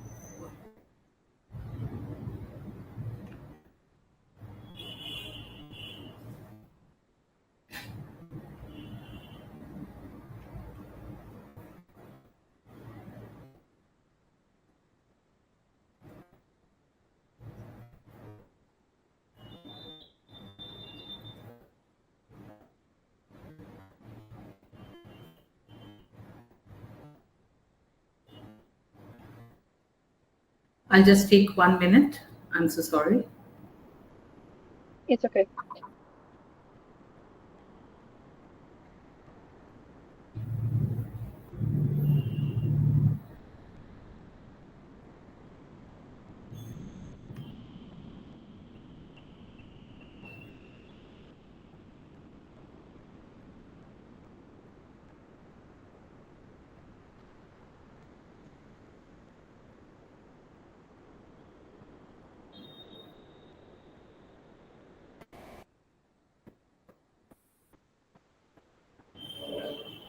Is it my screen visible to everyone? Yes, it's visible. Thank you. So good afternoon, respected panelists and fellow researcher. My name is Dr. Sangeeta Pandey and I'm representing SSBM Geneva. Today I'm presenting a topic that is very close to what we experience every day, often without noticing, and how digital design influences our thinking. My research paper is titled The Digital and Green Economy, that is, which is very much manipulated into psychological design ethics in the era of green tech. My research study explores how sustainability app influence our everyday behavior, and my aim is to understand where that line lies and how we can design persuasion that is both ethical and respectful. And especially when it comes to sustainability app, are we being inspired or subtly controlled?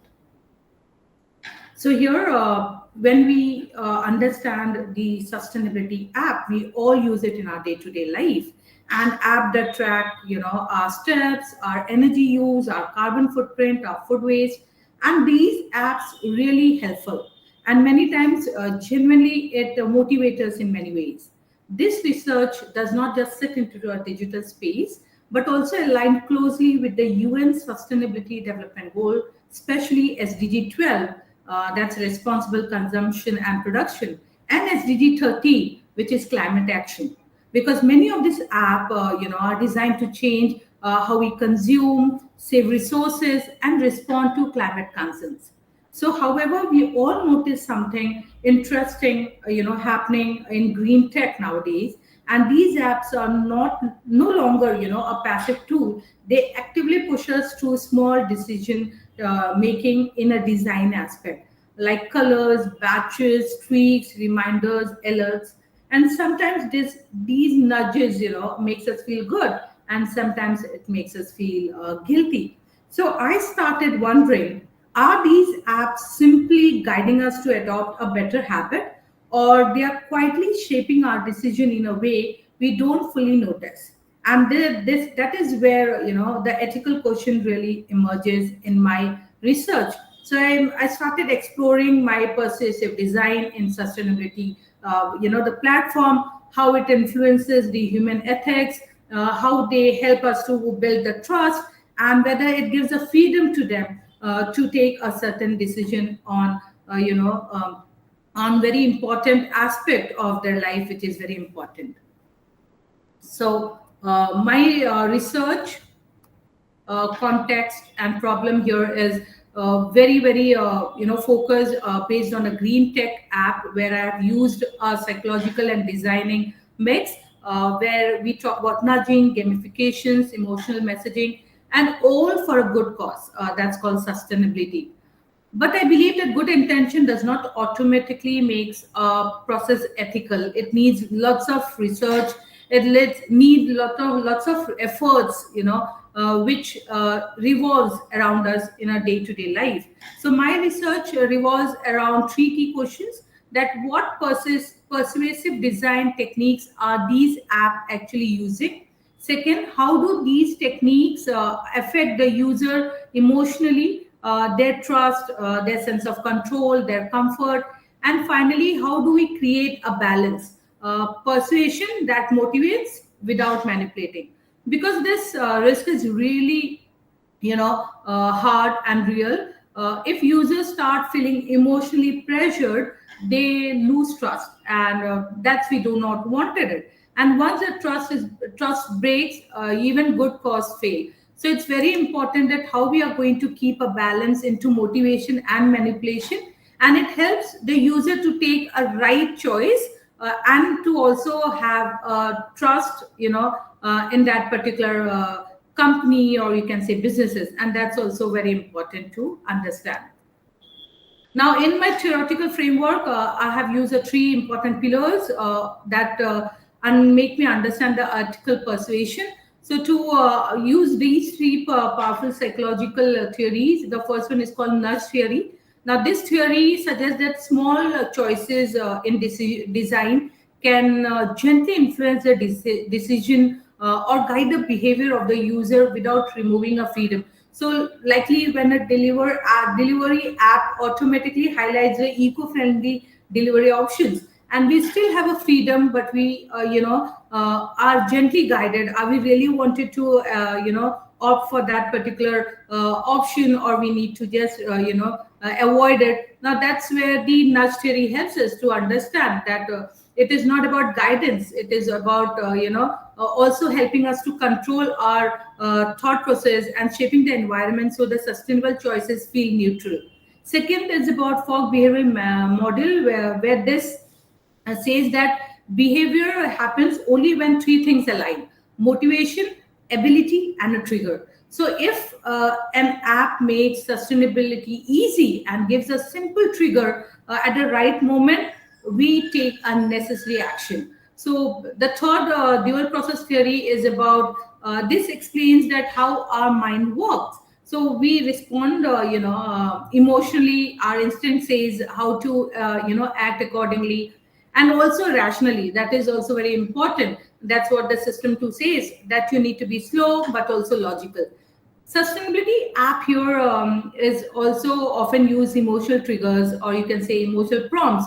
But if we use too much of emotions, the rational parts feel ignored. So here again, it's very important that how we examine our persuasion. It should not just a behavioral angle, but also it should be from an emotional and ethical side too. So when we talk about methodology, I have used a mixed method approach here. So if you see, I have taken a survey experiment and also have an expert interviews. I have surveyed with 120 young digital users aged between 18 to 35. They are the ones who are very frequent users of these apps. And I have taken a survey to gauge emotional responses to persuasive design experiments, where I have created two versions of an app interface, neutral versus emotional interface. So I got an emotional design drive, how it works, and also whether it's a short term or a long term trust. I have also done an expert interviews with a few UX designers, who are the ethical researchers and also a sustainability consultant. They help me to understand how we can build a brand reputation and also emphasize more on a trust building of a certain brands. I have done a certain case study too of a three popular app that's called Ecosia, Too Good To Go, and Amrutam. Now here Ecosia, it talks about transparency, it talks about data verification, whether it's absolutely authentic, genuine data, which we talks about. Second, Too Good To Go, it's about it's in a very transparent app which talks about urgency into reduce of food waste, but also emotionally connected to the user.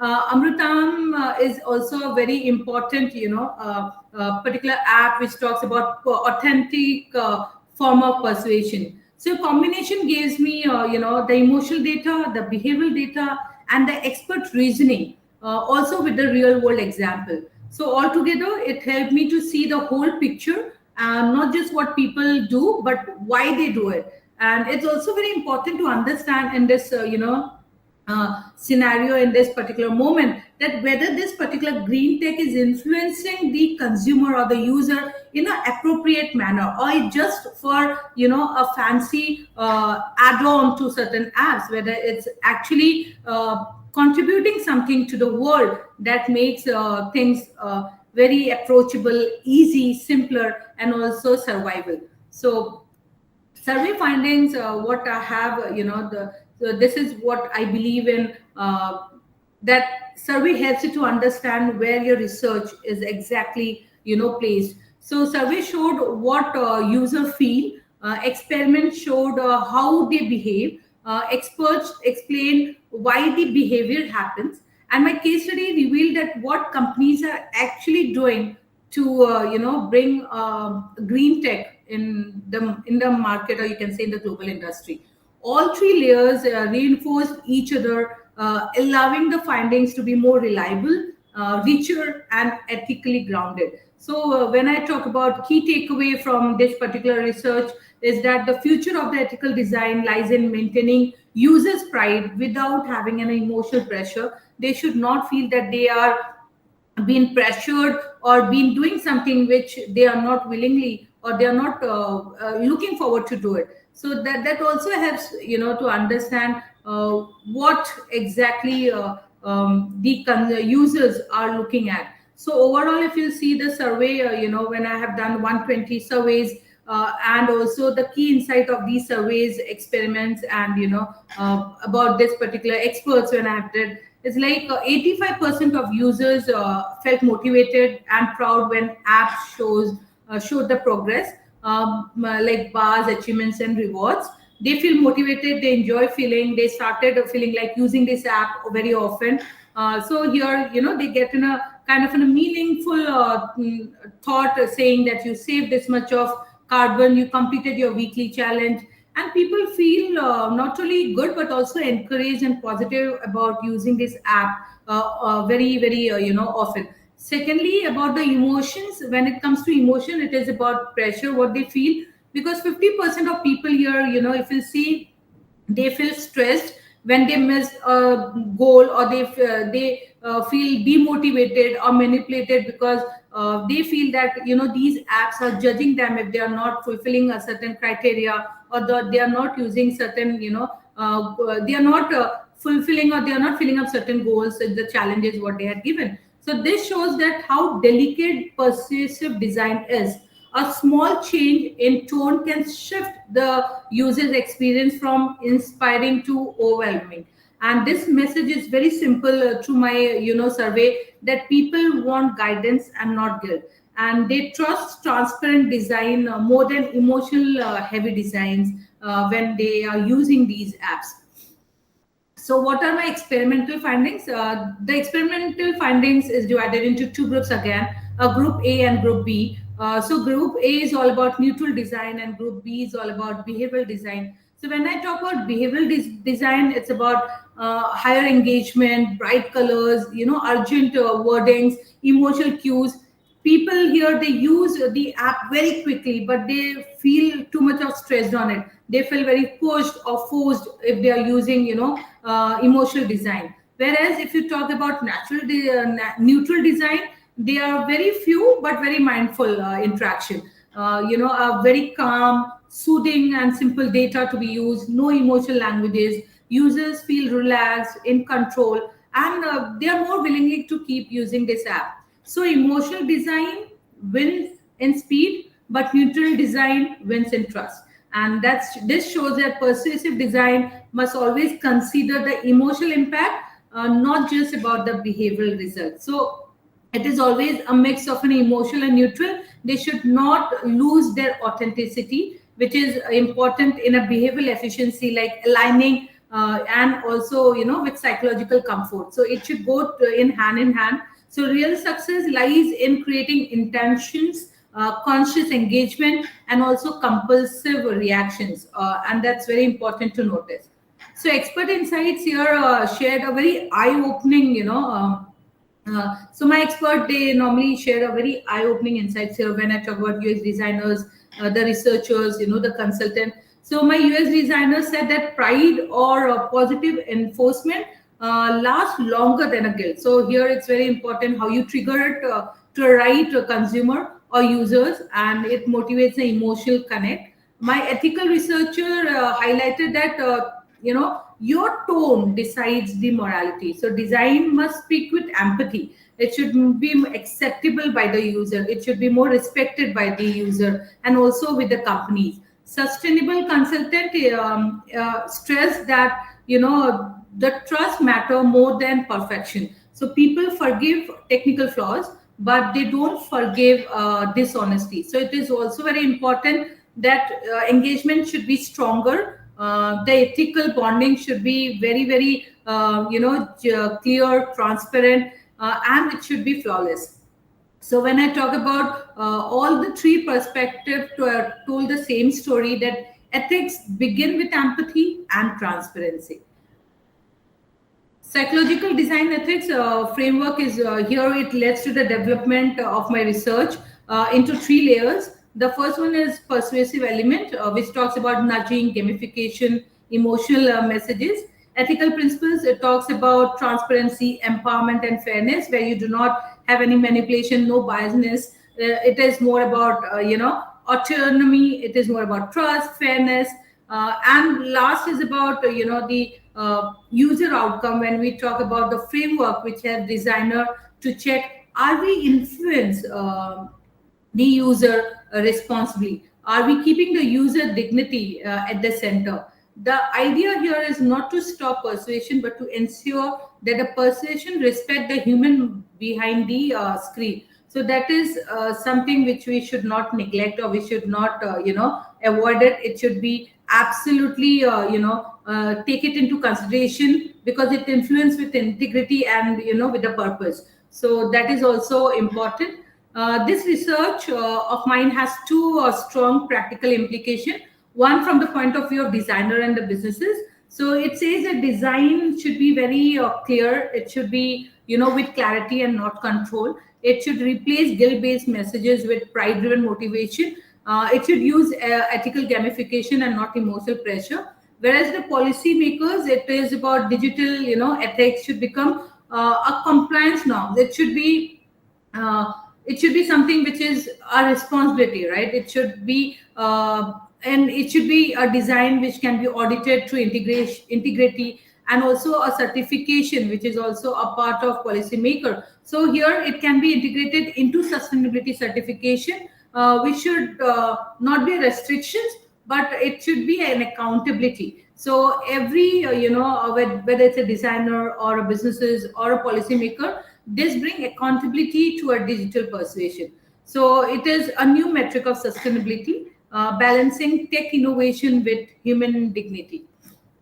So to conclude, I would like to say that persuasion can be powerful, but only when it respects autonomy. So ethical persuasion, it builds trust, it reduces emotional fatigue. It also encourages a genuine sustainable behavior if used in a rigidity, and also in a very firmly, right, where when it's been used in a very right approach. So my future research will explain, or you can say explore more on neuroscience based method, where we'll measure emotional comfort in real time and help designer to create emotionally safe digital experiences.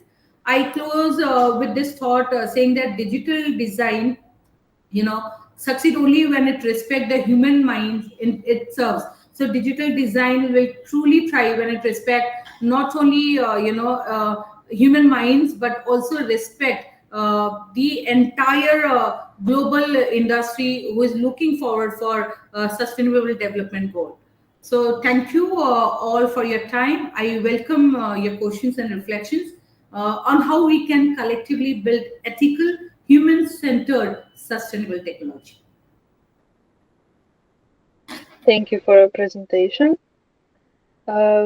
Naraini, sorry, you can feel free to unmute yourself. Yeah, hello, Dr. Sanjita. Thank you for a very good presentation. I'd like to know about leadership. What should we as leaders do to keep us engaged with followers online and even offline, instead of getting into, cults of personality or mob behavior, or even just online harassment like doxing and stalking? So nowadays, everyone is on app, and we all use, apps in our regular day routine. Now, it's very important to understand how it's going to have an impact in the industry, where it's not only about the student who are using it, but also as in, we who are professionals are using it in different sectors. It can be in hospitality, it can be banking, insurance, and so on.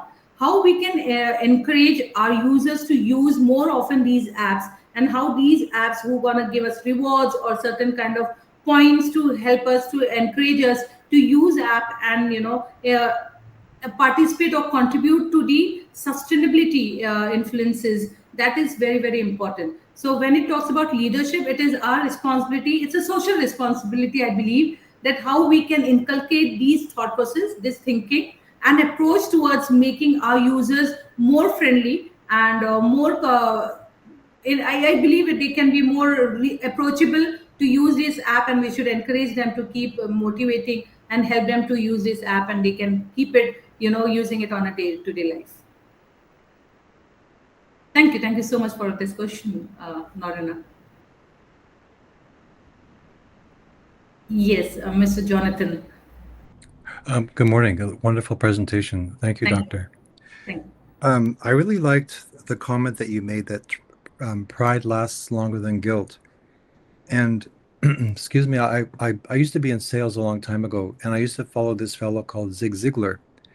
And one of the things that he pointed out really stuck with me. He said the biggest mistake that salespeople make is they try to win an argument. And then it becomes a contest between you and the other person. And so if you remember that the objective is to convince that person of something, then your whole approach changes. Because I've seen situations where, you're getting close to something, and then somebody makes a point that sounds a bit contrary, and so the salesperson feels they need to correct that person. Game over. Right. It kills it. So I think keeping aware of what you're trying to achieve, I think, is really important. But I did really like your point. On another aspect, I was doing some study in terms of what motivates or demotivates people, and apparently humiliation is the worst thing you can ever do with someone. And so the very worst is actually public humiliation, because that's probably the hardest to recover from. So the contrast to that is to elevate that person that you're interacting with. Just some thoughts. Sure. So I believe when we talk about sales, when we talk about connecting to the consumers, it's something which is very essential to understand is the consumer behavior.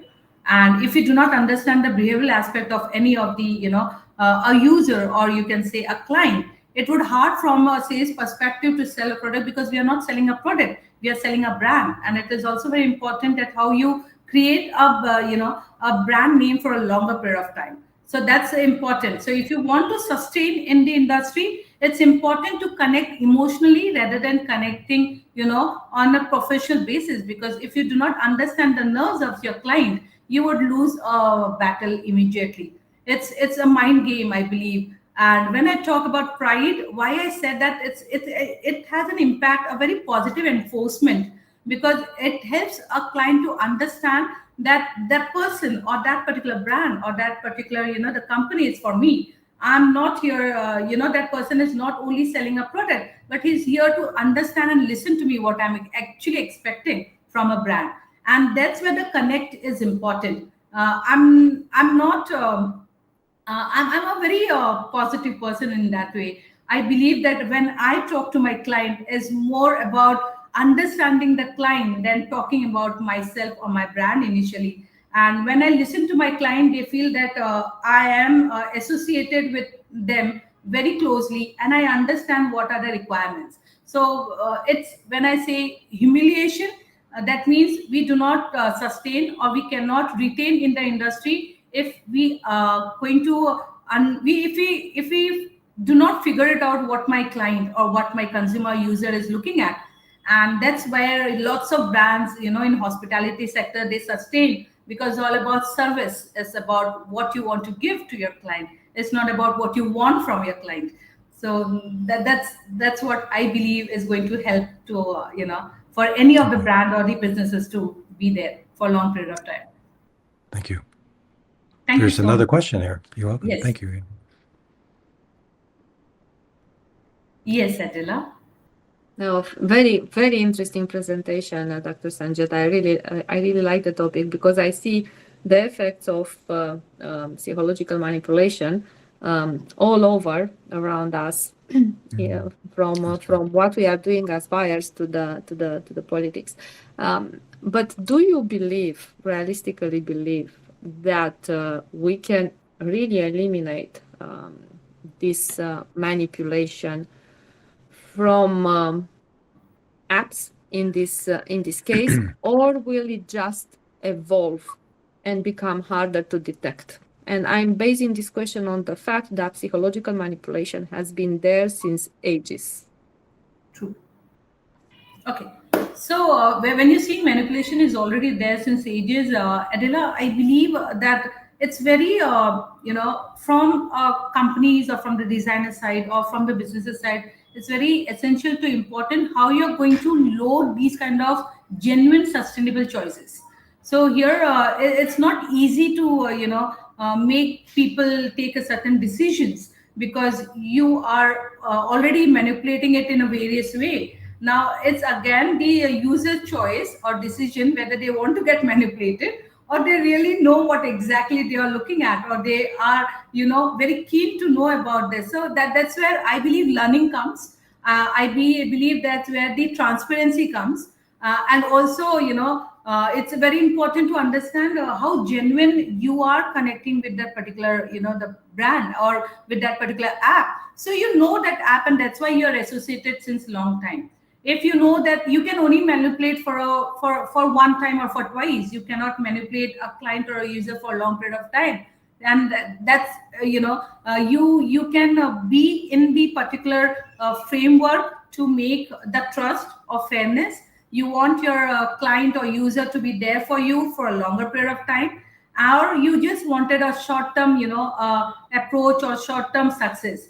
Now lots of brands, lots of companies, lots of the service industry, they believe in long term association with the client, and that's where I believe that it's not easy to remove the entire concept of manipulation, but it's very easy to create an awareness among your users that how authentic you are, how genuine you are, and how you can help them to be a good an individual and be a part or contribute to this SDG.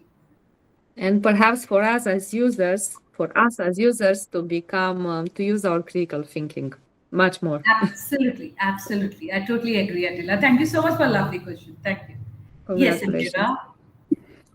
Yeah, thank you so much. I thought I also have to just to give one nudge to all this beautiful conversation. And I completely agree with Adela saying that there are ages behind of us and with this psychological manipulation. But I also agree with that point that you just mentioned when I raised my hand. There is also a lot of room for self-regulation. You mean you can make a customer once just full, but they will certainly self-regulate that.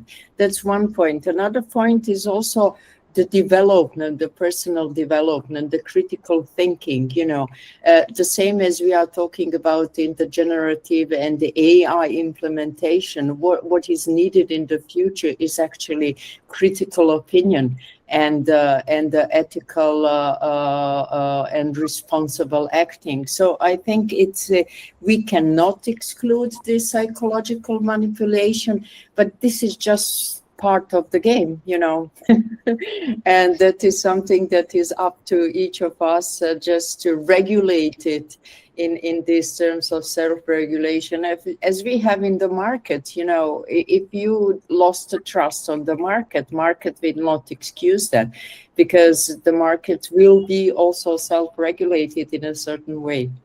Thank you. Excellent presentation. I really enjoyed it. Thank you so much, Indra. One line I would like to add on this, that if we do not exist in an AI-driven world, they are going to exclude all of us.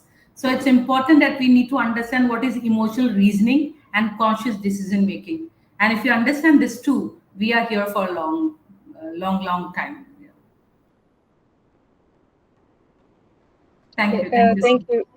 Thank you, Sangeeta, once again for your presentation. I will now close this discussion to be on time. So the next presenter is Radha Mehta, and the topic is impact of medical supervision on patient satisfaction in cosmeceutical applications, a comparative study. So I will give you now the host right.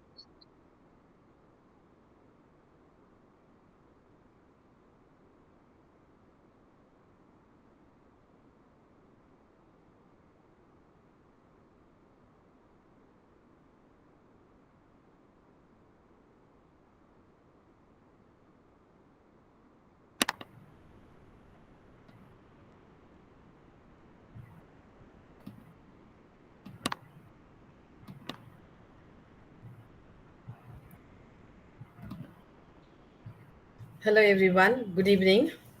This is Radha Mehta here. Hello, your presentation is Am I visible. audible? Yes. Can you see my screen being shared? Yes, you can continue. Thank you very much. So I would like to start about my topic. Myself, I am an esthetician by profession, into cosmetology profession for the past 30 years, a pharmacist, and I'm associated with a dermat hospital. I have been seeing day in and day out the abuse of skin through the steroids, biologicals, botanicals in the home and skincare, which have been used over the many years. Hence, this topic, impact of medical supervision on patient satisfaction levels in the cosmeceutical applications. It's a comparative study.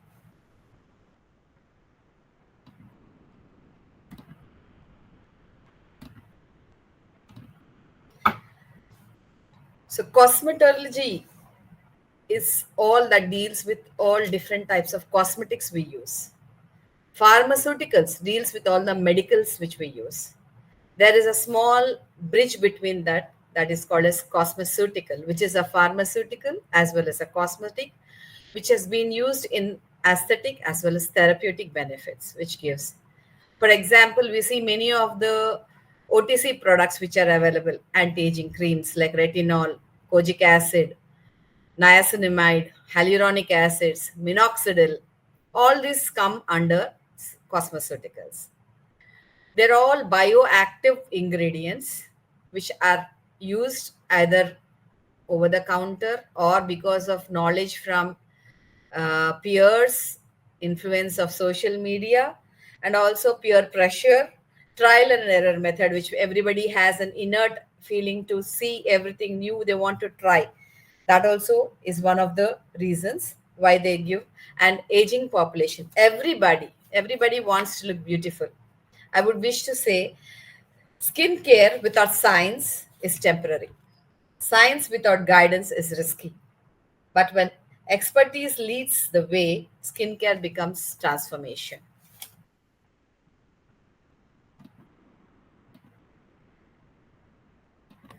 So, what are these cosmeceuticals? Why should we need medical intervention or medical supervision?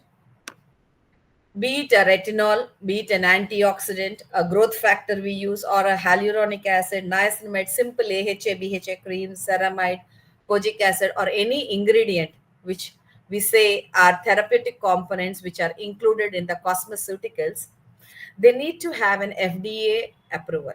But most of these cosmeceuticals are not FDA approved unless it's a Botox or a dermal filler or a minoxidil, which is FDA approved.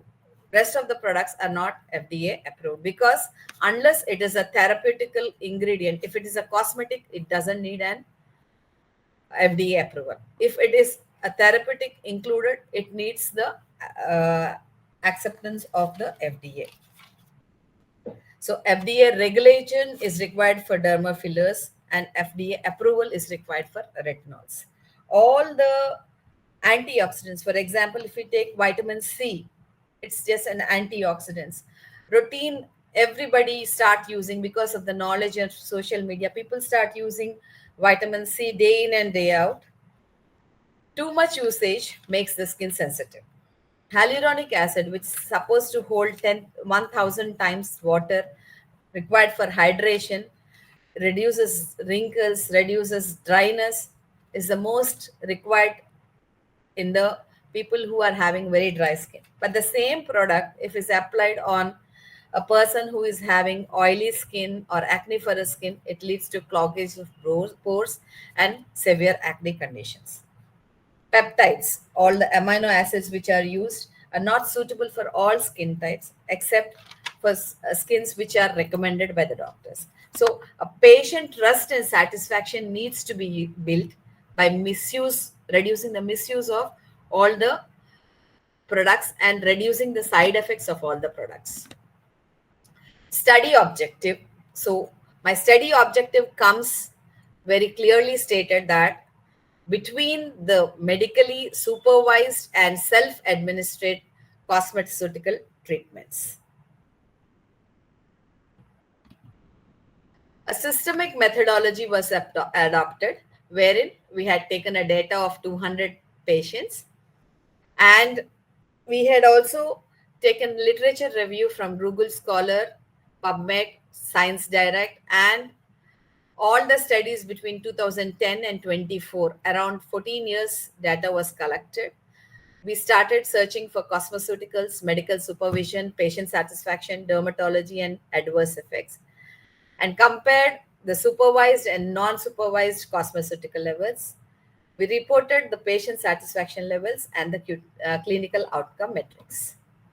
So the role of medical supervision clearly states that a personalized treatment plan is required for proper skincare, and unless a medical intervention is done, the proper medical history is not taken into consideration. The skin type, skin texture, and also the skin reactions which skin gives is not known for everybody. Everybody wants to take a trial and error method. A friend of hers or his starts using some X product, they start using it over a long period of time, and they do not know whether it works well for that person or no. One product can work for one person, whereas it might not work for other person over a prolonged period of usage. Any product starts reacting over a prolonged usage date and not with a specified time. For suppose I start using a kojic acid, it might look fine for first few days, but over a longer period, it starts showing its effects. Some products like kojic acid or vitamin A, retinol need to be used in the night time, which might not be known and might be used in the daytime without proper sun care protection, which could lead to burning, itching, edema, and also a lot of adverse effects like thinning of the skin, redness of the skin. So such type of interventions are required for management of the patient properly. Certain sort of irreversible skin damages also take place when lot of steroid usage is taken. Many times we see patients who are using Betnovate, Tenovate over their skin without the know-how why they are using it. They just think because one of their friend or a colleague has started using it, and some few products are available OTC. Because the free availability, they start using that product and then they start developing the problems. So a comparative study was done and we got the findings. So in the data analysis, we had taken a total 200 of participants, dividing them as group A, group B, and group A was supposed to be under supervision and group B was supposed to be non-supervised group.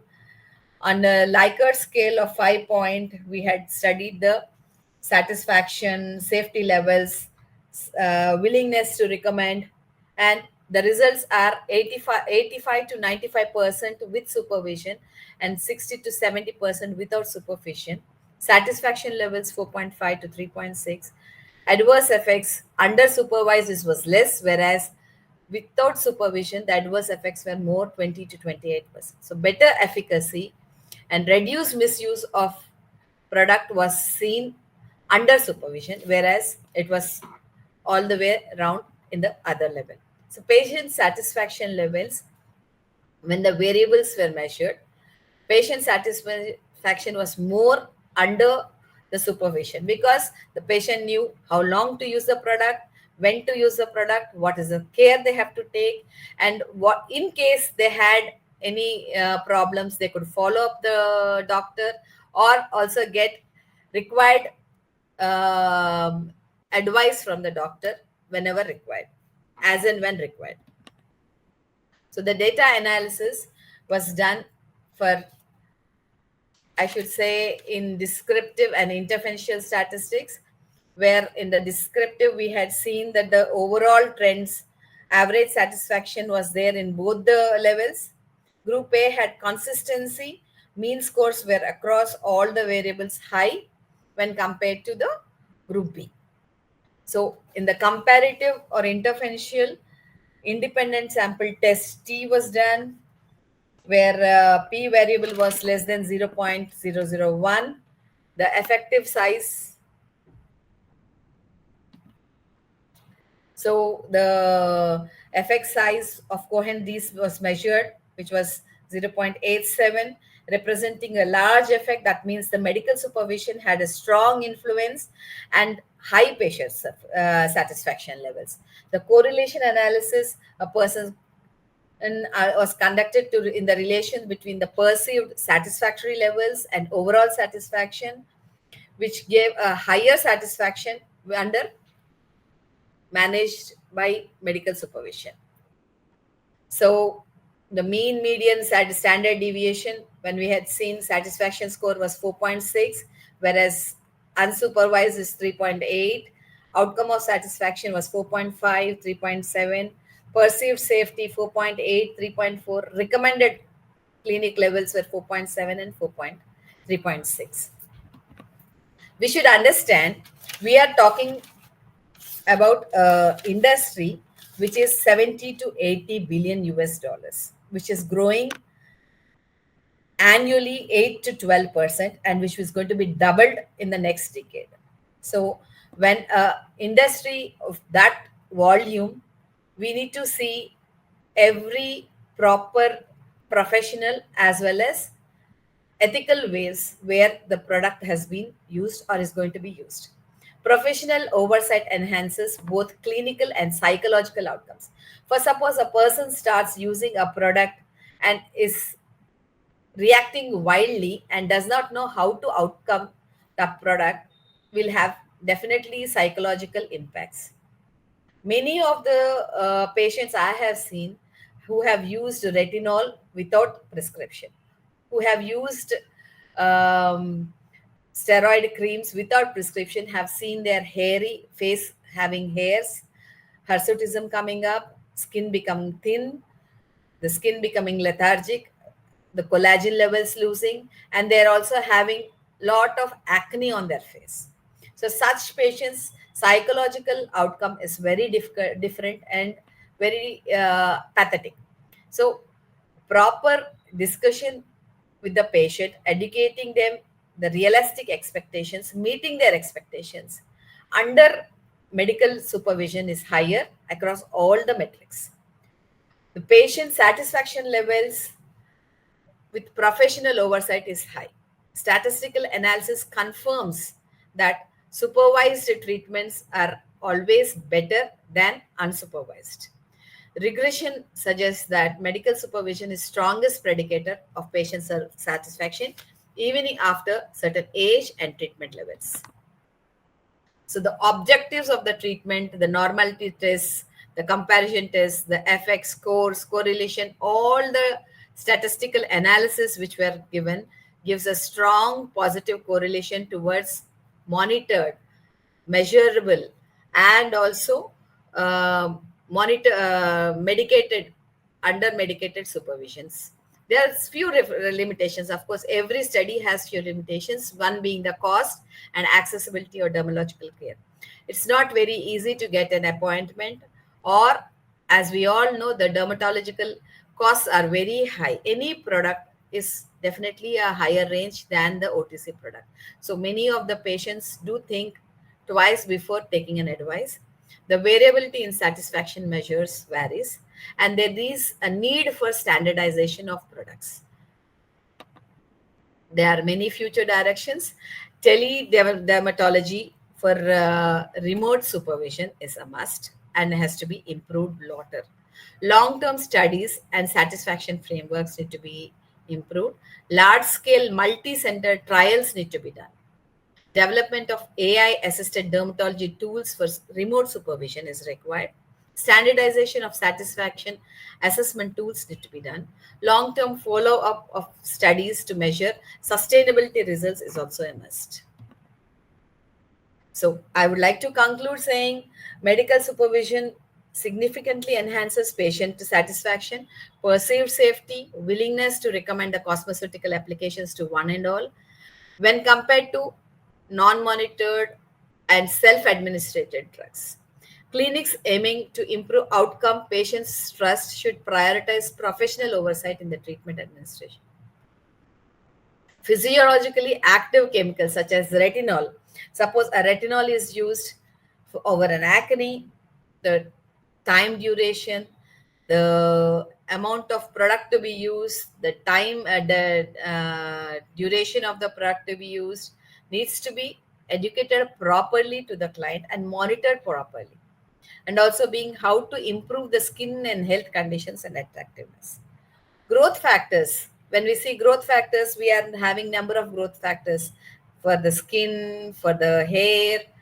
Okay, the PRP treatments which are growing in the market like hell needs to be definitely under control and under medical supervision. Hyaluronic acids, which we, as I've mentioned, hold lot of hydration for the patients when used on an acniferous skin could be problematic. AHS or BHS, which are chemical exfoliants, need to be monitored properly with a proper diagnosis. Because today in a market, we start seeing AHA, BHA based face washes, products, packs. All these things are having either an alpha hydroxy acid or a salicylic acid ingredient indebted into the product. So these are not realistic. They need to be checked. They need to have a medical monitorization. They need to minimize the skin abuse and also promote long-term compliance for the patient. The cost should be restricted on the dermatological treatments. Standardization of metrics should be there. Study should emphasize supervision of professionals who use the cosmeceuticals.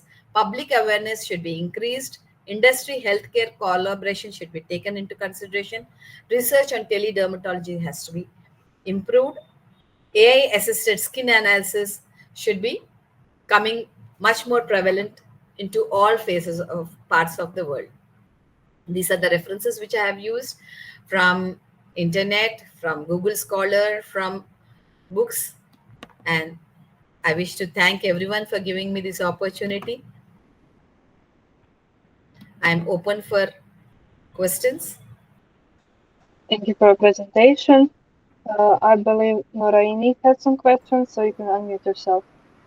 Okay, about science and technology, I do come across stem cells therapy. And I believe it can even do wonders, not just for skin therapy, like beauty on the external, but also do things like fertility. Is it possible to combine your expertise to even encourage those infertile couple at a later age conceive? What do you think? I did not get your question properly. Could you please? We have this stem cell therapy also used in aesthetics, especially yes, most of the cosmeceuticals are used in aesthetics. When we see a hyaluronic acid, a vitamin C serum, an niacinamide product, all these products are used in aesthetics also. Okay. Is there a link between that and fertility? For instance, those infertile couple at a later age, they wish to conceive. Can such beauty treatments like prolong their youth and their vigor, even to encourage them to have babies? Do you think it can be linked? Most of the beauty treatments have risen to another level now. They are all advanced beauty treatments which are available, rather than the regular facials or the regular treatments which were being done previously. Today, hydrofacial is running very high, which uses all the chemicals, all the AHA peels or chemical peels are indebted into that. When we need to infuse something, there is a serum which has to be infused. What is the serum? It's a niacinamide or a hyaluronic serum which is being infused. So, and the a collagen serum is being infused. So, with which level? Because all these cosmeceuticals work at a cellular level and not at the epidermal level. When a product is pushed inside far depth, definitely authenticity of the product has to be noted, and the efficacy of the product has also to be monitored properly. Okay, thank you. Welcome.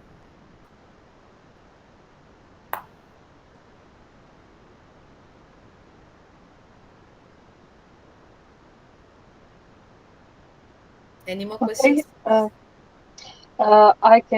have a question. So, how can dermatologists better teach their patients about strong active ingredients? Active ingredients, definitely the patients need to see a minimum education level about the product which they are being used needs to be informed to the patients, not by just going through a social media influence or a YouTube influence or a friend or fellow who is using that. Getting, see, a product can work for X, could not work for Y. The same product on the X also need not work for a longer duration. Today the product could be better, but over a longer period it might get infectious or it could get problematic for the person. A prolonged usage of any particular product could lead to different problems. So in such way, education of a particular product is more, product knowledge needs to be shared by everyone. Knowledge is there everywhere, and definitely under supervision the problems can be reduced and the efficacy of the treatment can be improved.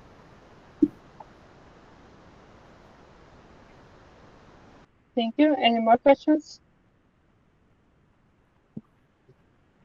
Yeah, I have one.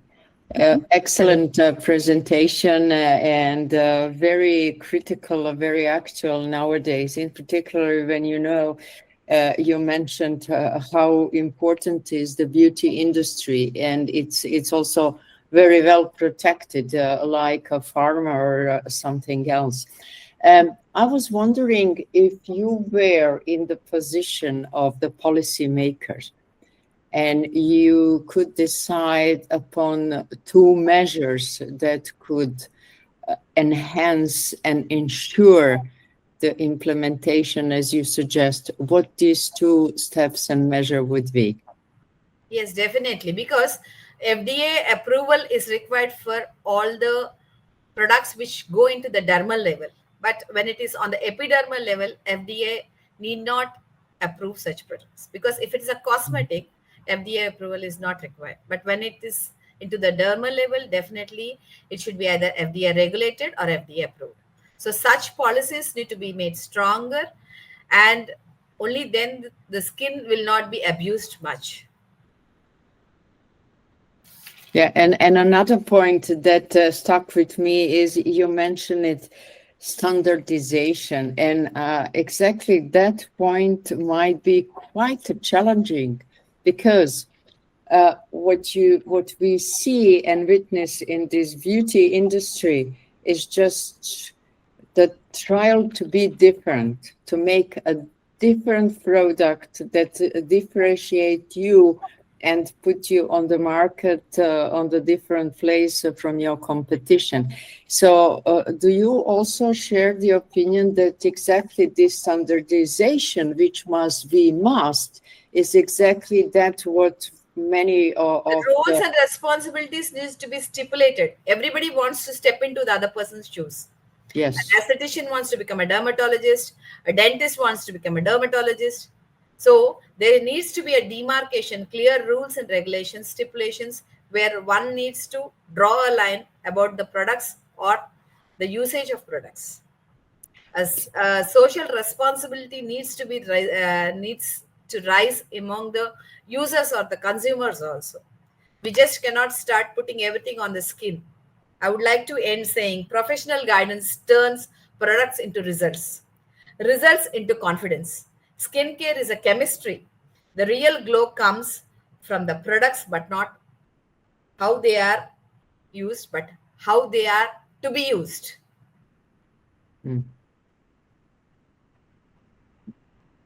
Thank you. Thank you very much. Hey, thank you once again, Radha, for this presentation. I would like to introduce our next presenter, Jonathan Gregory Stefan, with their topic, the importance and impact of trust within project management in the age of AI.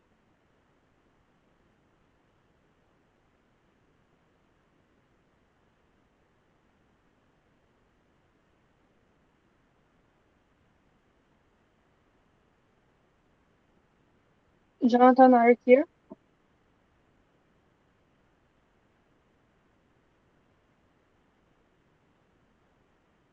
Sorry about that. Okay, hi. We're experiencing technical difficulties. Okay, hold on, please. Okay, camera on. All right.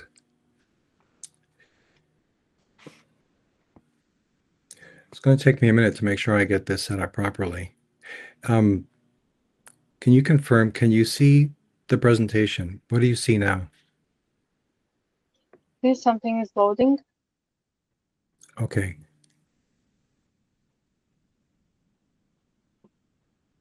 Currently, nothing is shown. I think You your don't see anything? camera froze. Oh, shoot. That's so it's not showing. No. Oh no. That's Do you want me to share the presentation from my computer? I changed around the slides a bit. Oh, okay. So that's the problem. Okay, so what the problem is, you're not seeing it, or it's just not loading, or? Yeah, currently I don't see anything.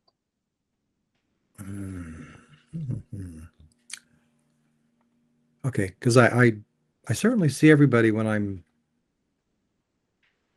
see everybody here. That's a shame. Did you try Okay, sharing Windows or a tab on your computer? Pardon me?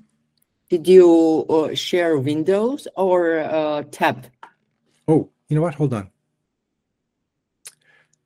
Give me a second here.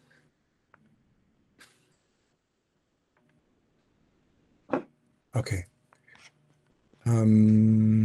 Share this window. Okay. Do you see something now? Yes, we can see your screen now.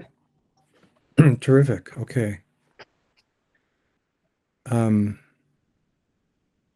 Okay, let me try this now. I apologize, everyone. Try sharing Windows, right? Yeah, I'm trying Windows to. where you have started Okay. and opened your presentation. Do you see my presentation now? No. You don't see anything. What do you see? We see the Google Meet. So you have currently shared the tab with the Google Meet. The Gromit? Gromit? You have shared the conference, not the presentation. So maybe try switching the windows or just click on share entire screen. Oh my gosh. Okay. Wow.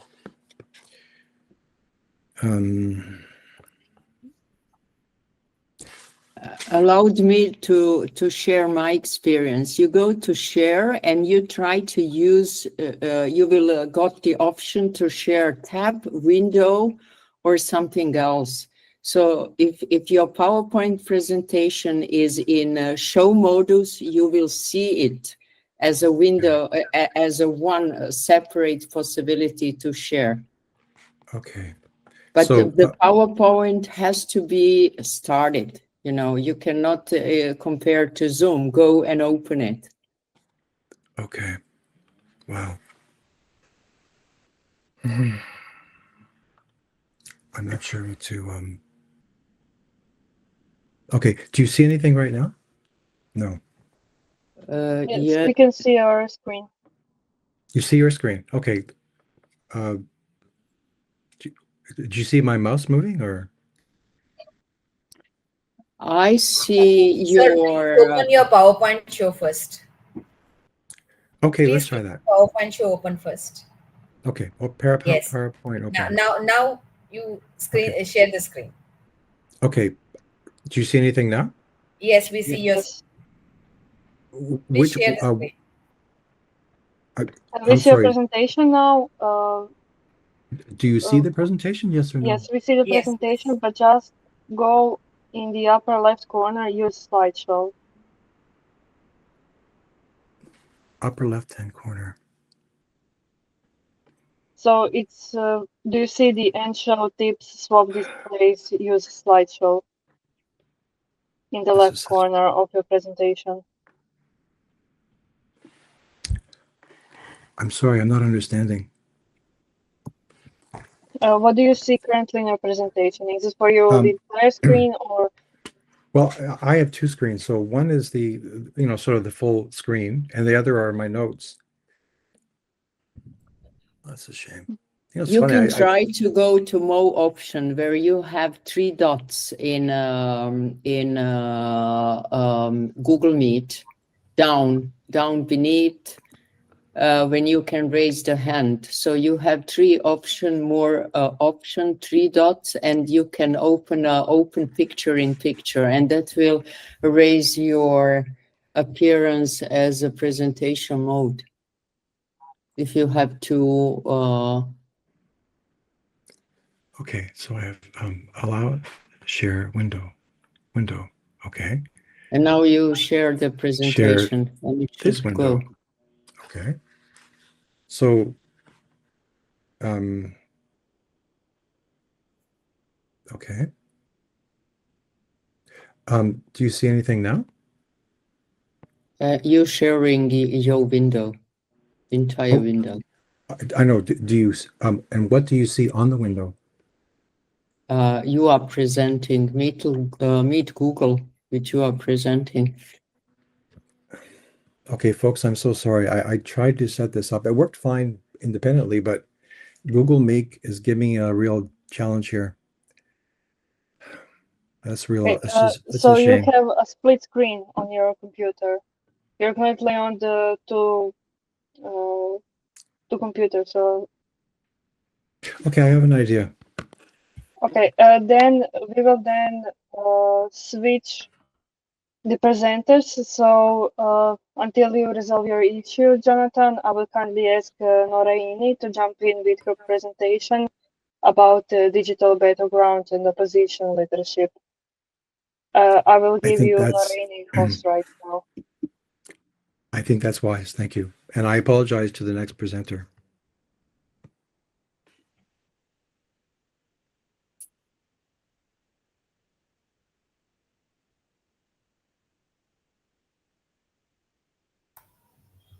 You can show as you are showing previously, but you have to click at the huge slide show on the upper left corner.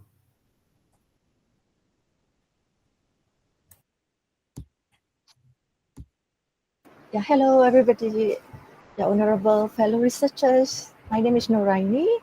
I'm doing a research as part of my final DBA thesis, and this segment that I'm presenting today is also part of that research. And today the title for my research is Digital Battlegrounds and Opposition Leadership. That means the political party for which I've joined since 2006. And today is about cybersecurity, trust, and representation in Singapore.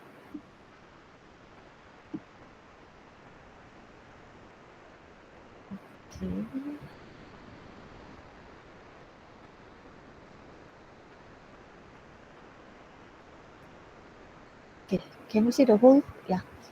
Okay, so the abstract that I have is about exploring strategic evolution of opposition party leadership in digitally constrained regimes with a focus on Singapore political landscape following our election on this year, 2025, in May. Grounded in genotype and phenotype theory and cybersecurity ethnographic, it introduces the firewall leadership model, a conceptual framework for converting internal party structure into public-facing trust signals through our WhatsApp and Telegram discourse analysis, expert interviews and comparative studies from our neighboring countries like Malaysia and then India, Japan, and also from faraway places like Taiwan, Estonia, Kenya. This study demonstrates how we move in the opposition circle and how we can reframe digital vulnerabilities into strategic advantage. We argue that emotional resonance, while necessary, is insufficient on its own, and these opposition parties must operationalize digital trust to structure standard operating procedures and platform-specific messaging, like the social media and iterative feedback loops, either online or even offline as we walk the ground. And there's also the Digital Trust Manifesto, which we emerge as we progress to become a practice tools, codifying phenotype progress rooted in genotype reform and offering a replicable model for trust building. Ultimately, the paper provides a strategic playbook for opposition actors seeking to enhance resilience, credibility, and voter confidence and amid our rising cybersecurity threats and institutional distrust. Okay, for introduction, digital battlegrounds and opposition leadership in Singapore, we know that the incumbent, the People's Action Party, they've been in power ever since independence. And in 2025, we exposed a paradox with high digital visibility. Everybody is online now, even the old folks. They no longer rely on the traditional media like the newspaper or even TV. And they have very low public trust. And for cybersecurity anxiety, it now shapes the political legitimacy. And for opposition leadership, we must evolve from message delivery to strategic interface design.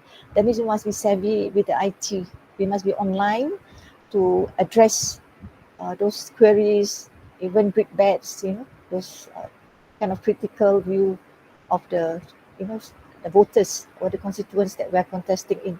And this study introduces the firewall leadership model as well as the Digital Trust Manifesto.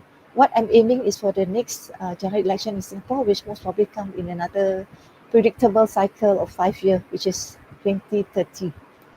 Okay, for the literature review, what I did is to have the Singapore paradox under digital literacy and political trust, which is a hyper-connected yet distrustful electorate. And we have over 90% of Singaporeans possessing basic digital skills. This is obtained from our data, which is provided by the government themselves when they did the census, or rather they call it population censorship. And there's also cybercrime and scam cases, which we all know is transnational. And we have this within 2024, the data I'll show you shortly. And also this digital literacy is not equivalent, it's never equal to political trust. And the voters expect emotional resonance with this cybersecurity issues. Okay, so this is data that I've gotten from the Department of Statistics of Singapore, which is in 2024. So you can see the increasing access by youth, especially. They are so savvy, and even the youngsters, as early as possible, they are online already, that we know. And the next one is this crime scam cases has also increased, ever since we get the reports. Over billions lost in this kind of criminal activities, and the authorities have to engage a lot of, kind of engagement with the international community, including Interpol, to bring in the perpetrators. And also for our methodology, what I did is diagnosing the strategic misalignment, why opposition leaders, especially this year, this election year, they lost very badly. We lost very great amount of election deposits. When we need to contest, we need to pay the deposit, and we lost that because most of us did not gain this 12.5% voter returns. We suspect it could be due to some misalignment as well as cyber, kind of attacks that we heard of it, but never quite proven online. And the genotype is our internal values, our policy internally within the party, our reformist intent. Whereas the phenotype is public messaging, which is either online, like Facebook, Instagram, TikTok, YouTube, and we need to declare this when we contest in the election. And also the emotional tone as well as digital behavior. In Singapore, we do not wish to see riots on the street. We contain our emotion, and the authorities will crack down any of such bad behaviors, because they fear the investors, economy will plummet whenever such things are allowed. So this misalignment could lead to very much credibility failure on the position side because we're limited to the resource as well as the platform. And we're inspired by organization ecology and behavioral science. Okay, so for our methodology, I did a triangulated design for my research. And WhatsApp ethnography, I do a 6-month observation, even though my research started earlier in 2022, but because this is only the election year, I've only 6 months observation to make sure that whatever we strategize can be carried out on the ground. And so the 6-month observation for Singapore United Party, for which I'm the treasurer, and also a candidate from this team. And our campaign group comprises of WhatsApp chat, which is quite limited because it's a closed group, and also the Telegram details, which I have kind of just to get some details for our performance. And also we have engagement on an informal basis, not the kind of formal interview session, but in the form of groups where we question individually people contributing their opinions. And this especially come across the politicians, across the cybersecurity practitioner, as well as the strategists, they are marketers basically. So they market a political kind of vision, even though it's not a product based, it's a service based, it's almost like a free good, but we garner our resources just to market for our voters. At the comparative studies that I engage our neighbors, Malaysia, Philippines, Hong Kong, and for the highly IT attained, also Kenya, Estonia, and Taiwan using Gov Insider inputs. And for myself, I did AI-assisted thematic coding because it's too massive. I'm not able to go through all the details. But using AI and also our multilingual, because Singapore is multiracial. We have Chinese, Indian, Malay, and our English for economy or for commerce or even administration, like politics, as well as election. We use this kind of Singlish, the version that is very common in the local scene. And also for key finding, there's a bit of gap, especially credibility. For opposition, we have a very kind of prolonged weakness. Our internal strength, our external weakness can be seen with such voter distrust, and they're not willing to let go of the present stability. The government is so stable, it become a weakness in itself if they're not innovative enough, if they don't counter the cyber threat. And also the public messaging lack emotional resonance. It tends to be faceless unless, of course, somebody so famous, also kind of flamboyant, get online, then become like personality cults. So the cybersecurity need a lot of signaling. And for internal corrections, whenever we post online and we get a lot of big bets, we tend to either put it off, that means withdraw or delete the posting, and also to put corrections. They have this POFMA, which the government imposed on us. When they refute any of the posting, they would cause us to have this correction mode on. And as a result, we have muted engagement, and even to do surveys is almost non-engaging. Nobody would want to do survey now because they feel it's too exposing and the views are not really like representative. And this is a perceptive kind of skepticism that we always have when it comes to voter or engagement or the constituent engagement. But even then, we have this firewall leadership model, which is a strategic interface for trust, and our core DNA is for internal values, to have resilience, authenticity, which is for sincere engagement with the public. And of course, we have the interface protocol, which is emotional translation to get credibility and empathy across the channels.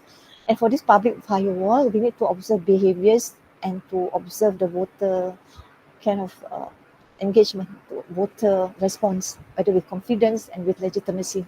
And we inspire cybersecurity architecture to filter those negative views and to translate the good ones and to secure more returns in terms of voter, hopefully in the year 2030.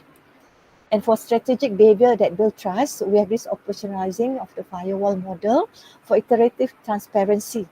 Any correction as seen as accountable, we need to be sincere in our apologies if we make mistake or do some gaffes, like make a silly comment, for instance, online.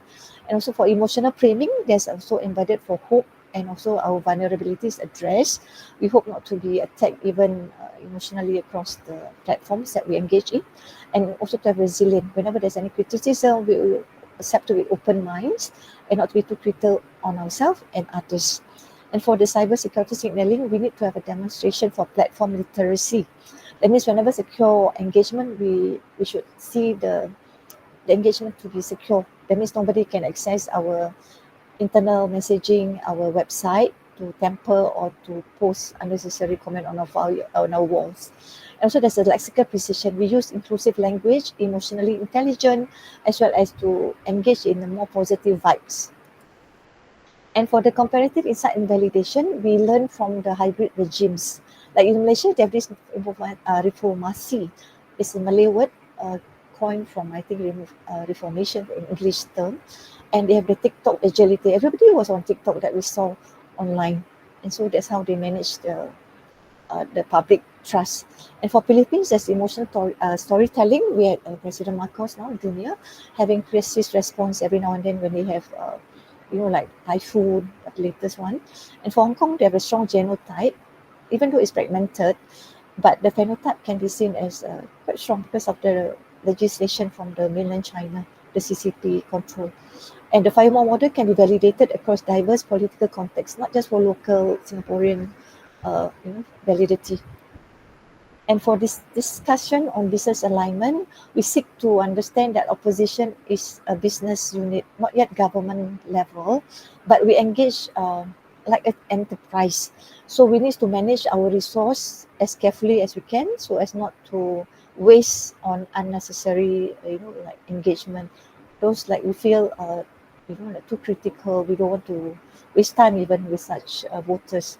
And we treat opposition parties as strategic enterprise. We try to make good relations with other parties. We try to make coalition as our baseline for further engagement come 2030 election. And this resource-based view is not just emotional access, but also for digital trust. And we avoid this kind of hell money resource wasting, so that the risk-conscious effort should be written with kind of concrete results. We have voter feedback, but of course we cannot trust that even verbally expressing voters' support, when it comes to balloting, it may not be sustained. Nobody really wants to risk Singapore, security, for economy, for business to be eroded with kind of opposition coming into parliament. So with that, we hope to see the deposit at least return, so that the return of our investment to become higher the next time around. So technological alignment, we have cyber resilience as infrastructure for managing such threats. Like the recent one is the UNC 3886. They did I think they call it the zero-day exploit. So on the day of the ballots, right, voting day, which is on the 3rd of May, the technology-wise, even though it's not stated as is tampering with voter return, we do hear later that the government let out that the voting slip printed by the Topen industry of Topen New Tech has had a cyber attack. They had a malware or ransomware at some time or other. But even then, they say that it's not massive, and they've handled it even before the zero-day exploit happened on 3rd of May, which is the election day itself. And also for us to turn the infrastructure to WhatsApp and Telegram, we need to create a new awareness about this issue. And for the SingStat, for AI, the e-payments, especially when it comes to our deposit payment and the analytics, we should adopt further statistics analysis so that we can trust more on the government work, because it's work two ways. What is threat to us should even be seen as a threat to the government. So opposition must see as to be tech fluent, the policy-wise, policy kind of inductiveness, how much we can introduce internally within the party and how much we can influence the government too, because it has become like B2G in the future, you see. And for digital trust, which is now infrastructure for legitimacy, we hope the government of Singapore, no doubt, they have been long staying in the scene, in the administration scene, to open up maybe further inroads to help us govern Singapore totally as a more representative country. And for sustainability and inclusive government, this long-term resilient representation is a very good prospect, good vibes.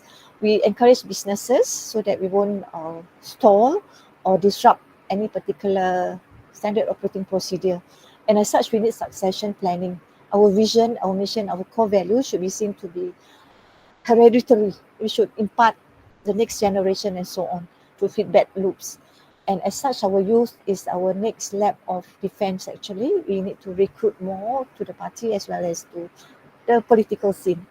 And of reflexivity of lived experience as a Malay woman is to inform how, from a minority candidate, we can impact strategically as a pivot, as a praxis, as a tool even, and not be made a fool and not to be abused for our leadership qualities, our inherent qualities.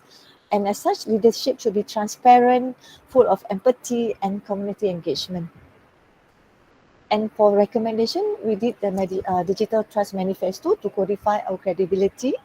And again, this is another practice tool for the phenotype development rooted in our genotype, which is myself as a minority, and also the structured standard operating procedure for messaging and crisis response. That means whenever there's a pitfall like damage control need, we should all be like galvanized to contribute for our sincerity in apology, for instance, or in overcoming those critiques or overcoming those threats of cybersecurity even. So this platform specific protocols for WhatsApp, Telegram, and other official channels like the social media of Instagram, Facebook, even TikTok, and also a feedback loop for emotional calibration. We need to calibrate and be corrected iteratively as a feedback loop so that we can pick up any suggestion on a kind of instantaneous or a very fast kind of loop, so that they will not be left kind of abandoned in any way, any feedback not abandoned at all. So for this strategic recommendation, we have this imperative for opposition viability to institutional emotional framing, no riots, no blackmailing, no hacking or those break into computer security, and to publicize our corrections so as to prevent the POFMA, the government imposition, to kind of jeopardize our trust for our voters to vote for us, and also to create a literacy for cybersecurity and leverage on broadband penetration strategically, and also to develop cross-generation messaging. This is survival, not just for replacement of our maybe aging population, but also to create a new, vibrant, energetic community to carry the next lap of our policy in our life. And so for conclusion, from tactical survival to strategic sovereignty, I'm reframing our leadership for this digital era. For the opposition, failure is a strategic misalignment, not resource scarcity. We are very rich in terms of even economic, kind of instances, economic assets. Like we own homes, we have those rental returns, we also have assets like stock, shares, and so on. So we need the leadership to evolve using our cyber resilient interfaces, and credibility must be architected through emotional intelligence and digital competence. So this firewall model offers a blueprint, a playbook for democratic sustainability.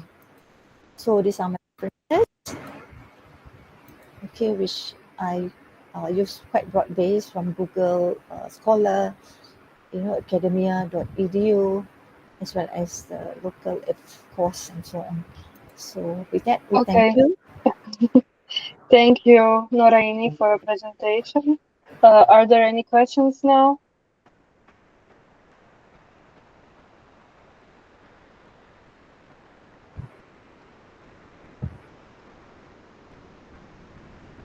Okay, if there are no questions, Jonathan, have you been able to manage your issue with sharing the presentation?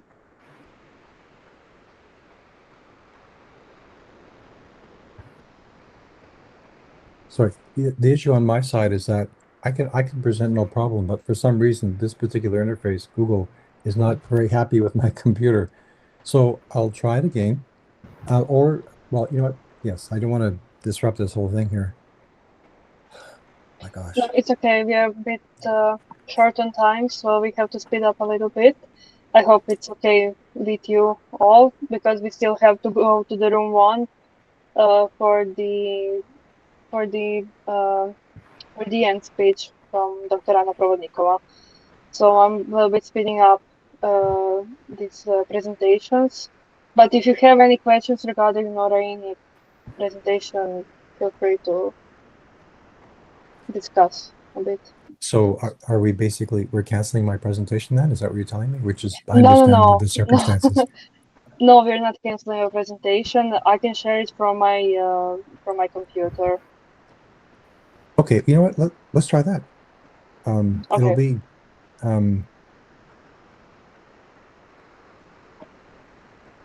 Okay, just give me 1 moment. And then I'll just ask you to change the slide. Is that the idea, or? Yes. Okay.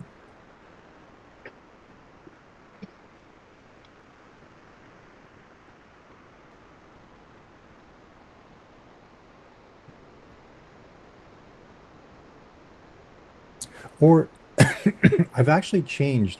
I've moved to a different desk. Maybe let me see if I can present and see what happens. Okay. If not, then we'll continue with the presentation you have shared with. Share window. Okay. Okay. Share this window. Okay. What do you see now? I can see your entire screen. Actually, the Google Meet.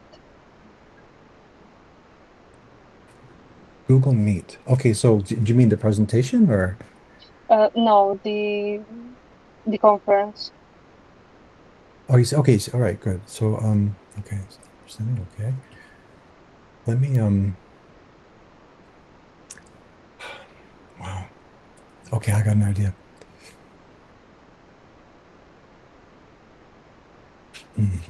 Wow, this is ridiculous. Sorry, I do presentations every day at work. I've decided I don't like Google. And now you can directly switch to your window. We will able to see that you just switch to your window of presentation. I beg your pardon?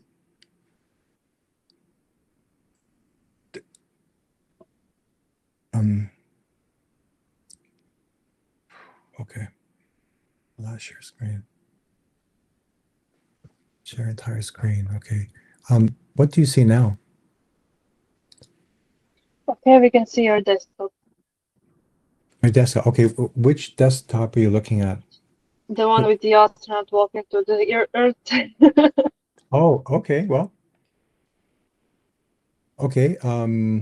That's not what I want. So I want to switch displays. Okay. Do you see the presentation now? Perfect. Yes, we can see the presentation.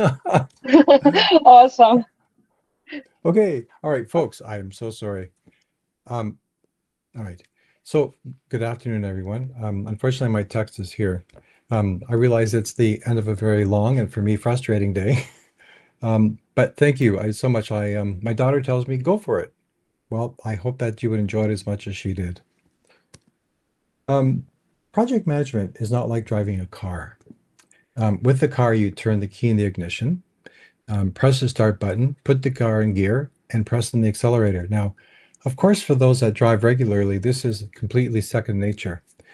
For the 16-year-old who has never sat behind the wheel of a car before, all things can go wrong. You might not even make it out of the garage. Project management has had its own coming of age. Project Management Institute was founded 56 years ago in 1969. What started out as guidelines quickly developed into a structure with its own lexicon of project management speak, like project charters, project plans, stakeholder management. Along with this came a whole hierarchy of roles like portfolio and project managers, project planners, and business analysts. Now the expectation is that one can bring in a seasoned project manager and, after spending a few days on site, pull together a highly functioning team, get everybody on track, breeze through those milestones. The problem is not everybody is a seasoned project manager, and not all project managers are created equal, and there's always anticipated variables. At the highest level, the dictionary definition of a project is a planned or proposed undertaking. This could range from planning and execution of an expansion bridge all the way to a robbery that makes us get away on that bridge. Now, no judgments here. Project management is defined by its activities, which Larson and Gray describe this way. A project establishes an objective, has a defined lifespan, usually involves several departments and professionals, does something never done before, and specifies time, cost, and performance requirements. With respect to trust, there is the psychological medical definition: confidence in someone or something, or the optimistic acceptance of a situation. The Oxford Dictionary defines trust this way. It's a firm belief in reliability, truth or ability of someone or something. We trust that he has the training to make it to the bottom of the ladder safely. Sahiwal suggests that in business there are 4 types of trust. Calculus-based trust, which is rooted in rewards and punishment, things along the lines of penalty clauses in contracts. There's knowledge-based trust, trust developed through shared work experience, and performance-based trust. In other words, if the project made it, we trust it. Miles Grokowski describes the literature landscape in terms of trust this way. While trust has been addressed from the perspective of occurrence and impact, few are actually willing to define it from the project point of view. Welcher explains this is because it did not need to be defined. Business was insulated. It was regional, very top-down. In this extremely controlled environment, trust was not a concern. As Welcher continues to explain, what changed this perspective was an important shift in business. The world became more global. The age of local and supreme bureaucracy ended, and it was no longer able to exercise control in the same way. Roles that were narrowly defined and contained were broken open, introducing many new variables into the business mix. This resulted in trust becoming a central issue and relevant to the process, structure, and performance of organizational relationships. Trust is now a core theme of organizational analysis and management as a whole.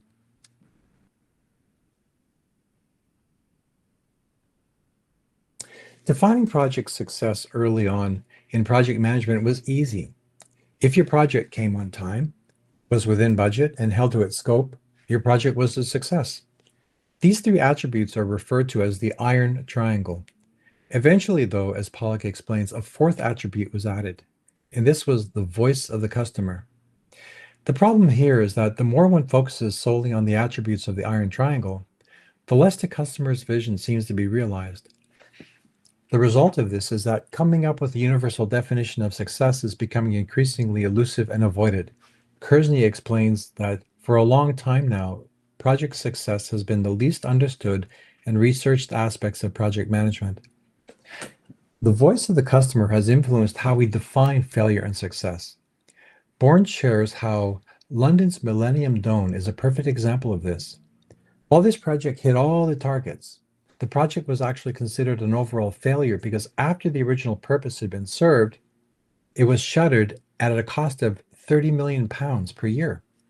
On the flip side, another compelling example is the Sydney Opera House. From an iron triangle perspective, the project was a disaster. It was completed 10 years after it was originally forecast, and it ran 10 times over budget. To add insult to injury, as an opera house, it was considered an acoustic nightmare. And yet, after some time, something wonderful happened. Now, approximately 3 million tourists a year visit the terraces of the Sydney Opera House. Today, in terms of national symbols, the Sydney Opera House is on par with the Eiffel Tower in Paris, the Tower Bridge in London, the Colosseum in Rome, and the Empire State Building in New York. People tend to use the old yardstick of cost, time, and scope to quantify a project success. These are easier to measure. Unfortunately, the results of these studies tend to diminish our trust. Atarzadeh tells us that, broadly speaking, 52% of projects were not completed on time and were over cost, and 31% did not fulfill their scope. Marino informs us that based on things like cost overruns and schedule slippage, 65% of mega projects, $1 billion or more, result in failure. Glass tells us that IT projects, everyone's favorite, only 16% are considered a success. With these type of numbers, it is reasonable to wonder, why would anyone start a project? Anantamoulis suggests that while diminished, it is trust that bridges the gap. We trust that our project managers will be fair and honest. There is trust in the organization that is budgeted appropriately for the project, and it will be able to fund the project to its end. There is also trust between the team members that they will work together and respect each other. Trust is necessary across all project types. Shrum says this is true for scientific research projects. Perry suggests that trust is a necessary component in political discourse. given what's going on in the world right now, I think we can agree. Bond links the degree of project management success to the degree of collaboration, which is in turn influenced by the level of trust between members. In his study of 53 different scientific collaborations, Shrum concludes that conflict and trust are inversely linked. The less conflict a team experiences, the more trust there is, and conversely, the more conflict there is, the less trust. In his paper regarding trust on distributed agile teams that work remotely from each other, Dariaj first describes how trust fuels team performance and contributes to build an effective and cohesive team. And trust-motivated individuals communicate effectively and collaborate closely. A lack of trust has the opposite effect. This illustration outlines different causes that result in a lack of trust and the consequences of that loss of trust. Causes like no sense of teamness or fear of being vulnerable results in a lack of commitment and poor team performance. Writing for the Association for Project Management, Mandy Flint states that trust on a project starts with people knowing each other, and it is a lack of transparency, especially at the higher echelons, that will cause a lack of trust within the project team and the end client. Shrum provides an example of a project that succeeded in the absence of trust. Carlo Rubio's work is a good example of bad trust, good result. He was considered arrogant and demanding to his peers. His project administration didn't trust him because he often rushed at his conclusions. And yet, despite all this, he ended up winning a Nobel Prize. Shrum suggests that Rubio's example forces out some important questions about the role of trust in research projects. He wonders, was Rubio successful despite there being distrust, or did his experiment finish because of the distrust, forcing an atmosphere of high-minded rigor and skepticism? Shrum wonders, do those who experience lots of conflict on large projects simply have a different definition of success? Still, Shrum does not give up on trust, pondering, maybe projects succeed because certain trust limits were not breached. Extrapolating, he considers, is there a foundational level of trust that is necessary for any cooperative social enterprise to succeed? Gann tells us that trust is not absolute. It exists on a spectrum. People are neither completely trusting nor mistrusting. A person can be a trusting individual yet still experience distrust with specific things or people. This illustration explores the concept of the different levels of trust. At the top of the scale, minor trust infractions may occur and life goes on. Projects keep marching forward. This changes, though, at the bottom of the scale. If a fundamental line has been crossed, where foundational trust has been broken, this is where people think like, that's it, we are done. And conceivably, so would be the project. The good news, according to Brastrom, even though trust is violated, that does not mean the end. Trust can be repaired. He provides us a clear sloping line that illustrates that rebuilding trust is a process.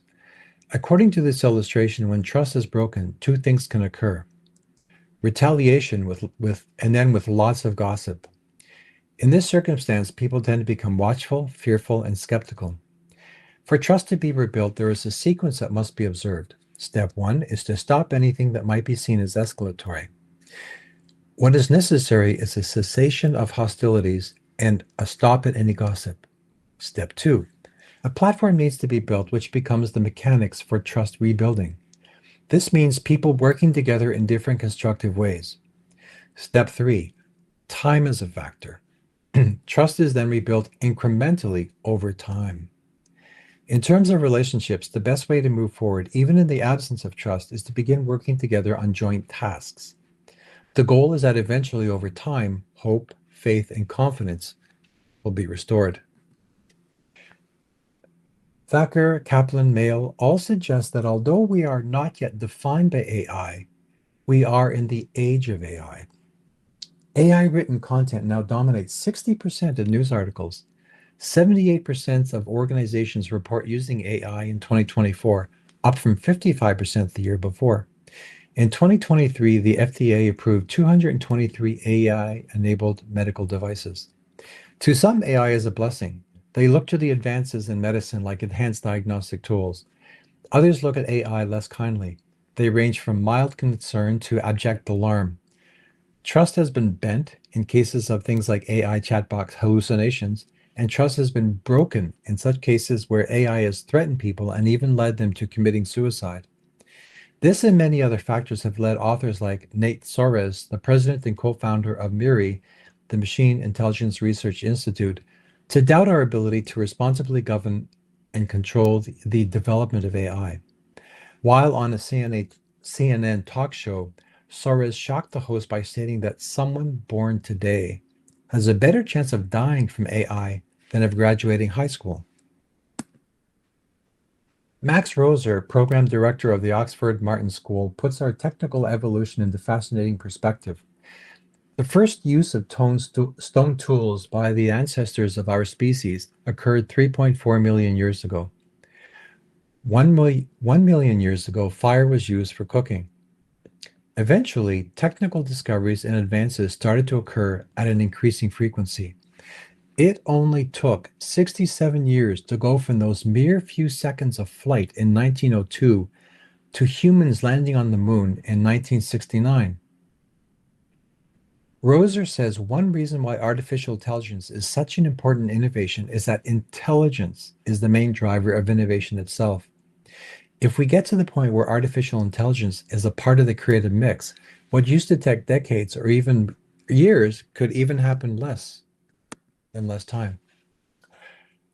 We need projects of different kinds, engineering ones, social ones, business ones, and political ones. How this will operate in the context of a self-directed AI that potentially dictates to us is anybody's guess. We will need important guideposts that will help us along the way. Trust is one of those. Fareed Zakaria, on his weekly show Global Public Square, helped define what trust is. He says, in this age of uncertainty, trust is the unspoken rule that makes all other rules possible. Shrum concluded that once we know that our trust limits are and work within those limits, projects have a greater chance of success. In a recent interview, the Cypriot president, Nikos Christodoulidis, says his political success rests on an important principle. Make promises you can keep. That's it, folks. Thank you. Thank you, Any Joseph, for your questions? presentation. Yeah, unfortunately, we do not have time for questions, and we will have to move on to our last presenter of today, Amia Dharmapadanath, Bridging Policy and Practice, Yes. Qualitative Insights. So I will give you now the host rights, and you can start presenting. Okay.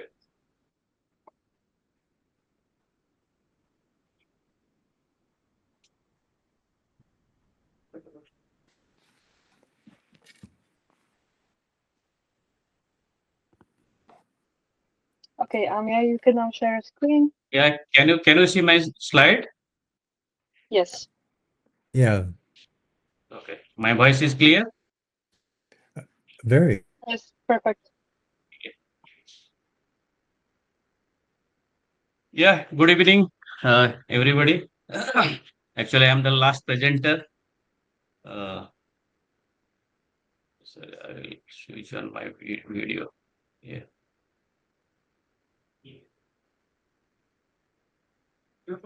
So I have completed my DBA from SSBM. So in this article, I am going to present you about bridging policy and practice sustainable feed production for Indian poultry and cattle farmers. With me, my co-author, Mr. Arpit, also in the line. So are you there, Arpit, online, right? Yes, I am here. Yes. Yeah. So abstract of my article is actually I have collected 400 data from the farmers with the qualitative evidence. I studied policy executions, training, intensity, and technology adoption. So my focus of this study is to sustainable development goal, which I cover zero hunger, work and economic growth, responsible consumption, and climatic action. So these recommendations for policymakers, industry, and farmers. This study bridges academic research with field-based policy application, promoting SDG-driven outcomes.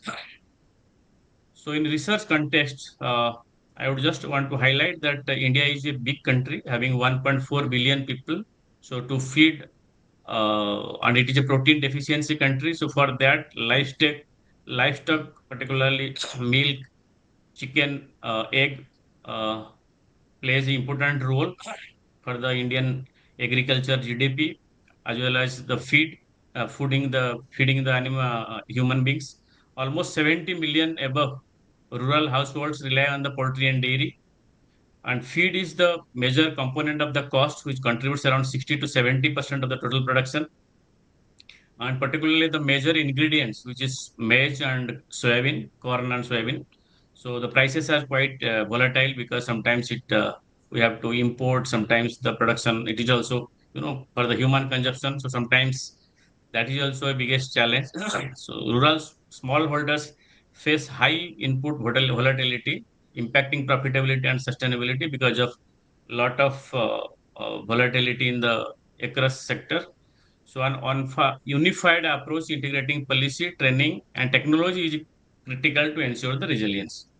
So objective of the research is to quantify impact of policy, training, and technology adoption, integrating quantitative and qualitative insights, map findings to the sustainable development goals, which I explained in the previous slide, to establish evidence-based relationship between public policy execution on ground outcomes. Because if see there are a lot of policies are there in the system, but execution is not happening. So my intention how to align with all the stakeholders, identify how farmers' awareness and capability influence adoption of sustainable field practices.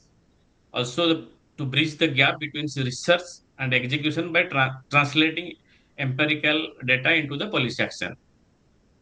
So in theoretical framework, if you see the policy and governance, there is a strong design of the policy and governance, but the execution is quite weak. So we need digital dashboards for to execute properly. Technology adoption is there, so technology is there, but influenced by usefulness and social proof also required. Training and awareness, so hands-on training and digital reinforcement also required. Environmental sustainability, byproduct feed emission, carbon emission reductions. The farmer has to know that they have to focus or how to keep our environmental clean. The model combines technology acceptance, theory, governance, execution framework. So sustainability is framed in as both economic and environmental necessity. So to design my research, so I have done the cross sectional surveys in stratified sampling by region, species, and scale. Since India is a very big country with uh, big lot of geographical expansions, so I focused on few areas, few regions, and few species. So 42 questionnaires I developed as per the Cronvax alpha, it was 0.82. So ethical, I also follow the ethics, like inform the consent, confidentiality of, has been maintained. Whatever data I have collected while I have did the interview. The sample included poultry farmers, cattle farmers, and mixed farmers across four Indian zones. Because India, as I said, just to highlight you that India having 300 million cattle and almost India placed around 100 million chicken, every year. So content validity was reviewed by CLAFMA. CLAFMA is Compound Livestock Feed Manufacturing Association of India. So they are the expert and also the academic mentors. There are universities, colleges which usually reviewed and do the research based whatever feed requirement time to time. So I contact with these experts and it was helped me to develop my research. So my key findings: technology adoption, policy effectiveness R square is equal to 0.29 and P less than 0.001. So policy plus training, I find the productivity. So training mediates between policy intent and adoption. Adoption strongly linked with exposure and training, because whatever policy is there in the system, so the training and exposure has to be there. So technology adoption alone explained nearly one third of policy impact variance. Means whatever policy developed by the government of India, it is actually one third has been implemented, because like the unawareness of the farmers, not understanding about the impact of the policy, how to connect with the government. So there is a lot of education, lack of education and awareness among the farmers. So that I found in the research. So combined training and policy exposure produce stronger sustainability outcomes. So if there will be combined training and policy exposure to the farmers, with the all the not only farmers, all the stakeholders like farmers, government, academia, bank, financial institutions, and the industry. So all together can come help for the training and policy exposure. So farmers with repeated training sessions demonstrated higher confidence in feed innovations. So when we taught to the farmers, when if there will be training, proper training happen on the ground, then definitely the policy is there, but the implementation is not there. So this will definitely help to the farmers to understand how to produce good quality feed for their animals, which will help not only for their feed cost reduction, but also the outcome of their farming, environmental sustainability, and all other things. So comparative insights aligned with the FAO, Food and Agricultural Organizations, and World Bank 2020. So that training boosts efficiency as per their study. OECD and FAO, that Organizations for Economic Cooperation and Development, and Food and Agriculture Organization in 2022. So they studied that subsidies fail without training. So whatever government policies in the system, so it has to be there. The farmers has to be trained to implement on the ground. So supports integrated livestock governance and evidence-based reforms. That also the insight. Integrated integrated governance and accountability mechanism proved essential for scalability, because that is until and unless there will be integrated system, then it will be difficult for the scalability. So global studies validate that subsidies alone cannot drive adoption without extension network, because there is a lot of factors which influence the sustainable feed production or sustainable farming. So that therefore that it only technology or only one policy cannot help to develop this farming community or feed. So India's decentralized system demands adaptive state-specific programs design, because India is federal structure, means central government, state government. So there is sometimes not collaborating properly with the state government and central government. So sometimes if central government bring you one policy, sometimes state government not implementing.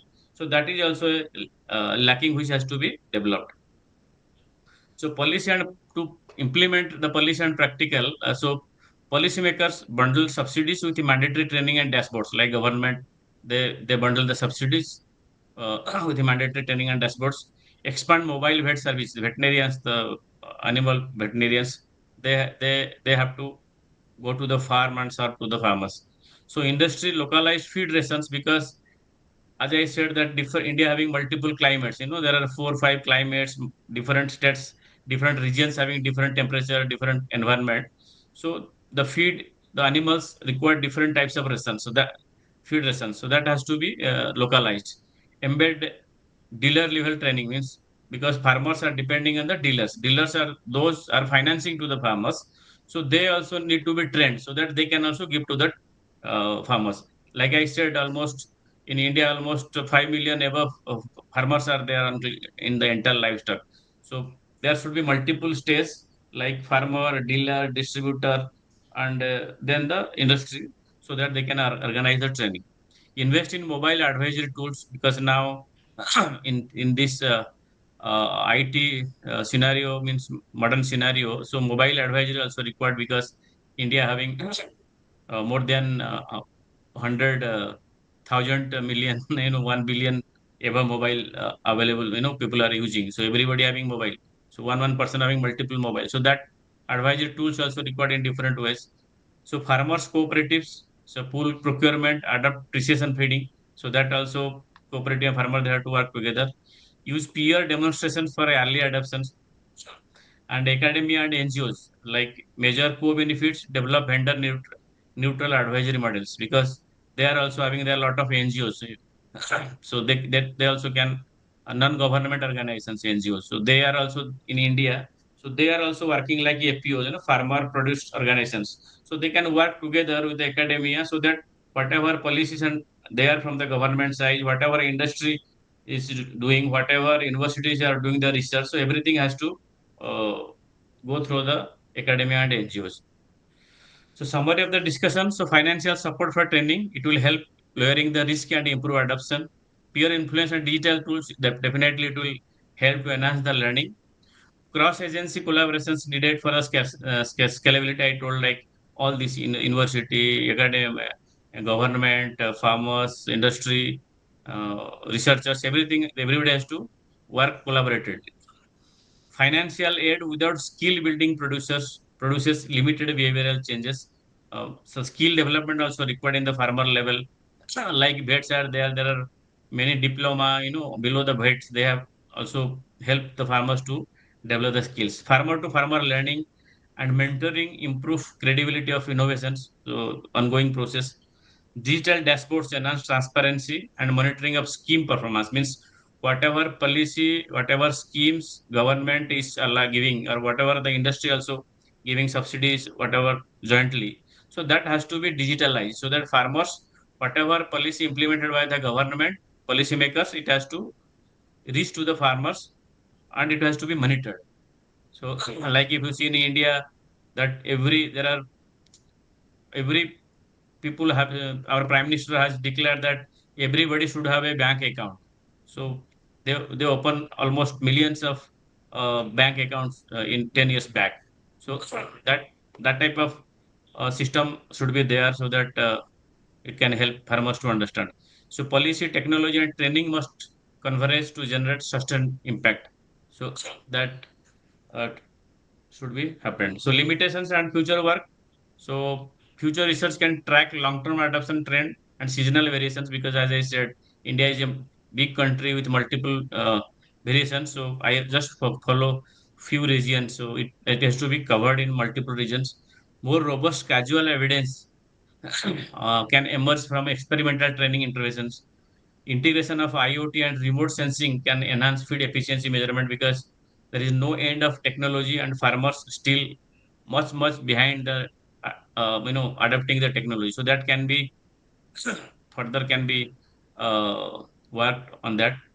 Partnership with farmer produced organizations, because in India there are few farmers and there is organization, so that they are called FPOs. So they can broaden futures sample representations, future directions is longitudinal studies, cross-country comparison. For example, India is there, there are neighboring countries, what is happening in Europe, what is happening in USA, what is happening in Africa. So that also need to be exchanged. So RCT digital data should be compiled for the future directions. So to conclude this, a sustainable feed is central to India's livestock transformation, because, as I said, there are 70 million plus people depending on livestock and almost 300 million animals. So, for that, sustainable feed can really bring the transformation. Policy, technology, and training synergy is very much important. So, strengthen collaboration, accelerate sustainable development goal that will align adoption. Execution, quality, and farmer capability together drive resilient food system.